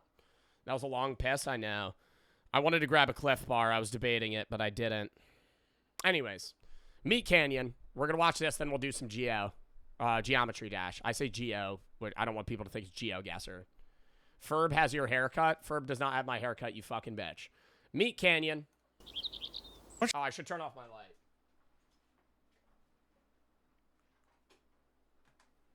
He has your nose. Ferb has my nose. You think my nose is the size of a fucking football? Looks like a butt sack. Or not a butt sack, a nut sack. What should we do today, Ferb? I know we gotta go to summer school, and that makes me a little angry. I think I know what we should do today. Bro, the new Phineas and Ferb came out, and I watched, like, the first 2 episodes. Holy dog shit. And I don't think it's because the show itself is actually bad. It kept the same vibe as the other shows. Phineas and Ferb isn't fun to watch when you're not 10.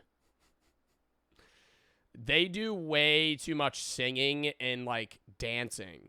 Like, every episode has a song. It's, like, borderline a musical. And it is for children. No, yeah, that's why I'm not complaining. But, like, grown-ass man watching Phineas and Ferb. Bro, best believe Phineas and Ferb was one of my favorite shows when I was a kid. Best believe when they fucking came out with the new episode, or the new show, I wanted to watch it. Like, I wanted to give it a try. You know what I mean? Like, if you're a fucking fan of a childhood show, I'm gonna rewatch it when it comes. Like, if they came out with more Gravity Falls episodes, oh my god, I would watch the fuck out of that. ASD for the 3. You trying to shotgun one for subs? No, my stomach is empty right now, ASD. I'm sorry, bro. That shit would be brutal. I haven't eaten in like 6 hours. Fannin and Ban for the sub.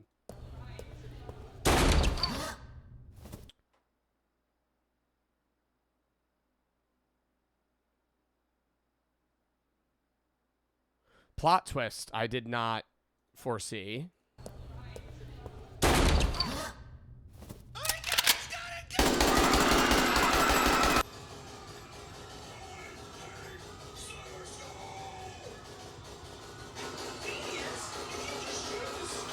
God, what a piece of shit.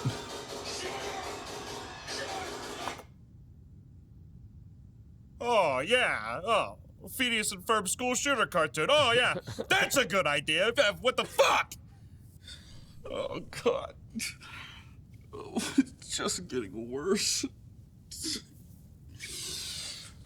I've got to do something different. What the fuck am I gonna do? Oh, was that it was live subscribers are going down?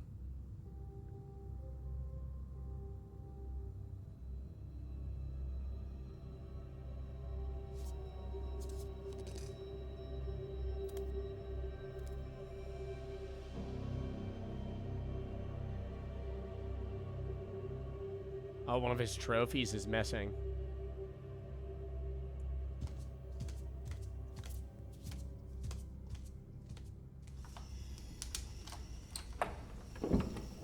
Was that bad dragon up there? I was gonna ask. I think that was a dildo.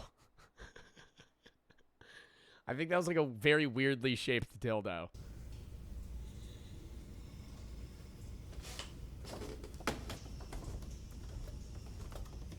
I'm not rewinding.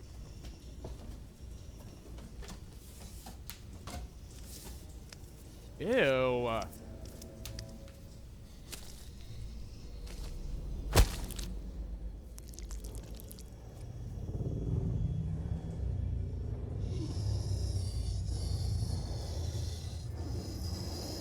Is this supposed to be the basement of his house? What the fuck?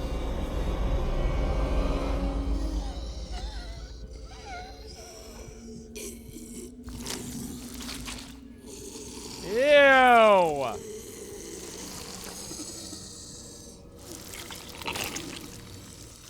What is that? Is that like a fetus? Oh, stop. If he eats it. If he eats it.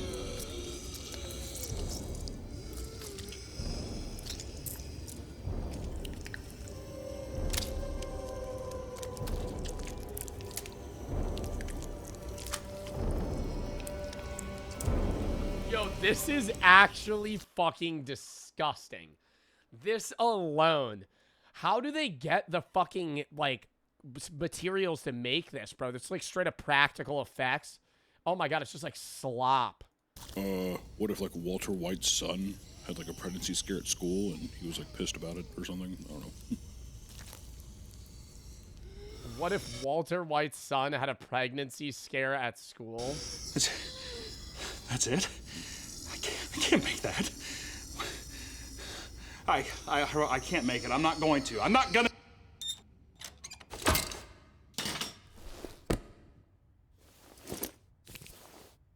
No. Dad? Oh, no. What are you just gonna say? He got somebody pregnant? Walter White's gonna go kill him? Dad? You can't do this, son. Dad, I need to talk to you about something. Dad, I think I got myself in a bit of a pickle. What is it, son? I think I knocked up some girl at my school. We were knocking boots and crutches, and I thought I used protection or something, but anyway. Do you think you used protection? Or do you know? I don't know how to read the stick. Is the 2 lines? What do you mean you don't know how to read the stick? I don't know. She took a piss on it, but it's stinky. Damn it, Flynn. Here, let me show you. He's just losing subscribers. Where's the box? Do you see the box? Ew! Throw it away. Oh, God. Oh, this is a pickle. We're in a bit of a pickle. Do you smell this, Dad? Do I smell what, Flynn? Smells like someone's gonna be a grandpa.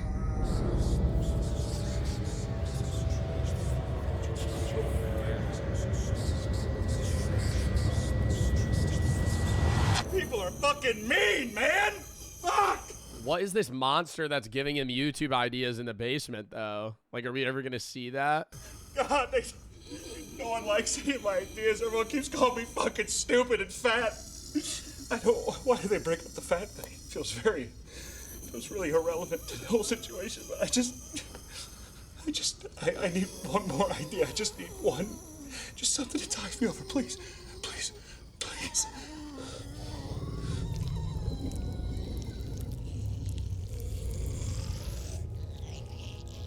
Oh, thank you. Oh, thank you. Oh, thank you. Oh my god, it's like the same, bro. I'm genuinely impressed how fucking good these effects are that he does. It's like on the same level as like The Thing's practical effects, just how gross and like morbid it is. There's no trans people in my swamp. Get out of here, you foul beast! Oh, Dad, I'm your baby girl. What are you talking about? It goes against everything that's magic. The idea is Shrek hates trans people. I don't want a foul beast in my swamp.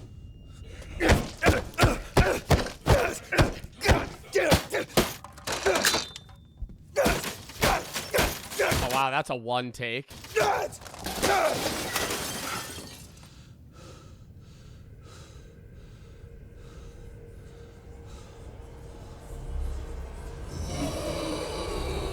Ew, that's what it is?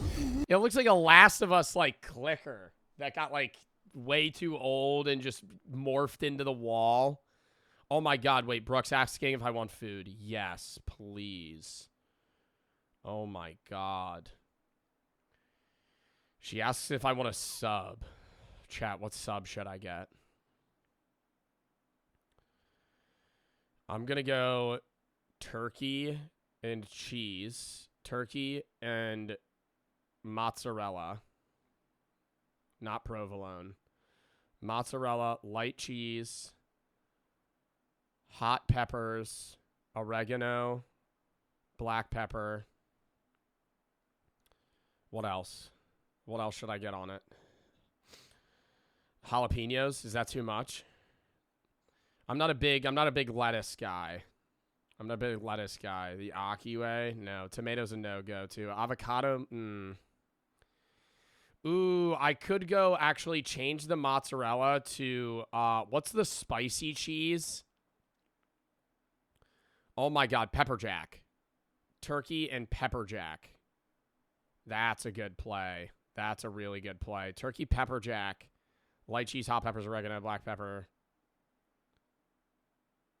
Horrible time to eat. Well, I'm going to be done the video first. I'll probably eat it after stream. Banana peppers, that's hot peppers. I could go sweet peppers as well. No. I'm going to go jalapenos.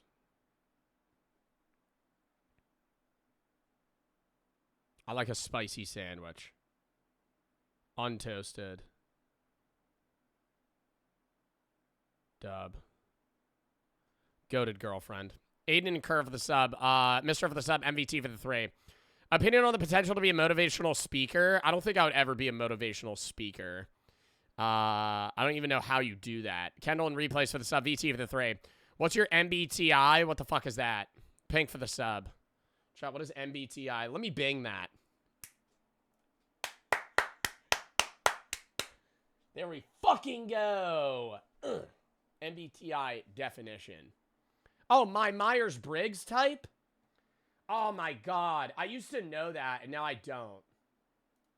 Wait, I actually know if I look at the options, I would probably know.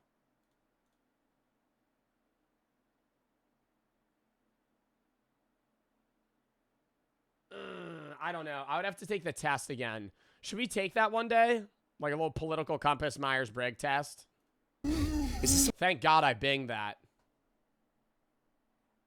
Some kind of fucking Papa meets villain arc. Why Horizon for the 3? joke to you? I'm busting my ass up there and you're not doing shit! Cause you don't care. You don't care about anything, do you? Nothing! Nothing! Ew!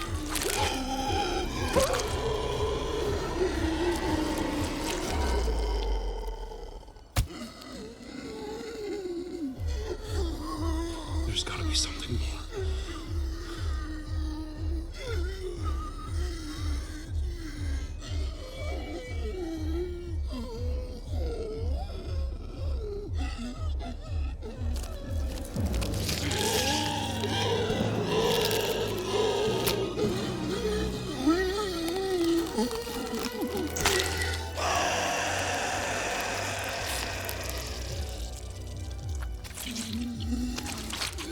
What do you think? Because this is all real, right? What do you think this smells like? I doubt it smells bad because this is inherently disgusting. I feel like it probably just smells like glue, like Elmer's glue. Oh, but that's so gross. There's nothing.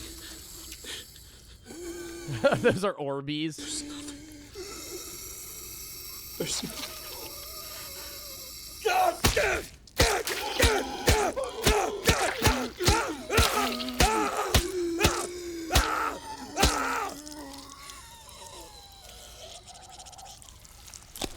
Oh my god, it died.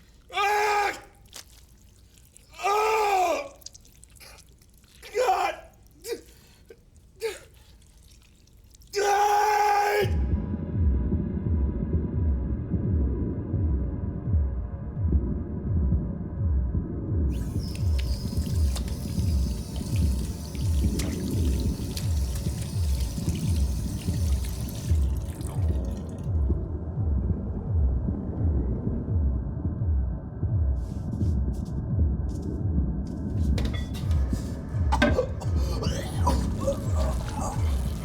Oh my god, wait, is he like Bert? Whoa.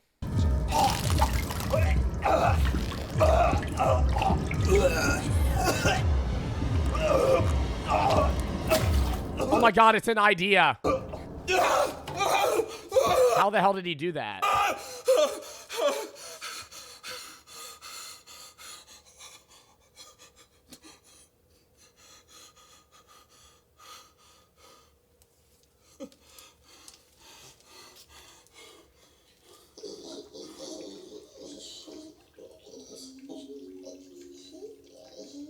What the fuck is that?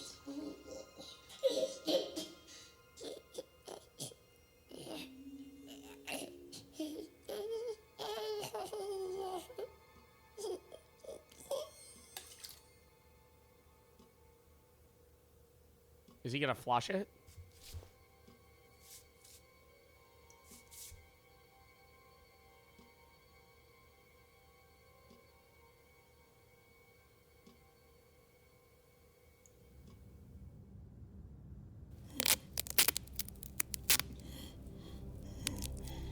Oh, is he turning into...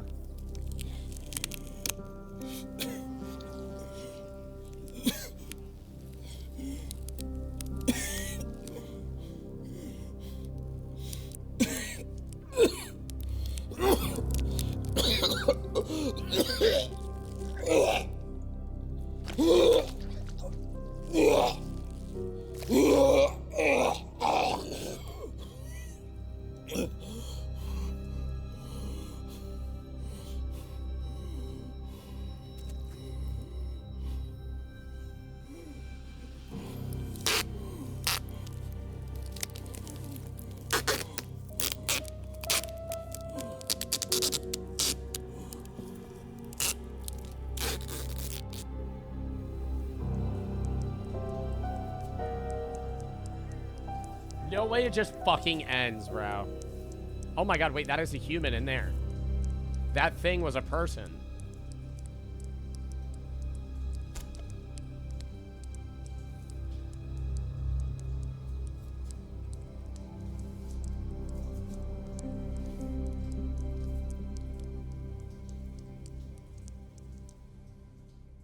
Wow.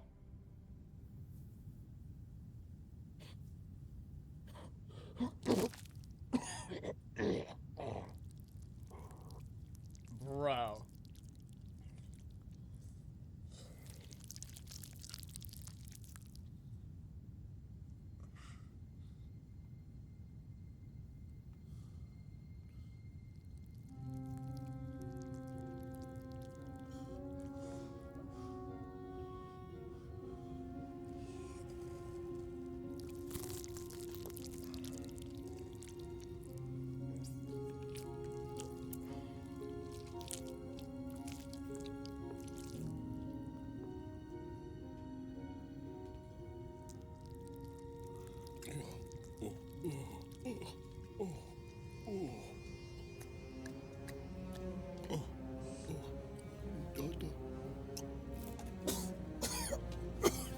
Oh, they're not ideas. He's just birthing like mini hymns.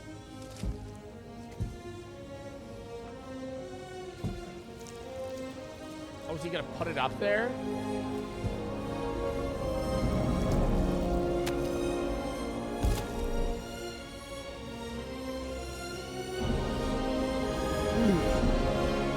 I wonder how, like, who do you think he paid or got to, like, make all these things?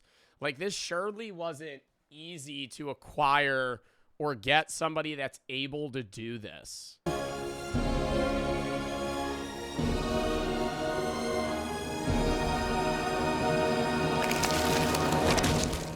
What?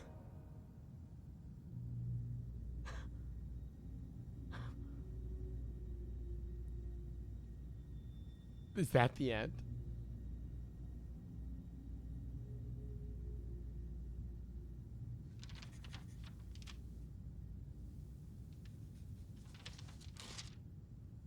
Oh, is he dead?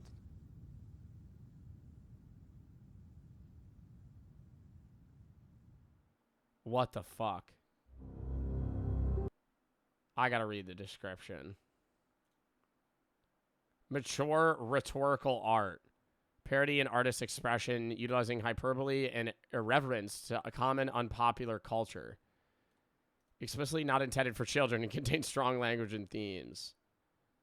Executive producers, photography, editor, product manager, 1AC, grip. Wow, they had a lot of people. VFX artists, set builders. That's so awesome. Genuinely. This should not have been the video I put on to eat dinner. Oh my god, I can't imagine being like, oh, the new Meat Canyon's out. Can't wait to eat this bag of Doritos I have. At this point, he needs to make a full-fledged horror film. Bro, I would love if Papa Meat made, like, Smiling Friends-esque content. Like, I don't know the money there if he just makes more on YouTube than if he had gotten, like, a contract with, like, a company. But I feel like he could just dead-ass produce, like, animated episodes. Or just, like, a horror film. Brass for the 5. On YouTube does the most, probably. Piney for the 3. Joined halfway. I genuinely don't think I've been this confused and grossed out at the same time. FTX and IMO for the sub. Wolf, thank you for the raid. Y Horizon for the 3. Puppy's Villain Arc. I already read that. In for the sub. All right. Well, that was a W React day. We're going to hop on Geometry Dash now. So, we'll see how that goes. The goal today is to beat the fucking one level that I'm unable to beat, which is Can't Let Go. After that, I will be so fucking happy to move on to another level. Any level, by any means. But we're going to play Geometry Dash now. Hopefully beat Can't Let Go. Tomorrow, we're going to be doing random games at 4 EST till 6:30. 6:30 to 8:30, we're going to do Waltz of the Wizard sponsor. Tuesday, games with the guys for like 6 hours, probably around 4:30. RV there yet, Misery, a bunch of other shit. Wednesday was going to be a horror day, but we moved that to next week because Wednesday we're going to be doing a Bro v Bro with Jason the Ween and then some horror games with Small Fries at like 7:30. Thursday's the Breast Cancer charity stream. Dressed up for Halloween. It's going to be the Halloween short horror reacts. We're going to watch a bunch, maybe some regular reacts, maybe a horror game. Friday, I'm not live for Halloween Day. Saturday is going to be a horror game, Dr. Visage, and some reacts. Sunday, I'm not live. And then Monday next week, we have random games. Maybe Dispatch we'll play then as well. Try Hexagon Force right now. It's a main level. It's so fun. Heck, no, I gotta beat this. I'm sorry. Chat, this is the shit I have been trying to beat for so long. I barely remember. Why am I using I'm using my space bar. Start a prediction. Dude, honestly, the prediction should just be even if I beat it this stream. Like, I'm willing to sit on this level for like a fucking half hour. But I don't know. Bro, we've cumulatively probably spent like an hour on this level. I literally pressed. I literally clicked. That long? I have 194 attempts on this level.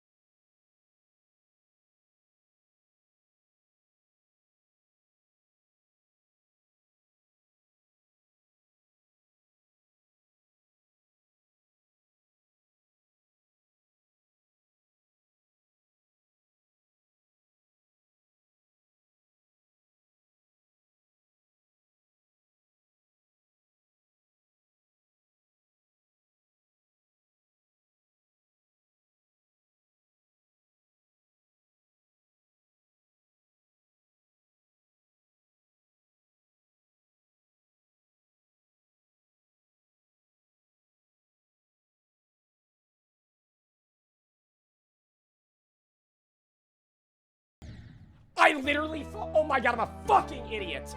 Oh my God. Stop. I'm already getting mad. I just fucking didn't press jump on the fucking jump spot. I was like, oh, I don't need to press jump on the jump pad. I'm not on the jump pad yet, you fucking dumbass. Stop. I'm full zoned. Chat, give me something to talk about that's not Geometry Dash, because if I only talk about Geometry Dash, I'm going to get progressively more and more angry as we play.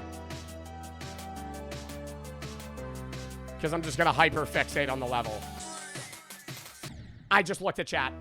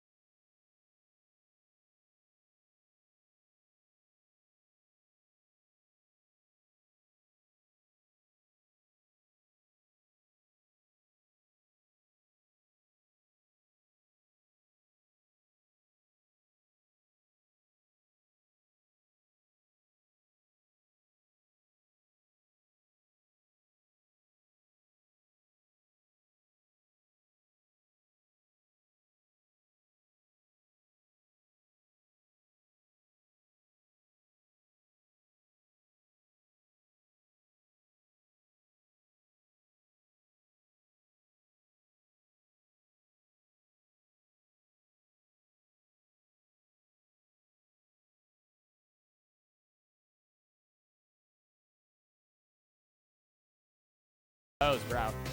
Oh my God. Well, you're getting that just to sit and not play? Yeah, but they're going to all the practices, man. You're going to all the practices. You're at every game.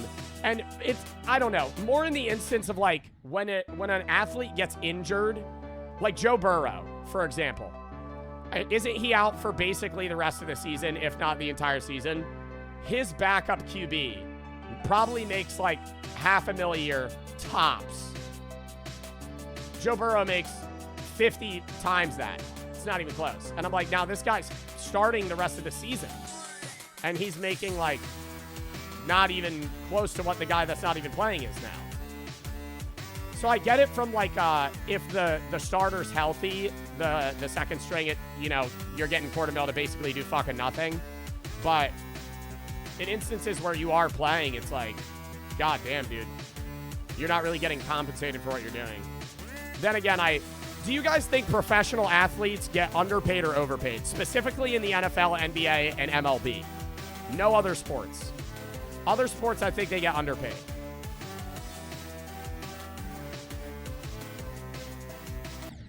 Like, I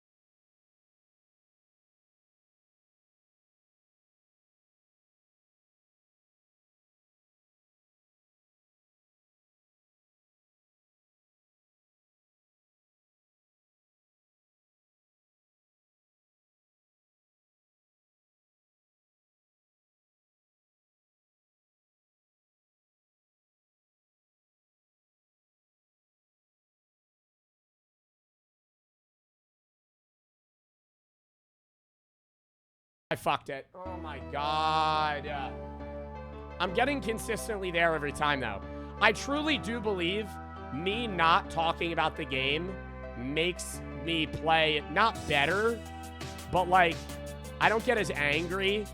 And I think when I don't get as angry, I do better.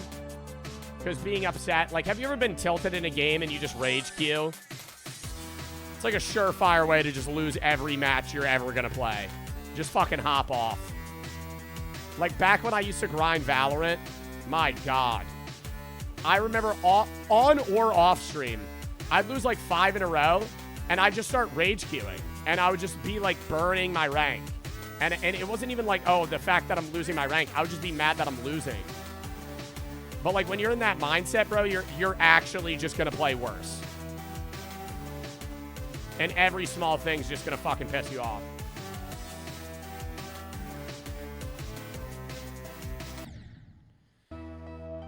Chat, man, I don't know, dude. This shit, I might go to practice mode real quick. And just rip that one bit over and over again. If I want to perfect doing that like 10 times, and then I think I'll literally just be able to raw fucking run it.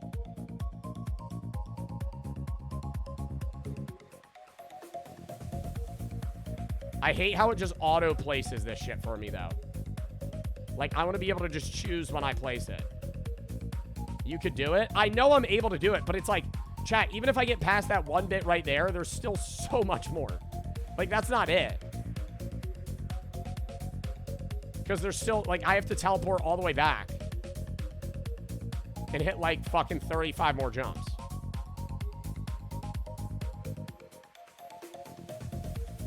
Turn off auto checkpoint.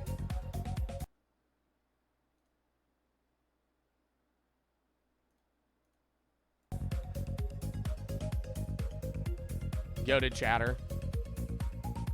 Because I just want to have the checkpoint set right here. I just want to do this over and over again.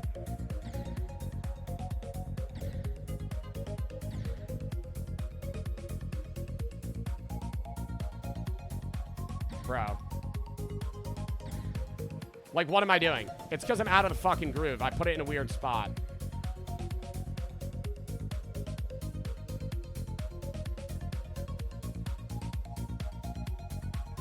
That's what we need, though. That's what we need, though. That's what we need, though, chat. Look.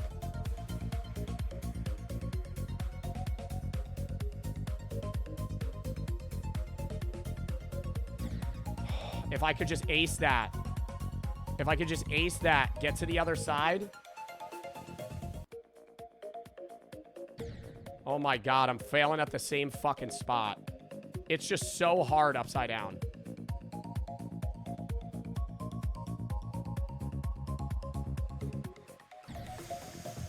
Whoa! Oh my god.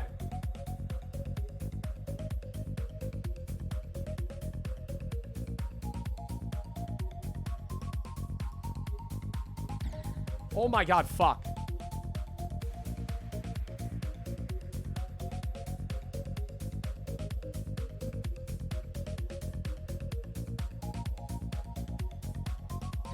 Oh my god, it's an instant jump. Cheat, chat. If I fucking make it there on non-practice, look. If I make it there on non-practice, and I fucking get to that switch, and I fucking die right at the start, I will lose my fucking shit. You don't understand. It's an instant jump. And then I fucked it again. Stop!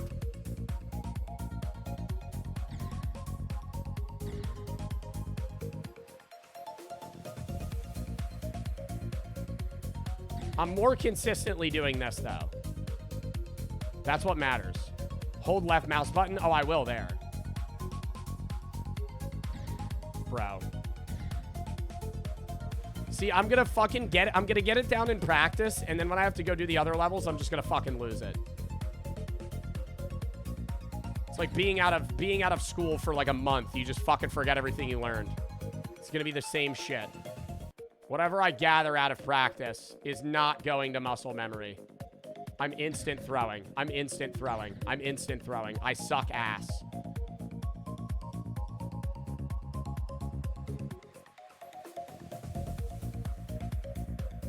Oh my god! I can't even fucking do it in practice, bro, let alone a goddamn real level.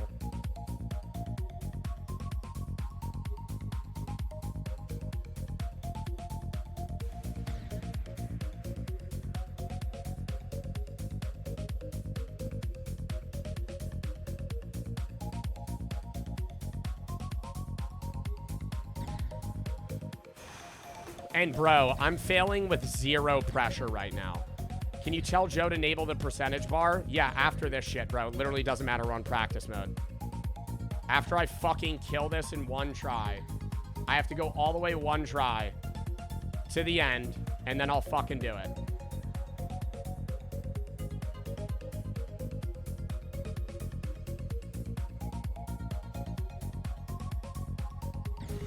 Oh my god! I'm raging in practice. I'm raging in practice. Remind yourself you're being a bum-ass loser right now, Joe. Holy shit. No way. No fucking way.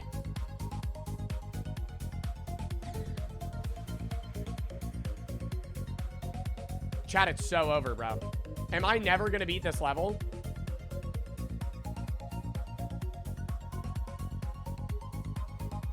And I saw some shit, bro. People were like, yo, the main levels are so easy, bro. The main levels are so easy. All the hard levels are the custom ones. All the geo levels are too easy, bro.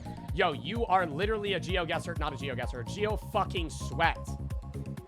Sorry I'm not as good as you. Damn it!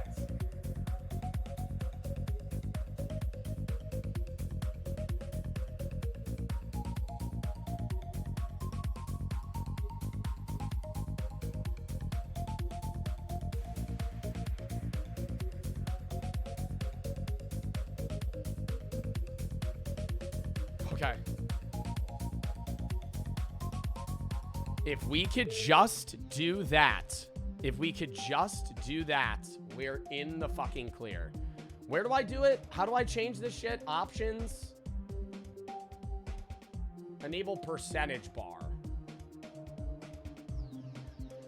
I gotta stop cracking my nose.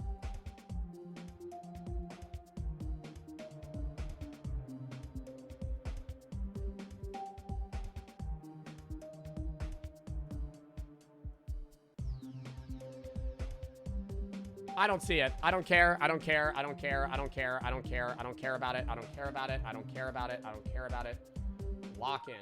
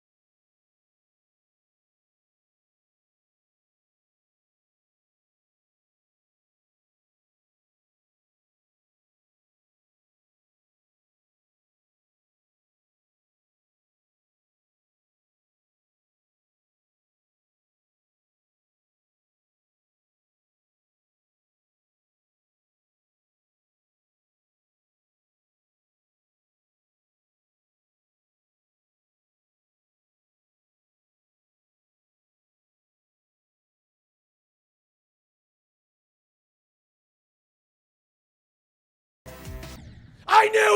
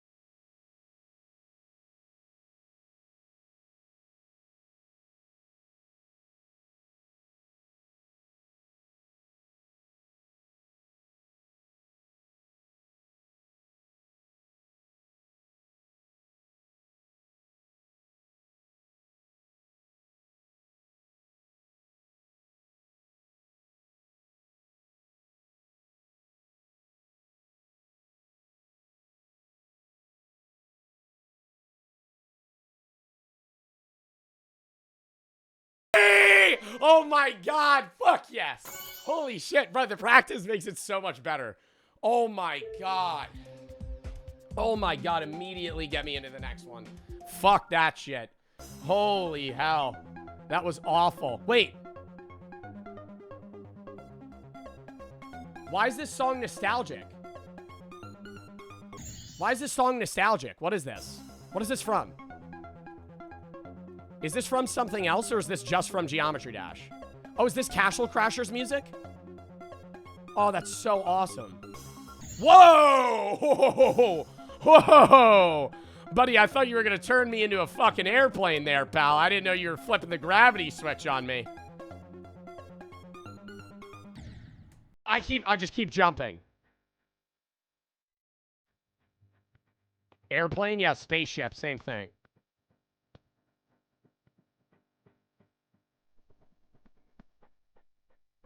Oh, god damn, this is gonna be unbearable. Stop, chat. I haven't done a new level in so long. This is like breaking fully new ground for me. The music change is fucking me up so hard.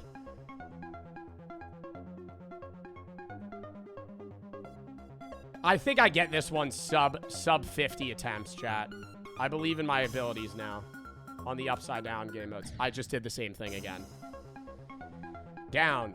It's like your body tells you to just jump when you know you don't need to. I just gotta get better at reactivity. And then I just didn't jump there. This one's hard as fuck. Chat, would you guys say that jumper is harder than the one that I just did?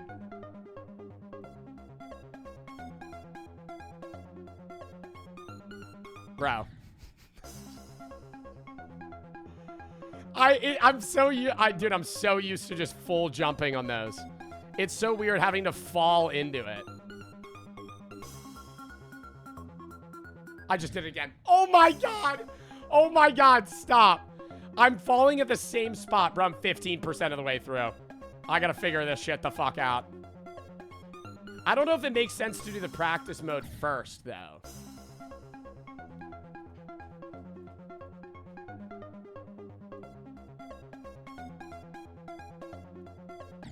What am I doing? What am I doing? What am I doing?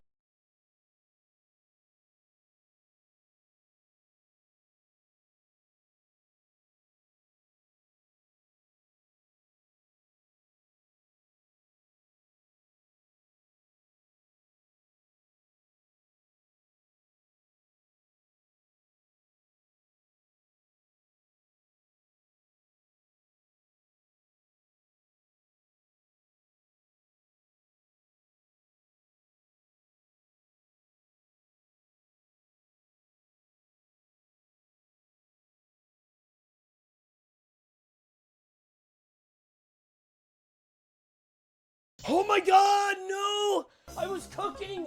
That's only 50%? Nah, this is the anxiety fucking level. This is the anxiety level, bro. Holy shit.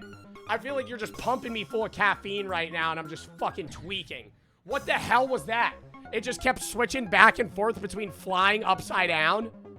That was terrible. Halfway's pretty good, though.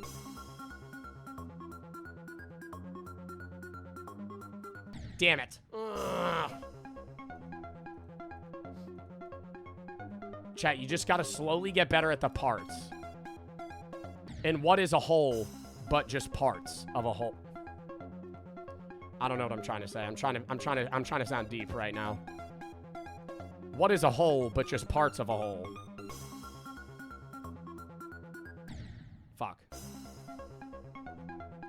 You're not ready for clutter funk? What the fuck is that? Dude.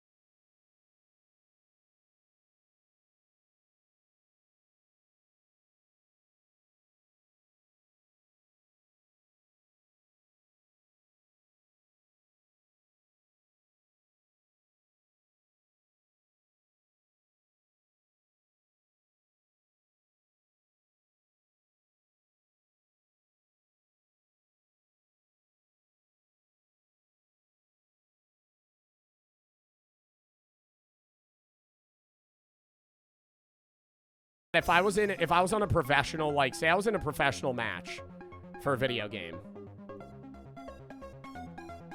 would you bet on me to win? The odds are, like, way not in my favor. Like, I'm, like, plus 3,000. I'm, like, a plus 3,000 full underdog. But if you bet $10, you win, like, 300 if I win.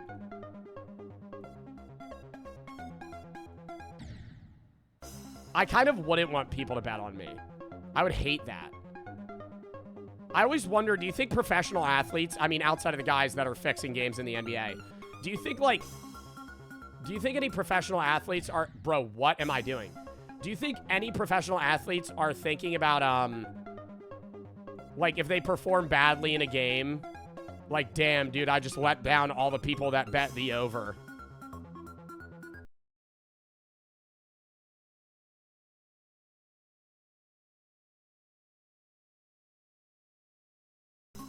Surely.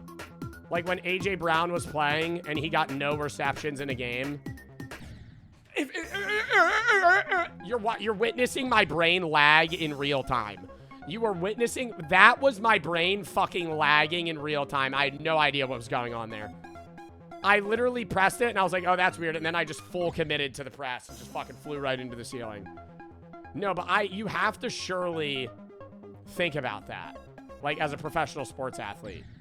Like, if I'm getting no receptions or I throw a fucking int as a QB, I'm going, damn, bro, I just made somebody a shitload of money and lost somebody a shitload of money. I'm panicking. Oh, my God. Why am I failing at the same fucking spots? I'm shutting up for a second.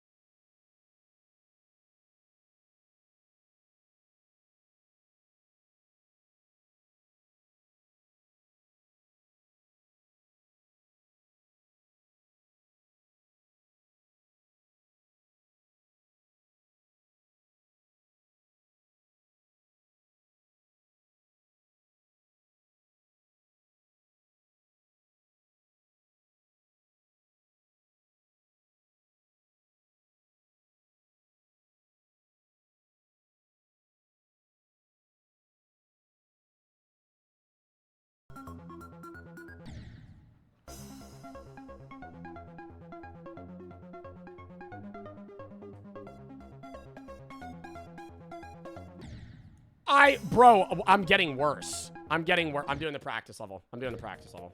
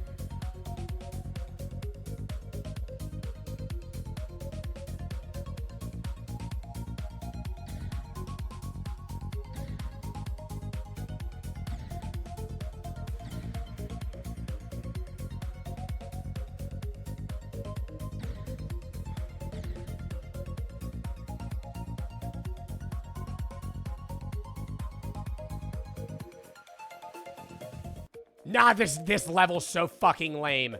This level's so fucking lame. Oh my god. Oh my... Bro, tell me this is the rest of the level. Tell me you just fly through this shit.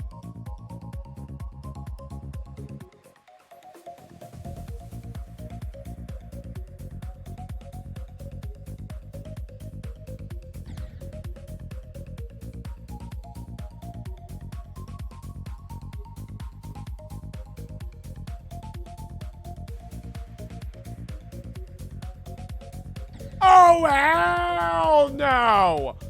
Oh, hell no!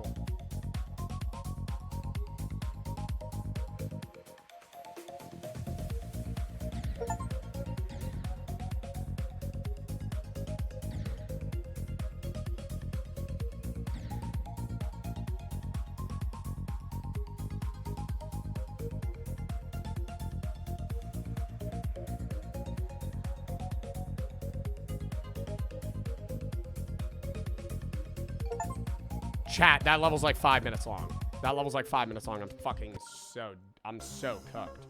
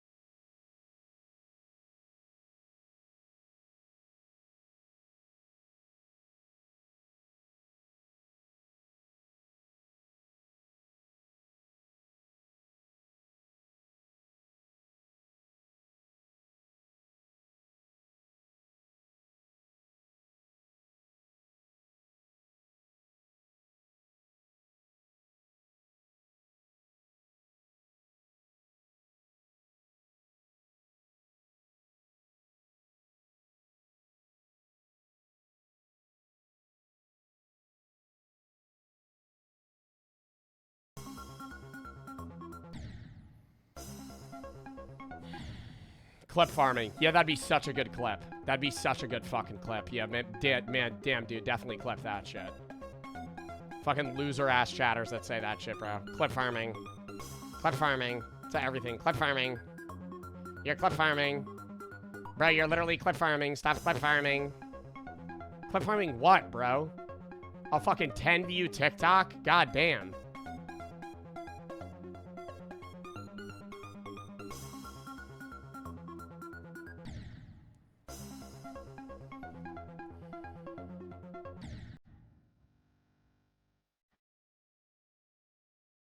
Clip farming's the point of streaming, isn't it? To entertain? Yeah, but clip farming's different from just like raw entertainment. They're basically saying that I'm just doing a bit for the sole purpose of getting a short form clip for views rather than being actually entertaining.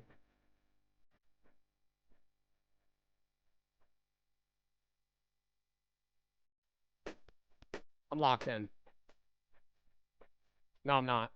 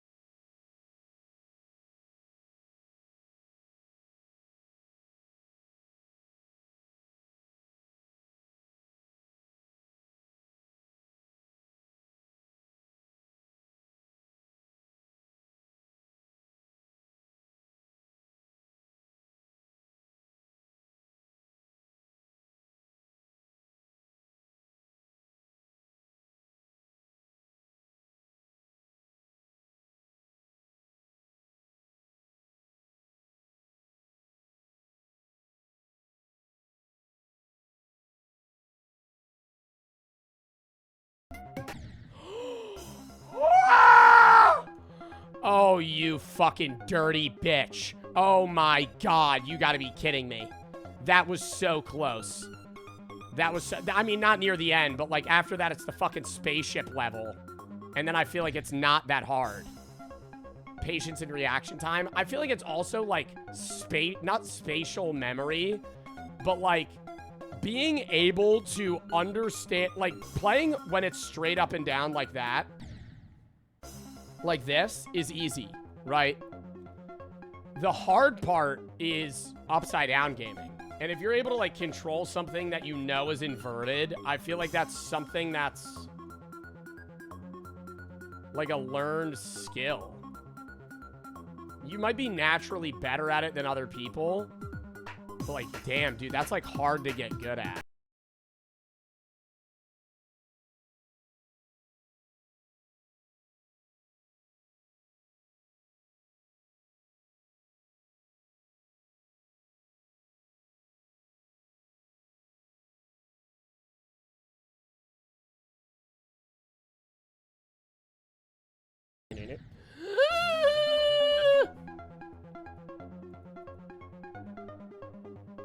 Oh my god, should I get Brady to program like a zapper that zaps me? I don't know why I'm recommending the thing that I just said would be like CIA torture. I feel like I could ask Brady to program something that would not kill me. That would zap me whenever I fail Geometry Dash level. The thing is, though, I would have to, like, replay levels that I've already done. Oh, it was reverse. The thing is, I would have to replay levels that I've already done, because if I had to play, like, a new Geometry Dash level and it zapped me every time I died, I would get zapped probably, like, 100 times in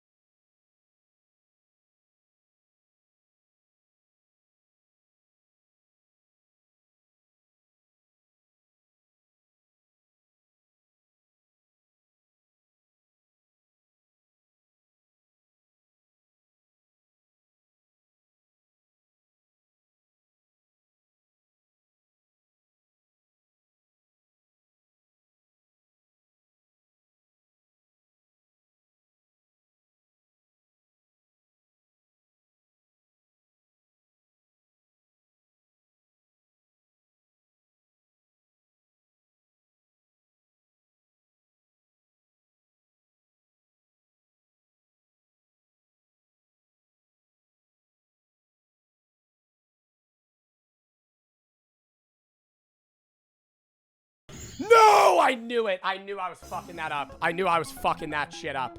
Oh my god, 89% were right at the end, bro. We beat this today. We beat this today, dude. Are you kidding me? It was just this shit. It gets in my... I gotta like remind myself. Inverted, don't jump. Inverted, don't jump. I like full panicked when it flipped. See, I'm still doing it. Sorry for the sub. 1035. Love your videos. Hope you have a good day. Thank you, Jitties, for the 3. When you're ready, check out Think in Space 2 with Perfect Frames counter. I'm not checking that out right now. Toxic, Rocco, and Fishy for the sub game for the 3. Electrodynamic Hexaforce is so bad. 1 for the 4. I did this on the phone when I was 6. Hazard and Oscar for the sub. Pitch and Sway for the sub. Ghost, Yabo, Luke, Mr. TNT, Luke, and Free for the sub. Agent for the 3. Got rejected by a girl yesterday. I'm sorry to hear that, man. SKL for the sub. HM for the 5. Morby for the sub. Coffee for the 5. What do you usually get on your sub sandwiches? I was just saying. XY for the sub. AO, Tactical for the sub. Chad, Brood, and DR for the sub. Yankees and Eyebrow for the sub. Seabass and Speedster for the sub. SK for the sub. Lock in. That fail doesn't count. I had to unpause. Now we're zoned, though.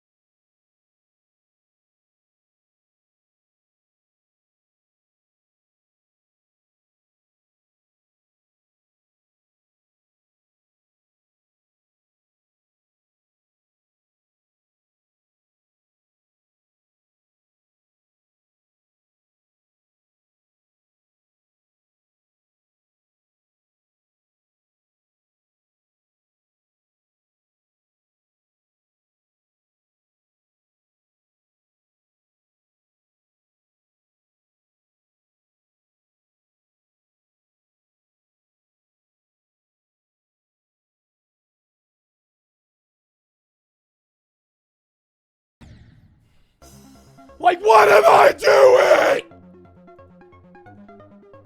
Just bashing my head against a fucking metal wall right now. Oh my god, I'm gonna fucking lose it. Ugh. I need to spit.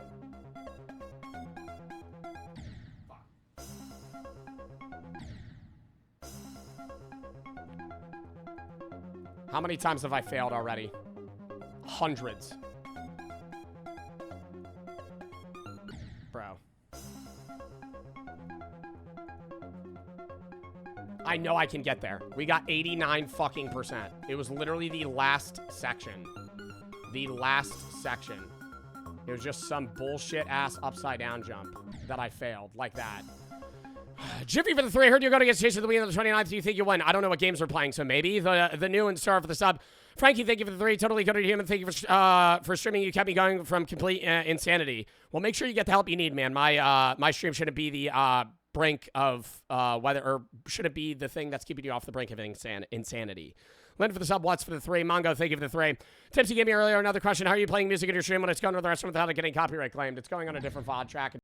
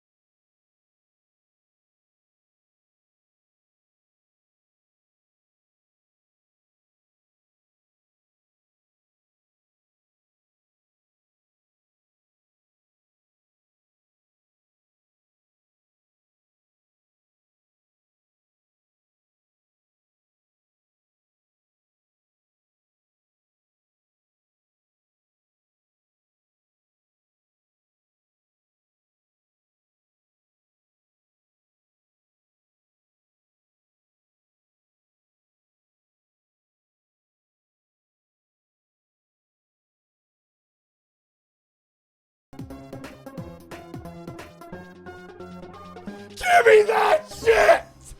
Yes! Yes! Yes! Oh my god! Oh, fuck yeah, bro. We beat 2 levels in a day. Now we go time machine. Instant run it.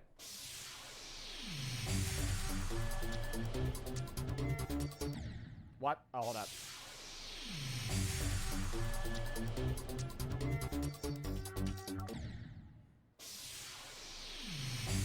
It's a big change. It's a tempo change. It's a tempo change. It's a tempo change. That's what it is. It's what it is.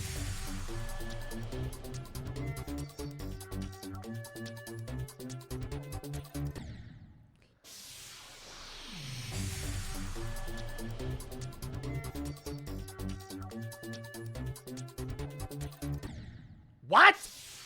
What?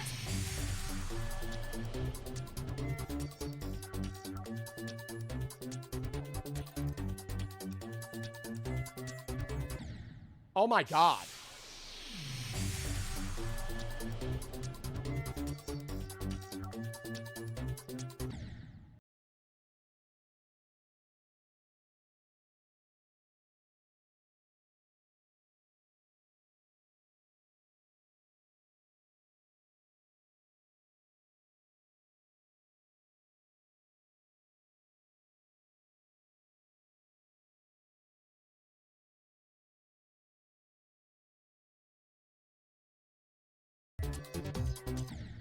Oh my God, how far was that? 25%? Jesus. I feel like this one's very doable too. Well, they're all doable, but no chance I beat this. How many attempts do you guys do for the predictions? Like, it's gotta be not many. Because y'all be ending the predictions constantly. Is it like every 15 attempts or some shit? Bro, 15? Hold up. Smile and Daddy for the sub, Frosty for the 3. As somebody who has played this game for almost 2,300 hours, been on for 5 years. You're doing really fucking good with the amount you played. Little advice I'd give is the mental record. The more you start getting demotivated, the worse you'll do. So you have to take somewhat of a mental, have the best mental playing this. Next for the sub, Fran for the 3. That's why I take breaks. Bartolozzi, rise and dash through every jump, through every crash. Eyes steady, eyes on the path, steady and true. Eyes on the path, steady and true. This level falls because of you. What do you mean falls? Mongoose for the 3. Yuki for the sub. All right, we'll give this like another 20 tries. I don't know if we're going to beat this one today. I feel like averaging 2 levels every try is pretty awesome.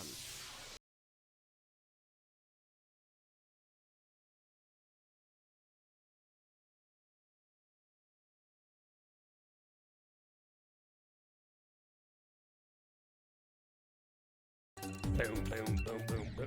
Damn it! What is with the fucking consistent 3 blocks?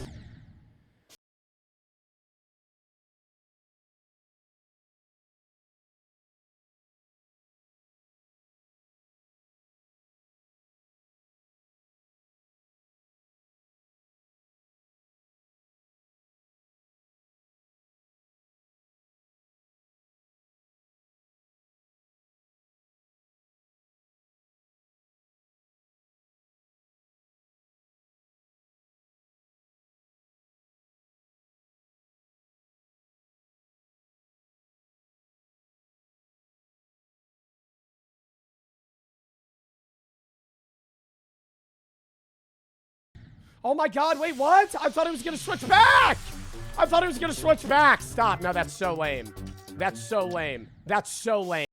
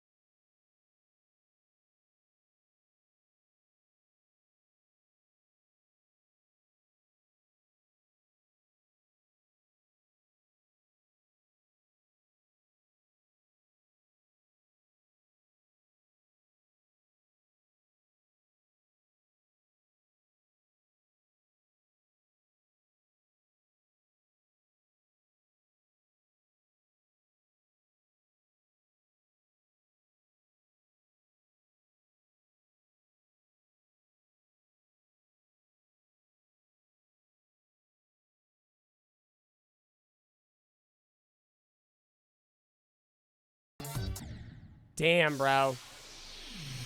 It goes backwards and upside down at the end. Yeah. Yeah. That's the old mind fuck. Right at the end, they hit you with a fucking brain blender. We're gonna throw you upside down. We're gonna throw you upside down. We're gonna throw you the wrong way. And we're just gonna invert it like 5 times in a row. So you have to focus on where you're jumping. Okay. I'll do 10 more attempts. Damn it.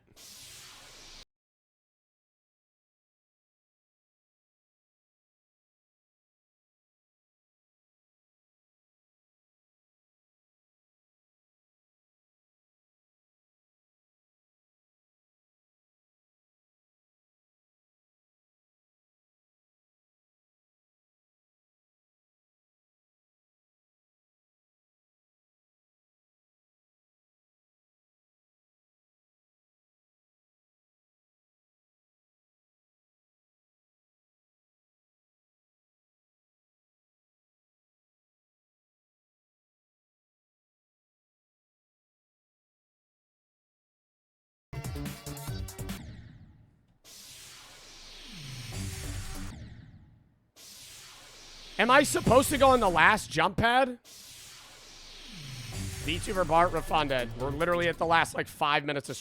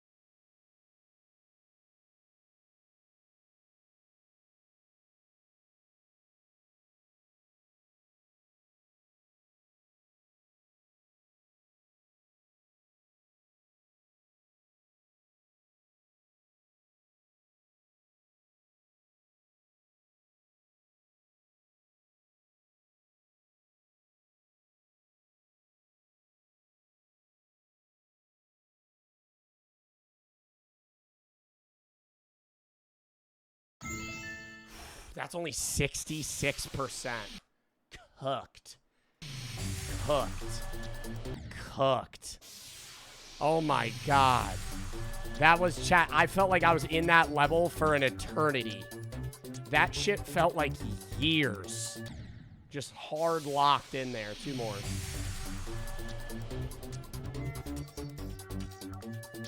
It does switch up a lot though. I hate that bit where it gets really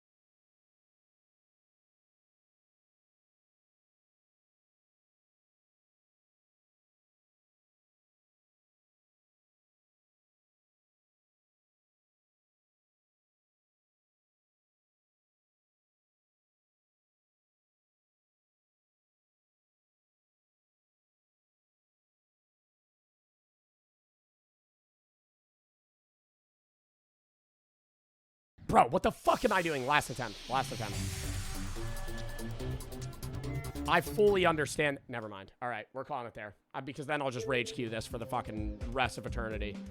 All right, I think we got pretty fucking far there. That was a good run on Geometry Dash. We'll definitely continue that. Maybe a little bit tomorrow, but we're probably going to play a horror game at the start of tomorrow. I don't know how long that'll take. So, yeah. But we're definitely going to... We might run the Gretlo tapes tomorrow into Waltz of the Wizards. A lot of people have been saying that's a good horror game. And I know we're not running horror on Wednesday now, so. You're so ass, what the fuck? Love you, Joe. TB, thank you for the 3. Kenny and Loco for the sub-friend for the 3. Let each block pass, so question it step by step. You'll find your way. Victory waits. You'll seize the day. Allure for the sub. Car and Phantom for the sub. Johnny, Uke, and Shark for the sub. Smiles for the sub. Anyways, chat, that was a W stream. If you have any videos you want me to watch or games you want to play, video search up games search tab. It's I find most of the videos I watch, games I play. Outside of that, I will be live tomorrow at 4 EST. I will be live tomorrow at 4 EST. We're going to be doing a horror game for probably the first 2.5 hours of stream. And then we're going to be hopping into Waltz with the Wizard sponsor for like 6:30 to 8:30. Tuesday, I'm going to be doing random games with the guys. RV There Yet, Cuff Bus, Misery, Explosive Odds, shit like that. Wednesday is going to be, was originally going to be a horror day, but now it's going to be a Bro v Bro versus Jason at 4:30 for probably like 2.5 hours. Then maybe some random shit and a horror game with small fries. Thursday is going to be the charity stream for BCRF, Breast Cancer Charity, or Breast Cancer Relief Fund or Research Fund for breast cancer awareness and awareness month. We're going to be trying to raise money for research for breast cancer. We're going to be doing our Halloween day then. I'm going to be dressed up as a dead possum. We're going to be doing a bunch of regular reacts, scary reacts, maybe a horror game. Friday, Halloween day, I'm not live. That next Saturday, we're going to be doing Dr. Visage, a horror game, into reacts. Sunday, I'm not live. And then Monday, we're back. Next Monday, we're doing random games. Maybe Dispatch will play. And other random shit. And we're basically going to be back on our regular schedule then all the way until like January. Alert for the sub TB for the 3. But yeah, appreciate y'all. Hope you guys had fun watching. I had a fun time streaming. And yeah, I'm going to be uploading on the main in the gaming right when I end. So watch that. Outside of that, chat, fucking stream. And I'll catch you guys tomorrow at 4 EST for a horror game into some Waltz of the Wizards. But outside of that, chat, stream and let's fucking raid. Who do we want to raid? Who do we want to raid? I don't know. Flight? Bro,